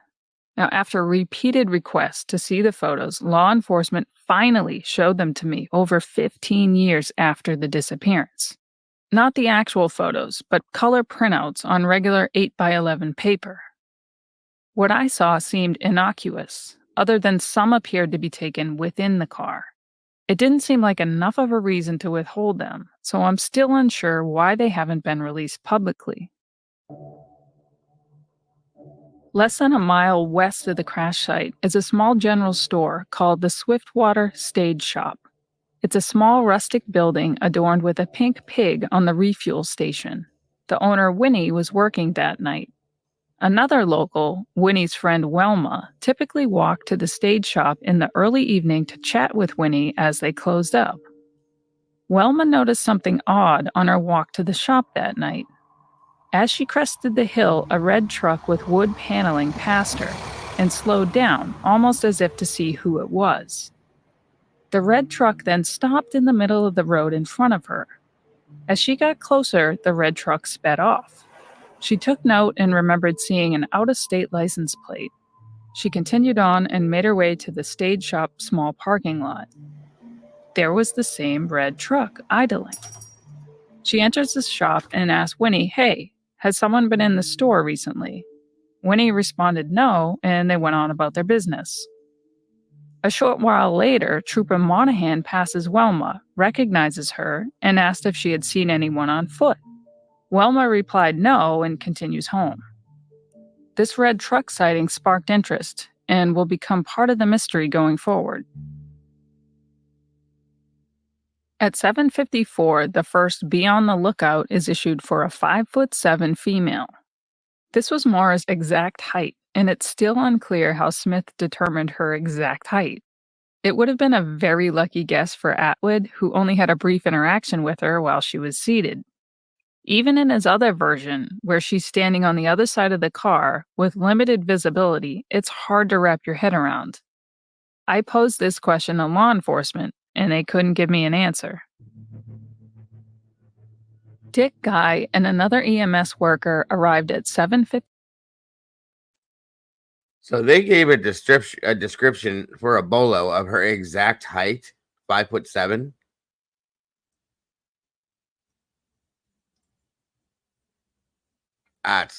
That's interesting. This is the first time I heard about the red truck too, and I've heard this story for years, but that's interesting too. If they never encountered her, how did they know her height?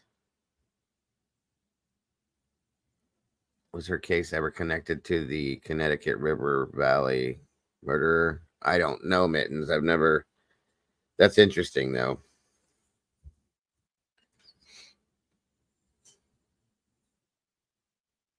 It sounds like Ellie's a little off with this too. That's all I'm saying.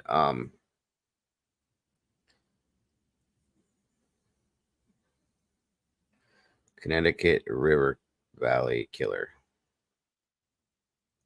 I'm curious to know how they did know her description, unless it was just a very, very, very lucky guess. Was her driver's license in the car? That's what I was wondering, CZ. Tickets, maybe traffic. If they when they called in that there was something, but she wasn't from that area, so I don't know. Excuse me. Sorry, guys. That's New England. Yeah. Maybe. I don't know. 56 and remain on scene for only 6 minutes before being released. He performs a cursory search as well and would later note some oddities with the scene. Guy noticed a rag stuffed into the tailpipe of the Saturn. However, this never made the police report. Guy mentioned it to the director of the Woodsville Rescue Ambulance, Robin Gannon, who included Guy's concern in a memorandum prepared for the chief of police, along with a listing of the 10 people who responded with Woodsville Ambulance that night. Again, I'm not sure why EMS was cleared so quickly from a scene where the driver wasn't located and clearly suffered an accident that deployed both airbags. Another oddity was the disposition of the Saturn. Summer. It's a feeling. Discover it for yourself at the Lincoln Summer Invitation. Right now, get 0% APR financing for 60 months on the 2024. Evident that Maura was able to extract the Saturn. Academic journey can make a big difference. Imagine your future differently at capella.edu. Now, I mentioned I saw the photos Smith took of the scene. In one photo, it shows tire impressions going into the ditch, then tracks exiting the ditch. I could also clearly see road debris around the tire impressions, apparently when the wheels were spinning, spewing up dirt and sand. We know one of the neighbors, John Marat, saw reverse lights, so it's evident that Maura was able to extract the Saturn out of the ditch. And witnesses say it looked as if the car was simply parked on the side of the road facing the wrong direction. Years after the disappearance, my family had a vehicle reconstructionist analyze the car. We'll get into the details later, but the damage wasn't consistent with hitting a tree as stated in the police report. And the car was drivable. So what, or who rather, stopped Maura from driving away that night? At 7:57, Woodsville Fire Department arrives on scene. Interestingly enough, the fire department was in the middle of a training event that night, so 8 additional people responded to the accident, making 10 total, as I mentioned before. All I can say is there was a hell of a lot of people at the scene the night my sister disappeared. Searches were conducted in the immediate area, including the entrance to Old Peters Road, a small dirt road across the street from the Westmans. There were a few homes back there, but no indication of footprints in the snow near the entrance. Mr. Westman allowed Smith to search inside the weathered barn as well. No sign of Maura. The fire department left the scene at 8:49 p.m. after nearly an hour on site. Smith called for a tow truck, and despite Northland Towing, operated by Dick McKean, being on call that night, another tow company operated by Mike Lavoie was called instead. Now, it would only be speculation on my part as to the reasons why. Reason unknown. McKean happened to be listening to the scanner and was so upset he didn't get the job that he drove to the scene to voice his frustration. But Lavoie was already there and continued the job. He tows the Saturn back to his personal garage off Route 10 in Haverhill. Another oddity. 2 points here. There was talk about an argument over jurisdiction at Maura's accident scene. It was thought to be between Officers Smith and Trooper Monahan, given the proximity of. Thank you so much, Leslie, for the $2 super chats. As much love to all, and thank you. Same to you, Leslie. Now, see, that's an interesting scenario there with the tow scenario. If there's somebody that's, I don't know, from my previous experience, most of our tow companies worked in rotation, and we would call whoever was next in rotation for accidents. This is in Ohio, though, so it could be different. And they would come out, tow the vehicle, off they go. And just like, you know, like she said, the guy that was listening to the scanner was upset because he wasn't called. Why did they call this Lavoie guy and have this towed to his personal garage? If there is a vehicle accident, it was towed to the either the State Highway Patrol tow yard or impound yard or the local PD impound yard, which was through May's Towing here. Why would this go to somebody's personal private garage is what I don't understand quite personally. That's my opinion, though. Thank you again, Leslie.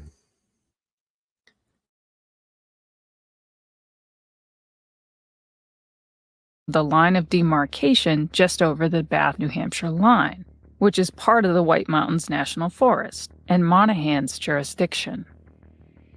Later, it was thought to be between the two tow operators. I'm not sure why the tow operators would use the term jurisdiction. It doesn't seem to fit within the typical towing lexicon. Second, McKean received a call 3 hours earlier in the day for a police vehicle that slid off County Road in Haverhill, around the corner from Chief Jeff Williams' house at the time. Now, if you've been paying attention, November 2003, Murray admitted to using a stolen card to order food in Massachusetts. The charge was to be dismissed after 3 months. Maybe her arrest record was traced to the car, hence the correct height. Could be, but the car was listed in her father's name, but still, that's very possible. Very possible, Draw. Thank you, Draw. All right, onward we go.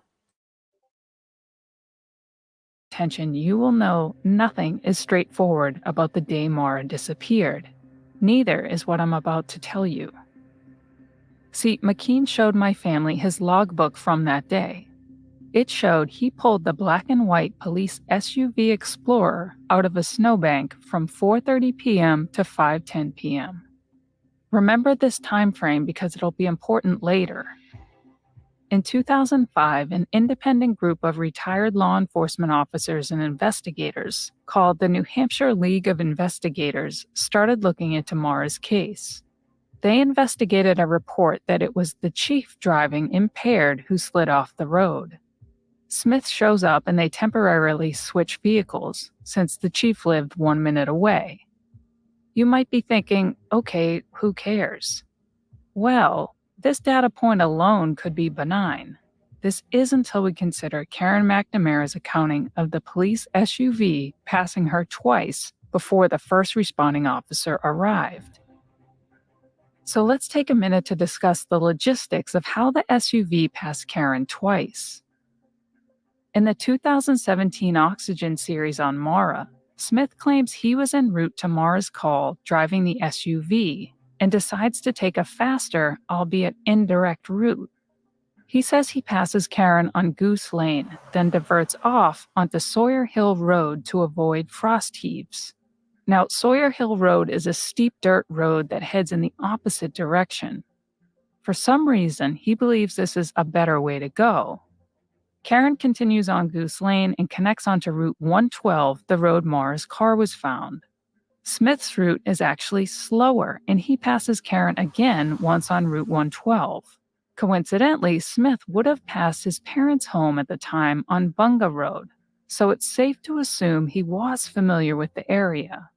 If you're furrowing your brow hearing this, trust me, my brow has been furrowed for quite some time on this one.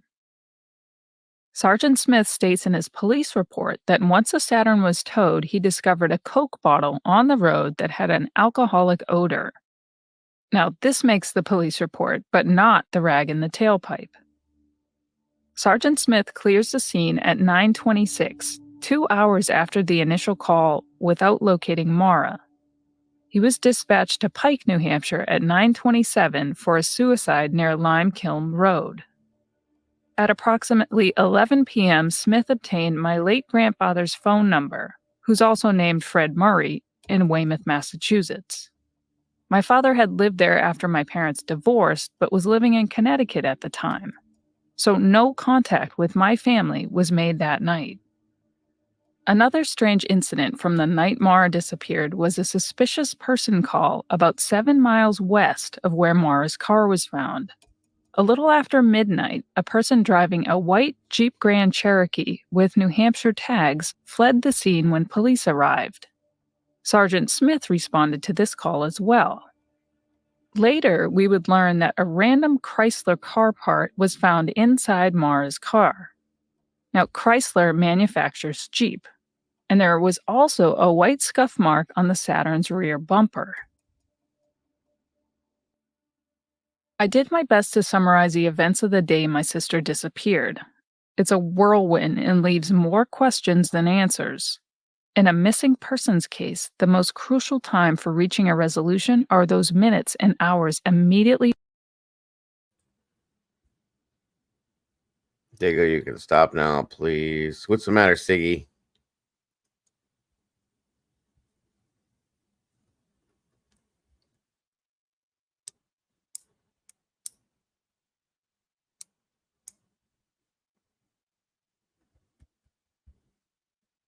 Hold on a minute.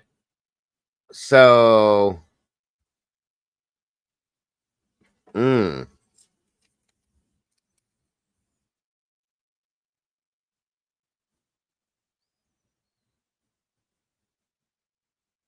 either. It's the first time I ever heard about the Jeep.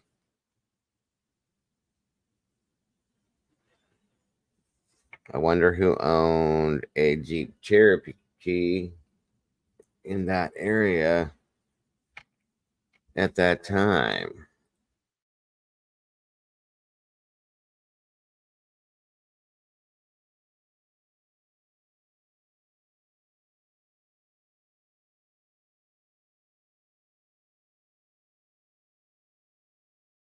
Tandem or vehicle.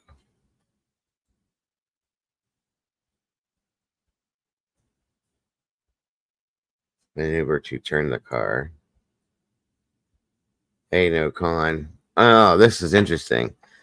Well, we're at the end of this episode almost, so we're gonna finish this episode for tonight. Somebody followed her, you think? God, I need somebody else up here with me.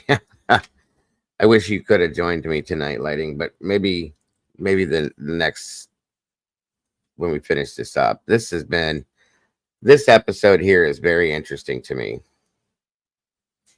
I learned 2 things out of this episode I had never heard before. There's quite a few more people involved in this than what I had thought. At least that it seems to be. So I am going to show you guys a picture of the car at some point too. I have sitting here.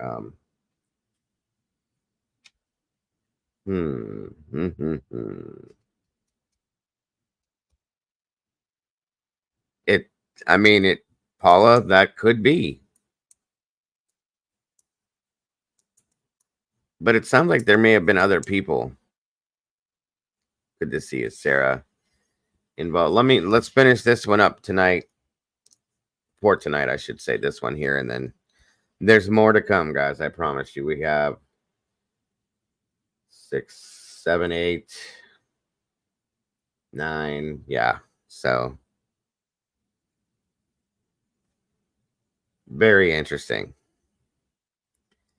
Yes, the red truck has me interested too.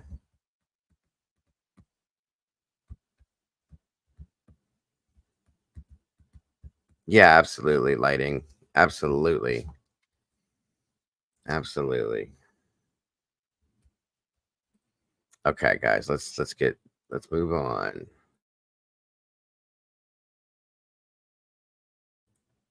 Definitely, Ange.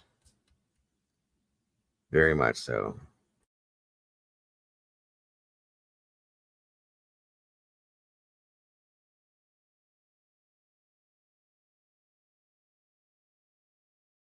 No, CZ, I don't think it caused the accident at all.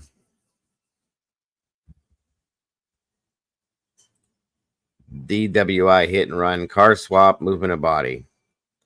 Something's going on, Sarah, for sure. Because the more I hear this, while going back to where it was stated that it didn't, when they did the vehicle reconstruction scenario, that it was not consistent with hitting a tree. There's red flag number one.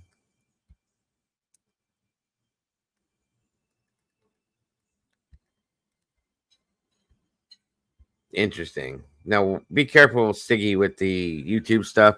That's why we're listening to this, because this is factual information from the family. This isn't some other stuff, conspiracy stuff put out by YouTube. You know how that works. So,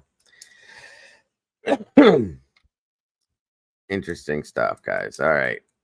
How long approximately has she been on the road? I'm not 100% sure on that, Sarah. We are going to look into it, though. Thank you, Miss Zelda. Lighting says that's, I don't think she passed away there. I don't either. Thank you, Lighting. Okay. I definitely don't. There's something else going on here.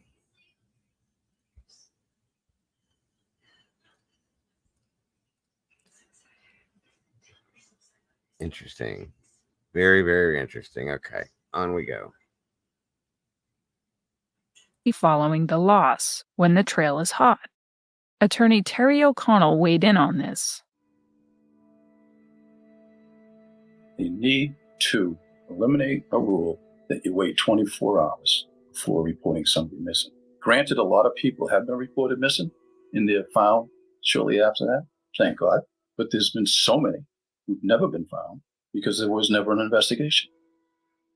And when you look at someone like Maura, 21 years old, beautiful nursing student, was nominated, attended West Point, star athlete, highly motivated, highly intelligent, top grades, very competitive, very organized, very much passionate about her family and her friends, her school, her education, her future.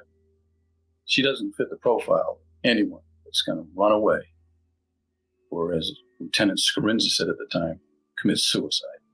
Absolutely no way. The investigation should have started. Vehicle wasn't new to her. She had driven it before. She actually wasn't supposed to be driving it before anymore because it was not running well. It had lost a cylinder. Few problems with it. So no, that wasn't it. She could have been tired, yes, but the vehicle was not new to her. She had driven it for quite a bit actually before that. And yes, Arctic, that is a very good question. Thank you, Ms. Zelda. Bill has an alibi. Yes. Okay, then. Thank you for that answer, Lighting. Good question, though. Still, Arctic. On we go. Right then and there, that night, there was a report of a young female in the middle of nowhere, missing. The car's registered to her dad. That's the immediate phone call. That's not hard to do. And on the side of her car is a UMass security sticker. All they had to do was call the UMass security office. And then they would have realized it was Maura. It's crucial. It's crucial.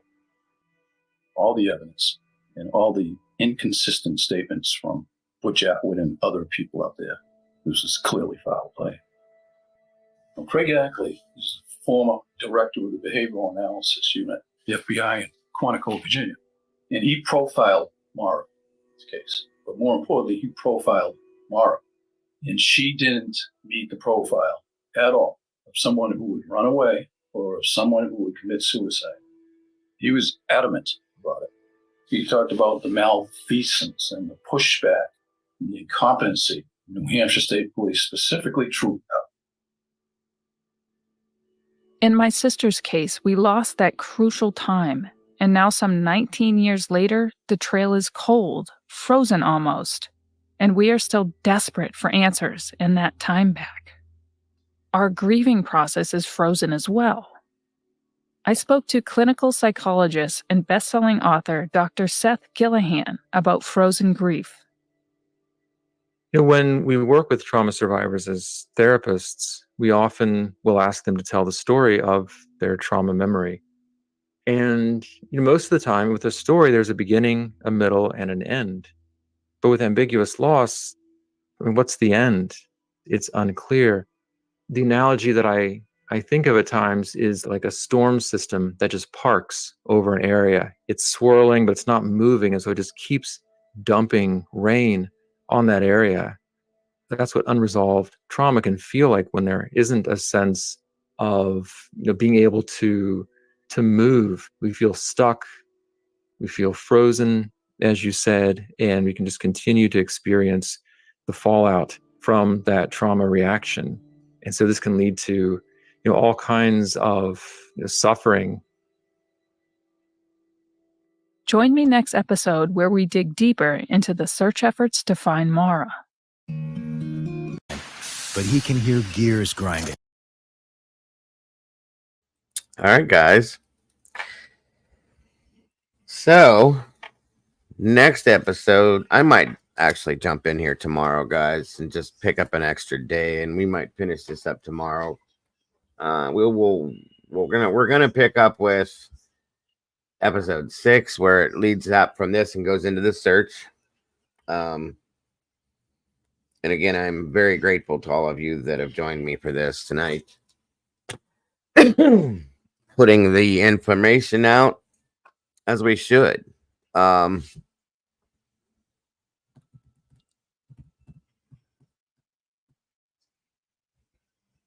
I am very curious about the situation at the scene and the things that have gone on. We may have to go back and listen to that part again, just because it's, I don't know, you guys. It's very interesting, but I think this is the best way to put this case back out, by using this with this info, because it's the most fact-driven info there is.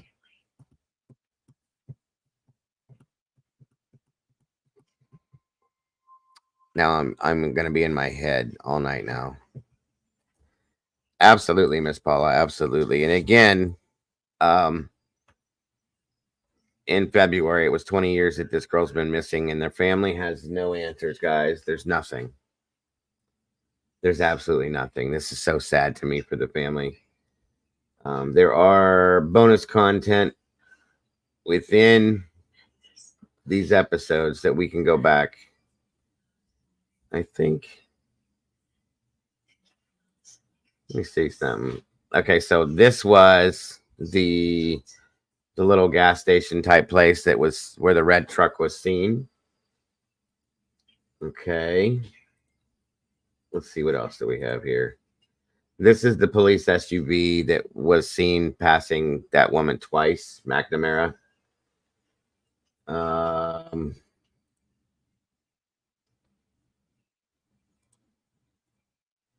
Okay, so this was the... Let me see if you guys can see this any better. Hold on a minute here.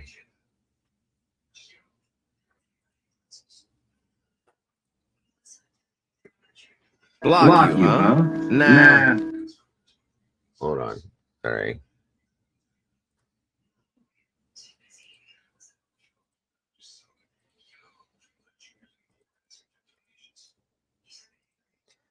Okay, so this is a report. Grafton County Sheriff's Department.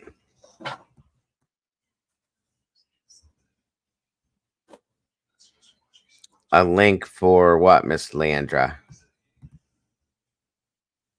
Oh, the podcast is called Media Pressure, yes. February 9th through February 10th, 1,800 to 1,800 hours. Excuse me. Thanks, buddy. You're welcome. Officer Cecil Smith. This is the white Jeep scenario. Vehicle is a white 1999 white Jeep Grand Cherokee. Looking for white male subject with goatee, black hooded sweatshirt, about 5'10". He turned around. We turned around to speak with him, and he took off on foot. This is the report of this person in the white Jeep.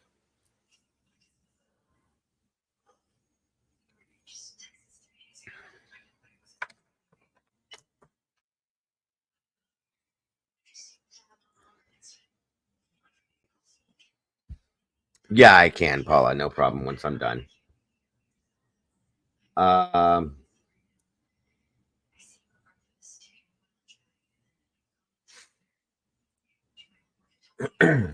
Initiated motor vehicle stop. Citation warning issued. Oh, this was the night, the whole shift tracker, I think.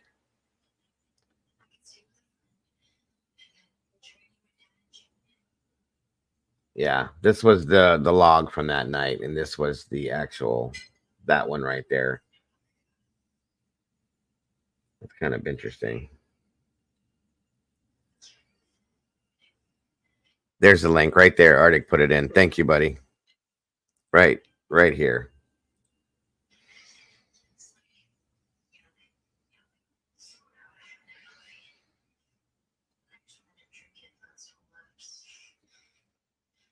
I think that is the guy that said his dad had something to do with Maura's disappearance, but it came up to nothing.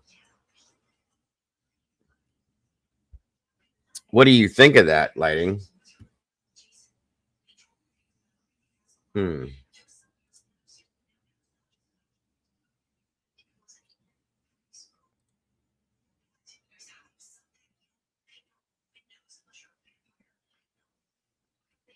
This was a transcript of Maura's last email to Bill.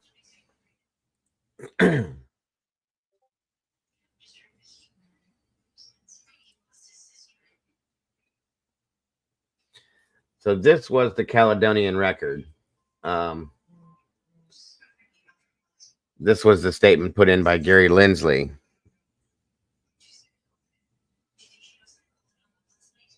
Oxygen found blood in the home. Then there was a search a year later.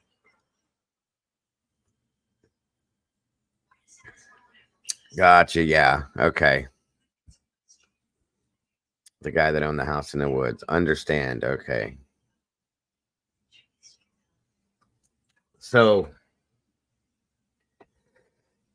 here's the Butch Atwood wishes the events of February 9th had gone much differently for a missing 21-year-old Massachusetts woman. Atwood was on his way home about a mile from Swiftwater on Route 112 in Haverhill. When rounding the sharp left-handed curve by the weathered barn, he saw a black Saturn partially in the roadway, partially mirrored in the snow. It was about 7:30 p.m., he said. The driver had failed to negotiate the sharp curve after passing the barn, gone off the road, and struck a stand of trees on the right side of the highway. The car sustained extensive front-end damage. Atwood, a school bus driver for first student, was returning from dropping off students after a day of skiing at Wildcat Mountain. Thank you, Lighting. He stopped the school bus by the Saturn to see if he could help. She was still in the car, Atwood said. So there it is. Referring to Maura Murry, who is from Hansen, Massachusetts, and is a nursing student at University of Mass at Amherst, has been missing since the night of the accident.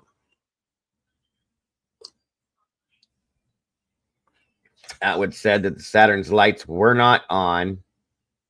I shined the light in her car, he said.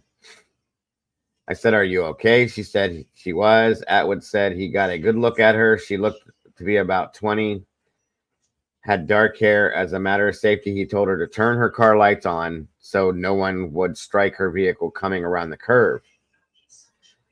I saw no blood, he said, and she was cold and was shivering. I told her I was going to call the police. Murray, according to Atwood, told him no, not to, because she had already called AAA. I said, okay, I will make a call to the police department and the fire department to check you out. He said, I said, why don't you come to my house? You can get warm and wait for the police and EMS. Atwood said that she just told him to go. He drove to his house about 75 yards from the scene of the accident and backed in his driveway before running into the house to call police. However, he couldn't get through to the Haverhill Police Department and Grafton County Sheriff's Department. He called 911, and the operator couldn't either. Atwood said another 911 operator was able to get through, though. There is Vicky a lot.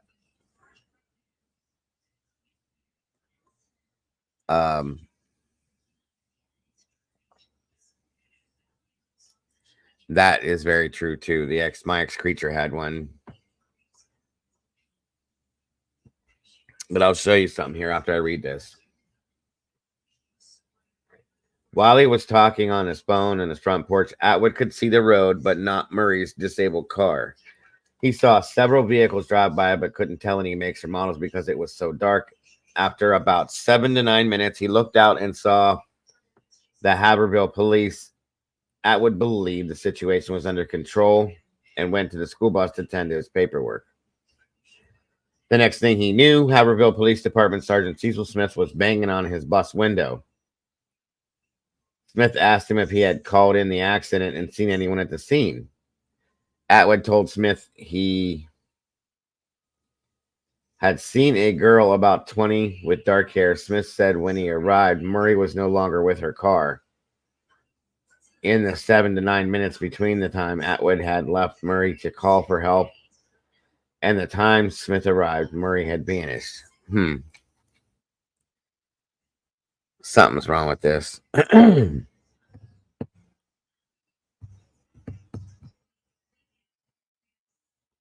took a ride around the back roads. Atwood said I was gone about 15 minutes. Then I took a ride to French Pond. He even drove down about a mile down the road to the store in Swiftwater to check and see if she was there. She wasn't. When he returned to the accident scene, a New Hampshire State Police trooper was there. Atwood said that they checked the woods in the immediate area to see if Murray had gone into the forest. There weren't any tracks. He said there wasn't any way Murray could have driven the car after. Wait a minute. He said that there wasn't any way Murray could have driven the car after the accident. He said the radiator had been pushed back into the fan. The airbag also had been deployed. We were also told that there wasn't nowhere near that much damage to that car and that it was drivable. And that came from Julie.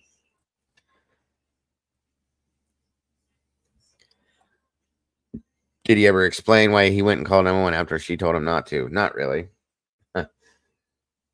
However, he said it did appear Murray had been injured, just didn't appear Murray had been injured, just shaken up.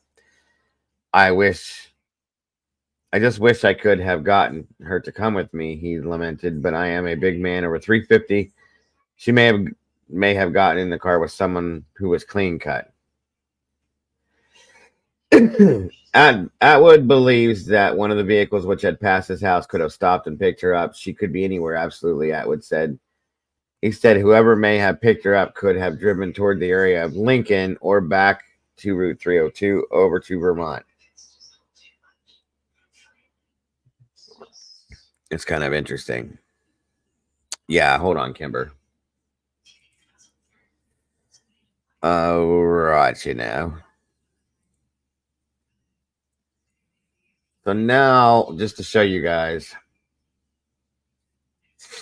this is what the vehicle looks like after the fact, okay? I think this is afterwards. Yeah. So this is not that damaged at all. I've seen cars driving down the road that have folded hoods like this all the time. There's a dent there. The windshield's cracked.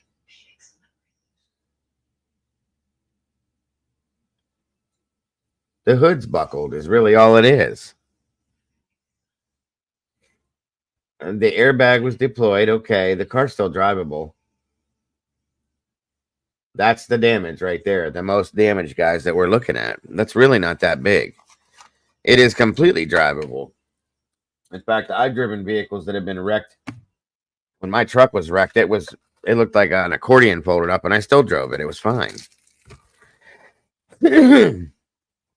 Maura also had rag in the tailpipe. But yeah, that was just to avoid getting pulled over by because of emissions. Kim French, sorry. Yeah, that could have been easily fixed, especially on a Saturn. Come on. 19 minutes. 7:46 p.m. First officer arrives. 19 minutes. Okay. So the very first picture.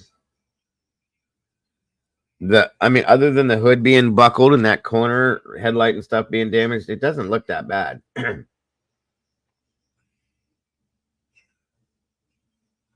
There's a little rust mark there. And there looks like something right here, maybe.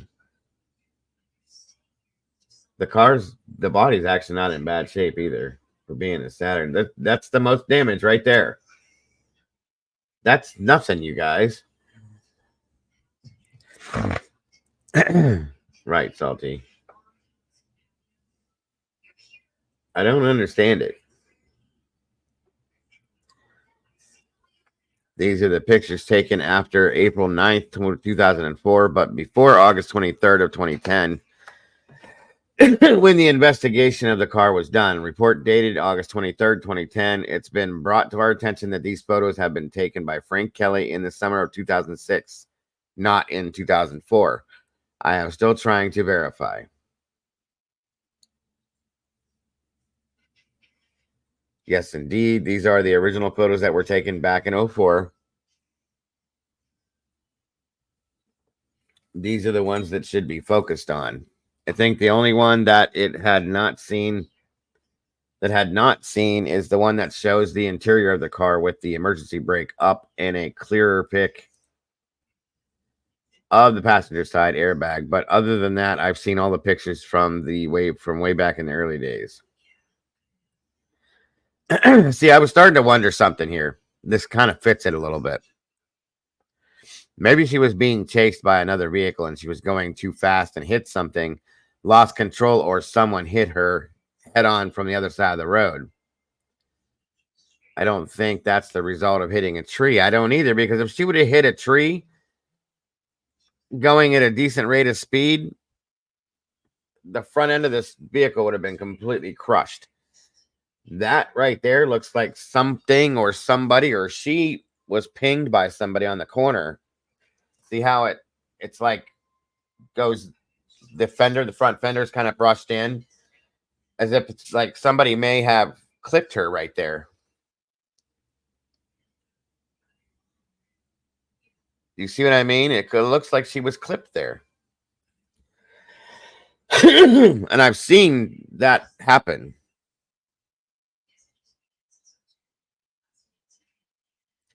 That's not from a tree. Thank you, Salty.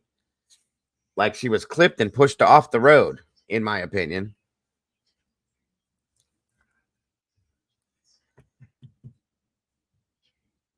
And the Saturns are kind of low to the ground. So,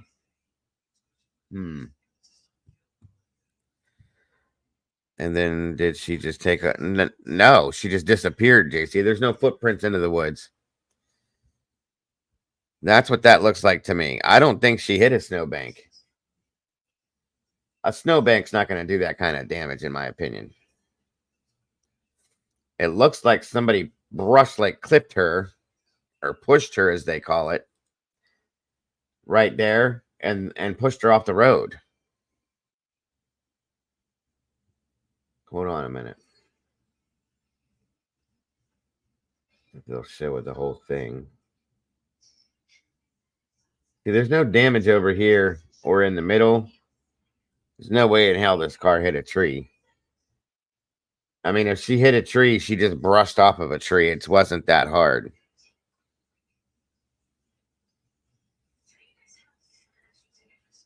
In my opinion, of course. See what I mean?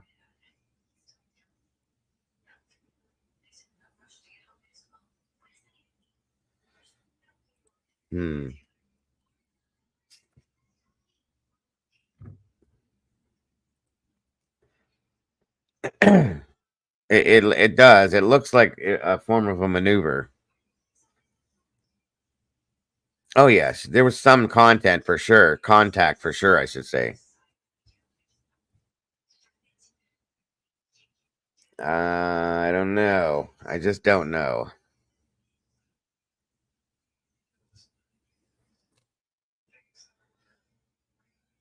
I don't know, you guys.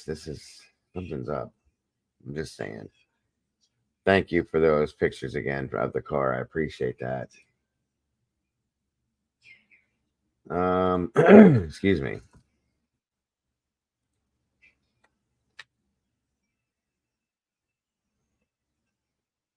This is the towing log from McKean. It doesn't really show a whole lot. The thing is I want to know why they had Mike Lavoie tow the car if this McKean was in towing rotation. Why would you call somebody specifically to come take this to their own personal garage when this is the guy that is in towing rotation for PD or whatever that night?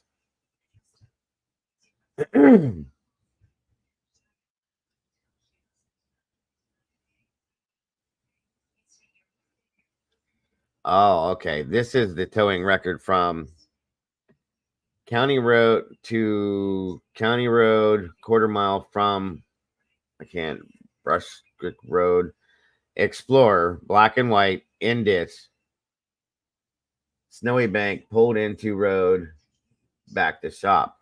This is the police cruiser that went into a ditch. They pulled it back out on the road and then back to the shop. So somebody in a police cruiser wrecked is what this was when they talked about it earlier. One of the police chief maybe possibly got a DUI.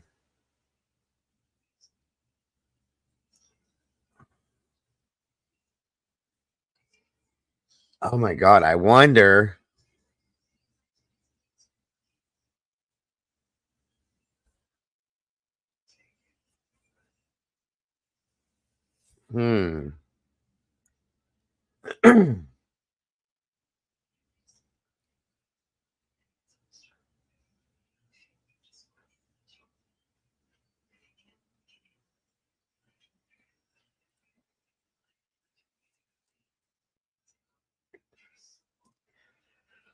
Well, hold on, you guys.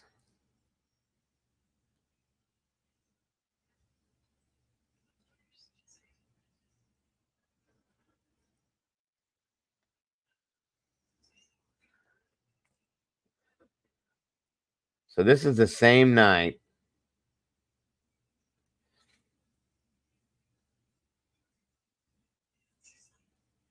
Explorer, black and white, in ditch. Snowy Bank, pulled into road and back to shop.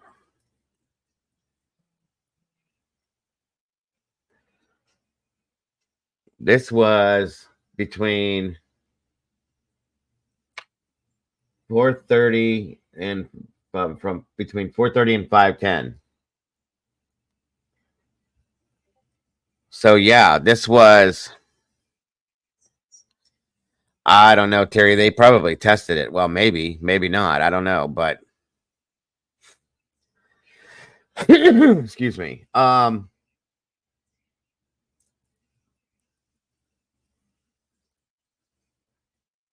Her accident was called in and she heard the thud. They heard the thud at 7 something, right?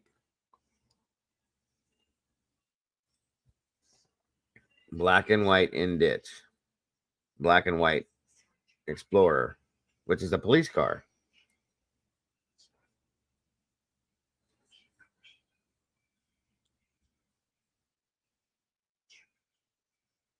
We have been listening to the podcast, Kim.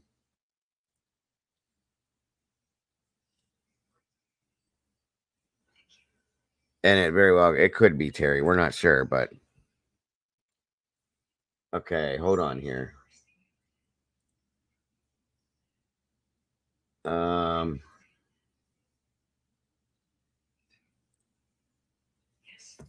So this is the accident scene looking west.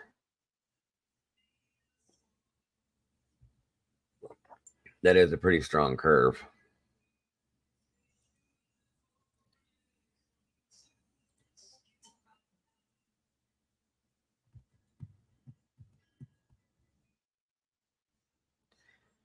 First SUV pass was here. We're past the McNamara woman. Karen McNamara, sorry. She started here, drove down this way, passes the SUV, the police SUV here the first time. And then she comes on down here to that Stillwater store. And then that's the second pass for the SUV with her. Morris, that Saturn was right here. That's interesting.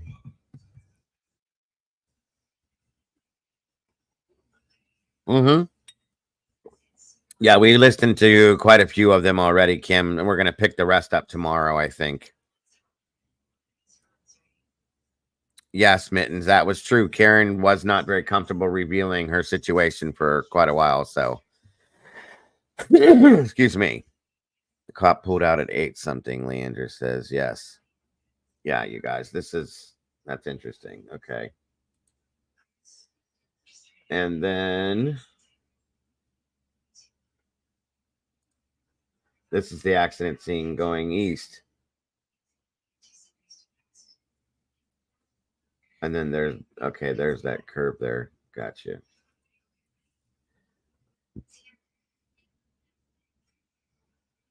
By the way, thank you to whoever for the super chats, super stickers tonight, guys, and any donations made via Venmo, super chat, or Cash App or PayPal. We definitely don't expect those, you guys, but I want to thank you from the bottom of my heart that they are definitely helpful at paying the bills here and keeping us going, guys. So thank you so very much for that.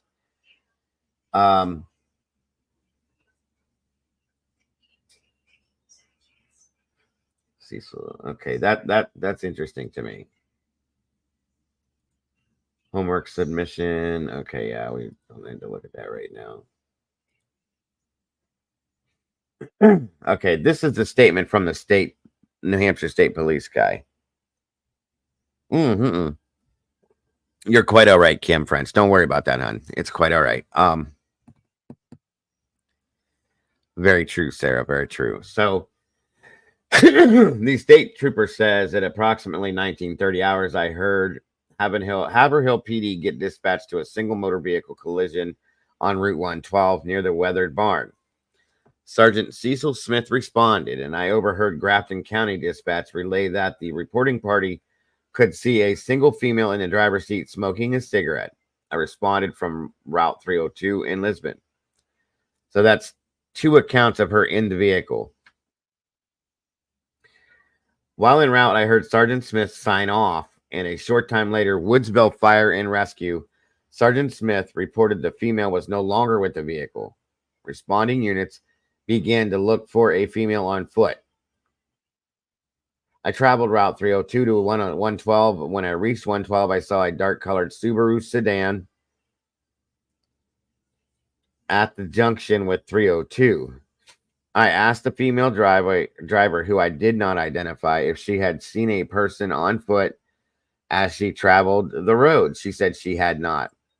I continued up 112 with my spotlight on, checking the roadside as I went, but did not see any evidence of foot travel on the road or the shoulder. When I entered into Swiftwater Village, I saw a female known to me as Wilma Robinson. Robinson was on foot. I asked if she had seen anyone walking. She told me no, she had not. She had just come from the stage shop store, Route 112. She further advised no one had been in the store while she was there. She told me Bill, the store owner, was closing up. But that's the same place where she saw that red truck that slowed down, and then later she saw sitting in the parking lot idling at the store.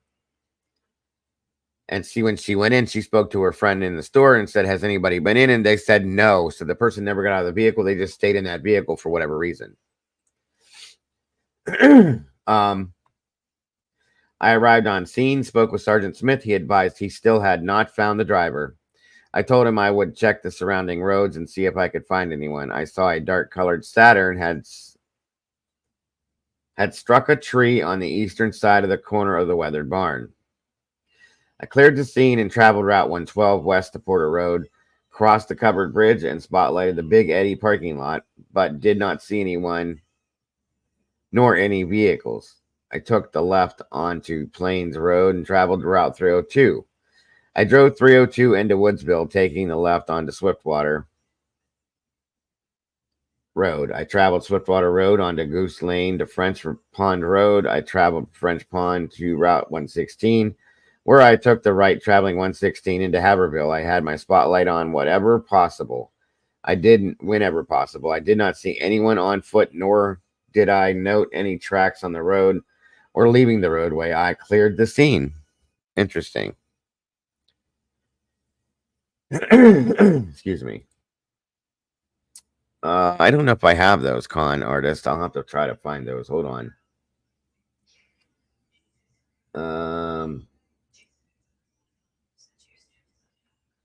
Okay, that was the liquor store receipt and the recycling receipt. I'm sorry.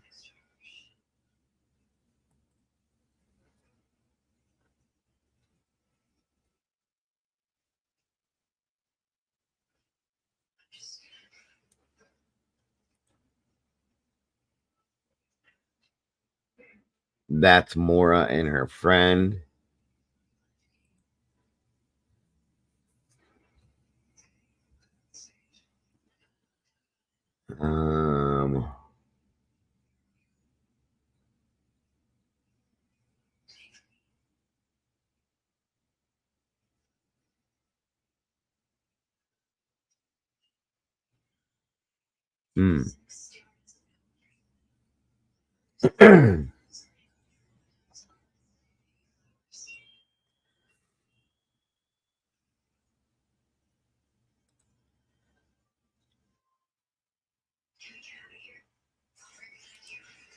Okay.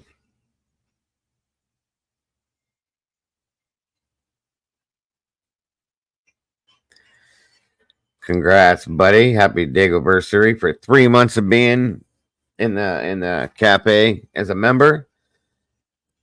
Being a meatball, we appreciate you, brother. I'm honored to have you as part of this community, very much so. So thank you again. Appreciate you. That's possible too. I'm kind of curious about this police cruiser that was pulled out of the ditch earlier in the day. I don't know. Something I just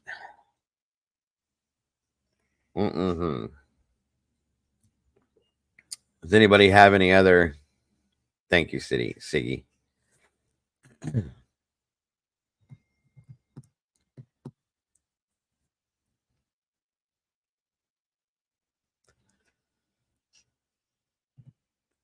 I'm there with you on that, Vicky. There are poles there that look the size and might be consistent with the damage to the left side of the bumper. Very possible. Thank you, Kim, very much. I appreciate that. I think that's that, guys. Where was ID personal card? See the IDs. Wow, I should say her credit cards and all of that and the phone were not found. They were not in the car.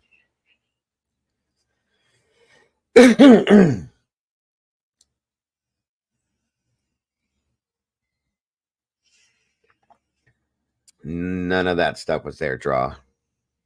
She probably had it on her person.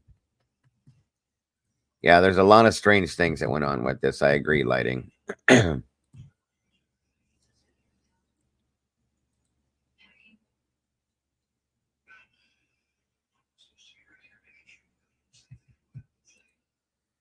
What kind of lunch meat and from where, Terry? Because we live pretty close together, so I need to know that.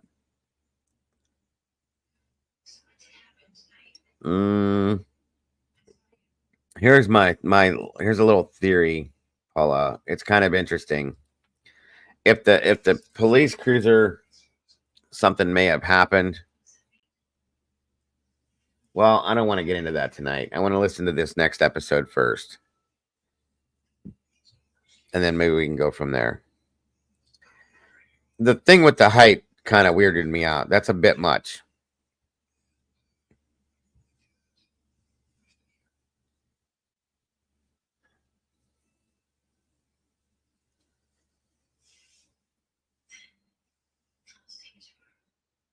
Yeah, we're going to listen to some more tomorrow, guys. I'm sorry. It's just getting late here, and we've been here for almost 5 hours already. I know, and I want to keep going. I could go all night on this, but I will come back in here tomorrow, and I'll do it on a Sunday for sure, because I want to know what comes next, and I'm sure you do too. Julie did an amazing job with this podcast. I love it. And I like the fact that we're getting the details that we're getting. So that's what's going to happen, guys. I don't know if I'm going to make it back in tonight for a late show. My wife has requested me for a couple things. Maybe police chief hit her car, stopped her, saw her driver's license, and got her height. That's possible too, Draw. There's more to that maybe too.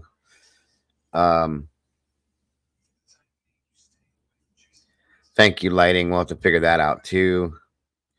Arctic says we can find red flags in any case at the end of the day, though. Very true. She had already had a DUI. This was going to be her second, not counting other bags. She very well could have taken off. Very true. She didn't get charged with the DUI the last time, though, which I'm curious about how that went down without that. But I don't know. Thank you for the super chat, buddy. I really appreciate that very much. It's very interesting, though. Damn, this case has me floored. Very good points both ways, yes. 12 states located in Northeast and Midwest. Yui. Do you know what types, Terry? Did they give a listing of it?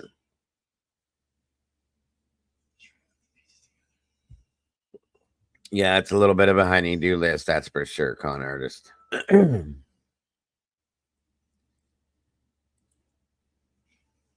No worries, Miss Paula.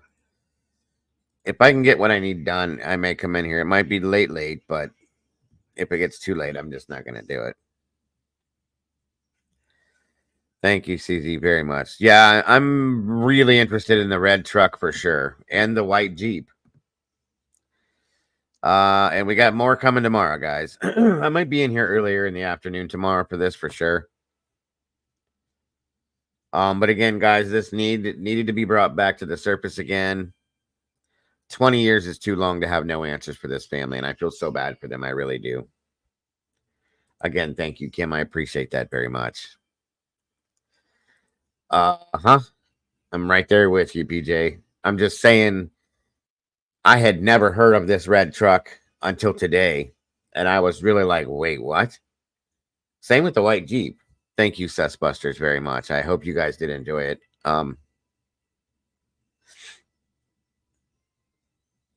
Yeah, we definitely need the info about the lunch meat. Let me look real quick.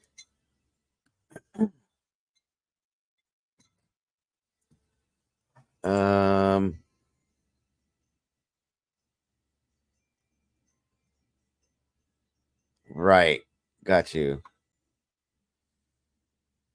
Thank you, Sarah. I do appreciate you guys very much. Please look for the for tomorrow's episode of this of our show, and hopefully we'll get through the rest of this tomorrow. Give me a second, guys. Let me look something up real quick.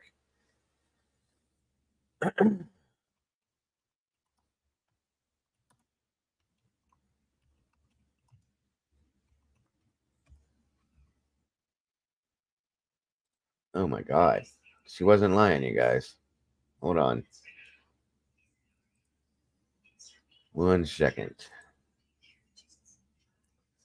2 dead in multi-state listeria outbreak linked with sliced deli meat. Jesus. The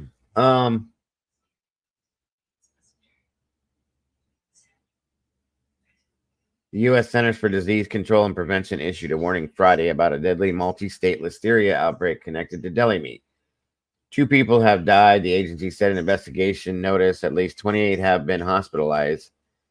However, CDC says the true number of people who are sick is probably higher than what's been reported because some may have had milder forms of the illness and not been tested for listeria. There's also a lag time between an illness happens and scientists connect it to an ongoing investigation. 7 illnesses have been reported in New York, 6 in Maryland, 2 each in Georgia, Massachusetts, Missouri, New Jersey, and Virginia. Each one in Illinois, Minnesota, North Carolina, Pennsylvania, Wisconsin. The deaths were reported in Illinois and New Jersey. Of the 18 people who state and local public health experts are able to interview, 16 people reported eating meats sliced at a deli in the month before they got sick. There are no reports of people getting sick after eating packaged deli meat. It's not exactly clear what meat is to blame for listeria outbreak, CDC says. The CDC and the U.S. Department of Agriculture's Food Safety and Inspection Service are investigating, but no recalls have been issued. Most people were sick reported eating turkey or liverwurst, and some reported eating ham. The meat came from a variety of grocery stores. Delis tests using DNA fingerprinting showed that the bacteria from sick people was genetically similar, suggesting that they probably caught the bacteria from the same food. Well, damn. It could be the slicer, but it's in multiple states, Sarah. The timeline of the outbreak stretches over several months. The CDC said the first person got sick at the end of May. And the most recent case reported being sick on July 5th. Listeria bacteria can cause listeriosis, the third leading cause of death from foodborne illness in the United States. Symptoms causes usually include fever, muscle aches, fatigue. Infection also may cause a headache, stiff neck, confusion, or seizures. Pregnant people may have pregnancy loss or premature birth. Listeria can spread easily at delis, the CDC says, transferring from equipment to surfaces to hands to food. Refrigeration does not kill the bacteria, but heat can.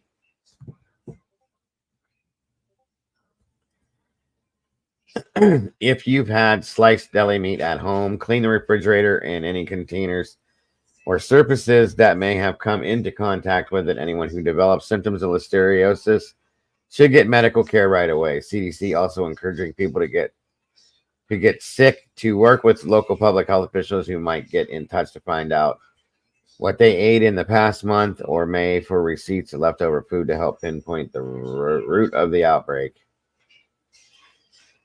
Wow. Damn it. Why are we just now hearing about it? Well, I won't be buying any lunch meat for a while, which sucks because I do a lot of lunch meat stuff, so. Damn it. All right, guys. All right. Well, again, guys, thank you very much for being here tonight. I appreciate you very much. As always, another great show. You guys are absolutely amazing, and I appreciate the support for this. You guys rock and roll. Guys, don't forget to love yourselves. Don't forget to love each other. Please don't change a thing about yourselves. You're all so very amazing. Again, thank you so much to the Blue Crew for all you do, and thank you for anybody that donated to support the channel. Everybody being here to support us here for this. Again, God bless. Much love, everybody, and have a great night, everyone, and God bless. Bye-bye.